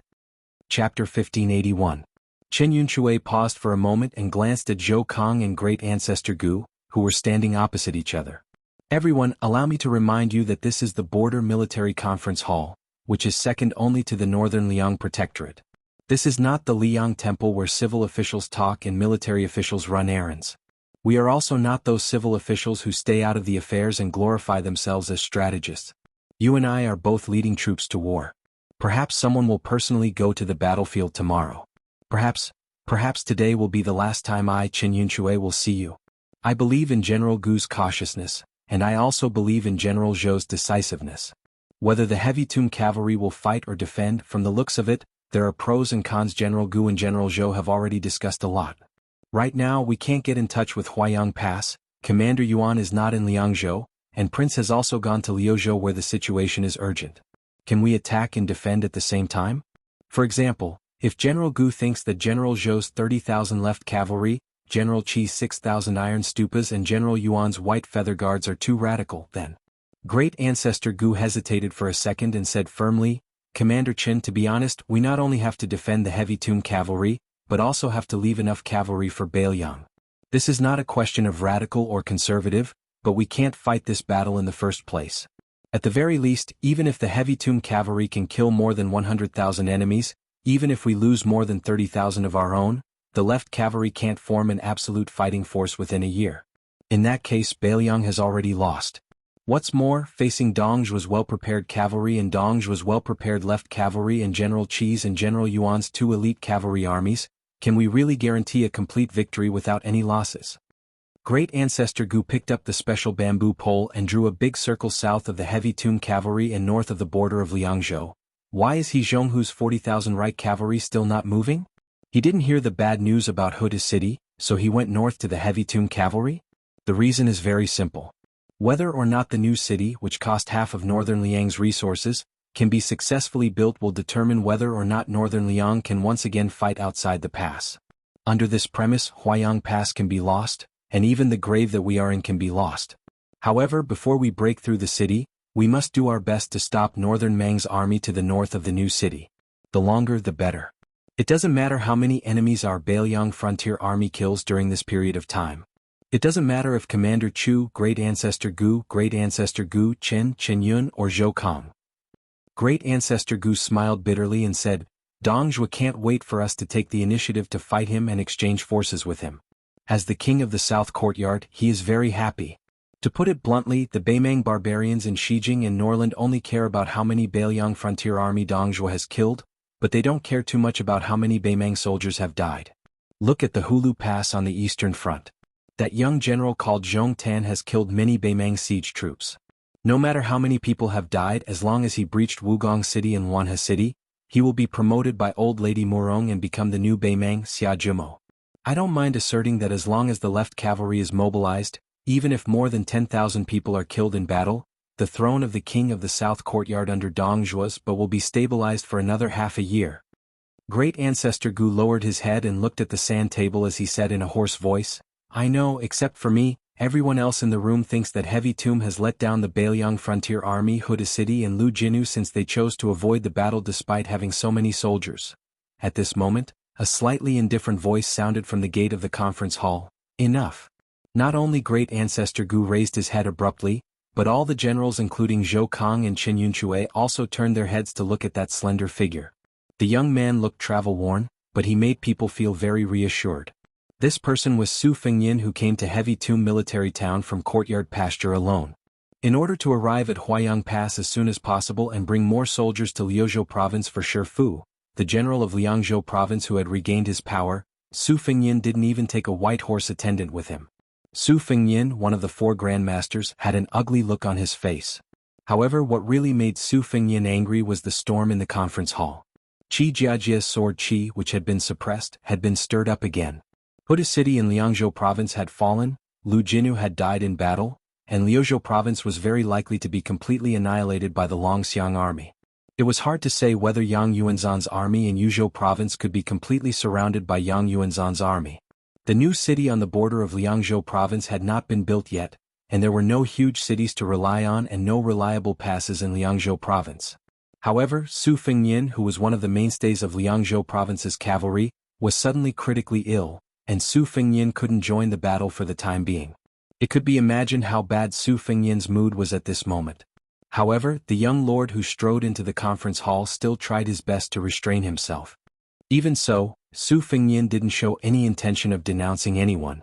Even Zhou Kong, the fearless deputy general of cavalry, lost his arrogance and felt a little guilty for the first time. Su Fengyin gently exhaled. After a moment of silence, he slowly opened his mouth. I also want to go to Qingcang City in Liuzhou province and beat Tuoba Bodhisattva to death. It would be best if I could kill Lu Gui as well. However, I can't do that now. Moreover, Liangzhou province is more important than Liuzhou province. Therefore, I could only come here without stopping. Then I stood outside the door and listened to your quarrel for about 15 minutes. It's a pity that I didn't get to see Commander Gu and Commander Zhou fight. It's a pity? Embarrassed, Zhou Kong coughed a few times. When some of the young captains saw this scene, they tried their best to hold back their laughter, but it was difficult for them to do so. Su Fengyin did not continue to dig at the old generals. He walked to the north of the table and faced the south. The generals of the left and right factions naturally held their breaths and stood solemnly. Su Fengyin said, subduing the enemy without fighting is the specialty of the civil officials. We Bailiang don't like this. If the Beimang barbarians want to go south, then we will fight and win. We will beat them until they can't even return to Beimang. Fighting and winning has always been the self-confidence of our Bailiang, or perhaps the Su family's iron cavalry. It's not arrogance. However, even Su Shao has never felt that a smooth victory is worth being happy about. Which battle was the battle that established our Bailiang frontier army as the #1 army in the Spring and Autumn War? It was Su Shao who told me personally that it was the Battle of the Western Rampart that was the most bitter, the most tragic, and the most casualties. There were many times when he couldn't even see hope and almost wanted to give up. Now, our Bailiang will face the second battle of the Western Rampart. Su Shao is no longer here. Li Yishan, Zhao Chongling, Chen Jibao, Wu Qi, Su Pu, Zhong Hongwu and others have either left or died. But now, by my side there are you, Qin Yunchue, Zhou Kong, Yuan Nanting, Qi Dangua, Ningame and Great Ancestor Gu who just entered Bailiang. To the north, there are Chu Lushan at Huayang Pass. To the east, there are Yen 101's infantry and Yu Wandao's cavalry in Yuzhou. There are also Hukue and Huangfujin. In the mouth of the gourd, there are 2 heavy cavalry troops led by Yuan Zuozong. To the west there are Su Longxiang, Li Mofen and Wang Lingbao's Longxiang army, and Yang Guangdou and Qin Shiliang's Liuzhou provincial governor's office. To the south there are even more. Not to mention Beiliang's local civil and military officials, there are even thousands of foreign scholars. The retired Wei Taizhan, Lu Yuanji, and the others, including the old soldier Lin Dofang, have all made it clear that they want to come back and return to the Beiliang frontier army. Su Fengyan suddenly smiled and said, "Whether there will be such a story about Beiliang fighting against a country in the history books in the future is the civil and military officials of Liang. It's none of our business. They can write whatever they want. But at least I think that after a few years, everyone here should strive to survive and tell their descendants and juniors about their military life. It's always good. Probably just like what Su Shao nagged me about all those years ago. If by any chance someone here were to die in battle, he wouldn't have the fortune to show off to the young people." At this point, Su Fengyan looked at Zhou Kong. "For example, if you, Zhou Kong, were to die in battle, I believe that in the future, there would be an old man surnamed Gu. If he met a young man surnamed Zhou, he might sit down and casually chat for a bit. While drinking wine he would say, 'That old man Zhou Kong from your family back then.' His words were always unpleasant, but he was a hero who was willing to die for Beiliang." Su Fengyan's expression became absent-minded for a moment. Then he smiled and said, "If I were to die in battle and any of you survived, then please tell your descendants that Beiliang lost in a battle to the death, not without a fight." Chapter 1582. Unlike Liuya and Fuling, Zhongzhong military town, which was located behind Huayang Pass, was mostly guarded by infantry. However, compared to Huayang Pass, which had a natural barrier to rely on, Zhongzhong military town seemed to be less confident. In fact, on this line of defense, the general of Zhongzhong military town could not stand up straight when facing 3 colleagues of the same rank, and his voice was never loud. The 2 towns of Luya and Fuling had always been garrisoned with a considerable number of cavalry troops at the border. The 2 generals of the 2 towns were related to the 2 current deputy generals of the cavalry. Zhongzhong was an awkward character that was neither loved nor loved by his grandmother. Although it belonged to the northern Liang cavalry, it had more infantrymen. However, it had nothing to do with great ancestor Gu and could not rely on anyone. When Huayang Pass became the location of the protectorate manor, Zhongzhong, who was raised by his stepmother, became more and more inconspicuous. Su Fengyan lived in a courtyard that had just been cleaned up. The courtyard was not big, but it was elegant and quiet. It was not easy to find a courtyard like this in a military town that was filled with influential officials at the border of Liangzhou. After Su Fengyan lived in the courtyard, he sent a signal to Zhongzhong that was worth chewing. The young lord did not summon Zhou Kong, the partridge who had accompanied His Royal Highness to the capital with hundreds of old soldiers, nor did he summon great ancestor Gu, who he had found in the Jianghu of the Central Plains, nor did he summon great ancestor Qi Dangua, who was the adopted son of a general like Chu Lushan and Yuan Zuozong. Instead, he called Ning Amei, who was from the Phoenix Battalion, to drink with him in the courtyard. The new deputy general of Iron Pagoda, Ning Amei, was still the interesting man with a rough appearance and a delicate voice. However, he was more restrained than before. After all, the young man sitting across from him was no longer His Royal Highness, who was looked down upon by the whole Beiliang. Su Fengyan clinked his cup with Ning Amei's and lamented, "Back then General Ning took 100 men to accompany me to cause trouble in Jianghu. Many of them, including Hong Shuwen, are no longer in the Phoenix barracks. They have all become local military officers or even field officers. Yuan Meng, however, is still here. A few days ago at the Courtyard Ranch, he complained to me that he mentioned to you that he wanted to enter the Iron Stupa. However, not only did you not agree because of old friendship, you also scolded him." Ning Amei subconsciously sat up straight and said with the graceful voice of a woman from Dongyue, "The Phoenix Battalion has had many new faces in the past 2 years. I feel that with an old man like Captain Yuan in the battalion, I can be at ease." Su Fengyan smiled and said, "Some of the young men who left the Phoenix Battalion under the identity of the White Horse Righteous faction would occasionally meet in private. I heard that they like to ask each other how high an official they have become, as well as how high an official they hope to become. They talk about who will become a border general or a border official in the future, and whether or not they can support each other. In this aspect, it is a bit like the Liang Imperial Court's fellow countrymen in the imperial examinations. Back in the day, our Beiliang's earliest border crossbowmen also went through such a phase. When they first met again, they were all talking about who had died on the battlefield. Moreover, they were all speaking in a very envious tone. After a few years or 10 years it was different. They were all asking how big the newly bought residence was, how beautiful the newly taken concubine was, and how many acres of high-quality farmland they had obtained. Seeing Ning Amei's expression change drastically, Su Fengnian waved his hand and smiled. Don't be nervous. This is all human nature. Situations like the Phoenix battalions are rare for the time being. When the water is too clear there will be no fish. I understand this principle. Besides, Su Xiao also said something similar. In his eyes, the world we live in now is too different from decades ago. At that time, almost everyone was thinking about how to survive. Everyone's head was tied to their waistbands. The only difference was that the commoners' heads were tied to straw ropes, while the scholars' heads were tied to the more valuable jade waistbands. In reality, everyone was in precarious situations. But now, everyone is thinking about how to live better. Therefore, since last year, families have all moved outside the borders of Bailiang. Since staying in Bailiang could lead to death, then they fled to a place where there was no smoke, a place where they couldn't hear the hooves of Beimang's horses. If Huainan doesn't work, then they can go to Gangnam-do.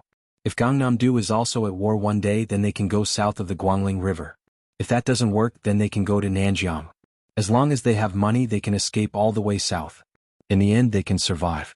Su Fengnian's fingers twirled the white porcelain wine cup that didn't lose out to the exquisite ones used by the aristocratic families of Jiangnan. He raised it slightly. I am one of the few extravagant people in the world. I know the market price of this small wine cup. In the rich places of the Central Plains, it probably sells for 2 or 3 taels of silver. After painstakingly moving to our Bailiang, the price will more than double. Of course, if we really want to talk about it, the valuable items in Mount Qingliang are innumerable. The scholars of the Central Plains say that Bailiang made millions poor but one family rich. In fact, they aren't wrong. Just in Wutong'an alone, there are more than 300 precious calligraphy and paintings with the word fake on my handprint. However, compared to people like Zhong Hongguo, Su Fengnian have long been known for being a prodigal son. I'm not quite the same as those misers.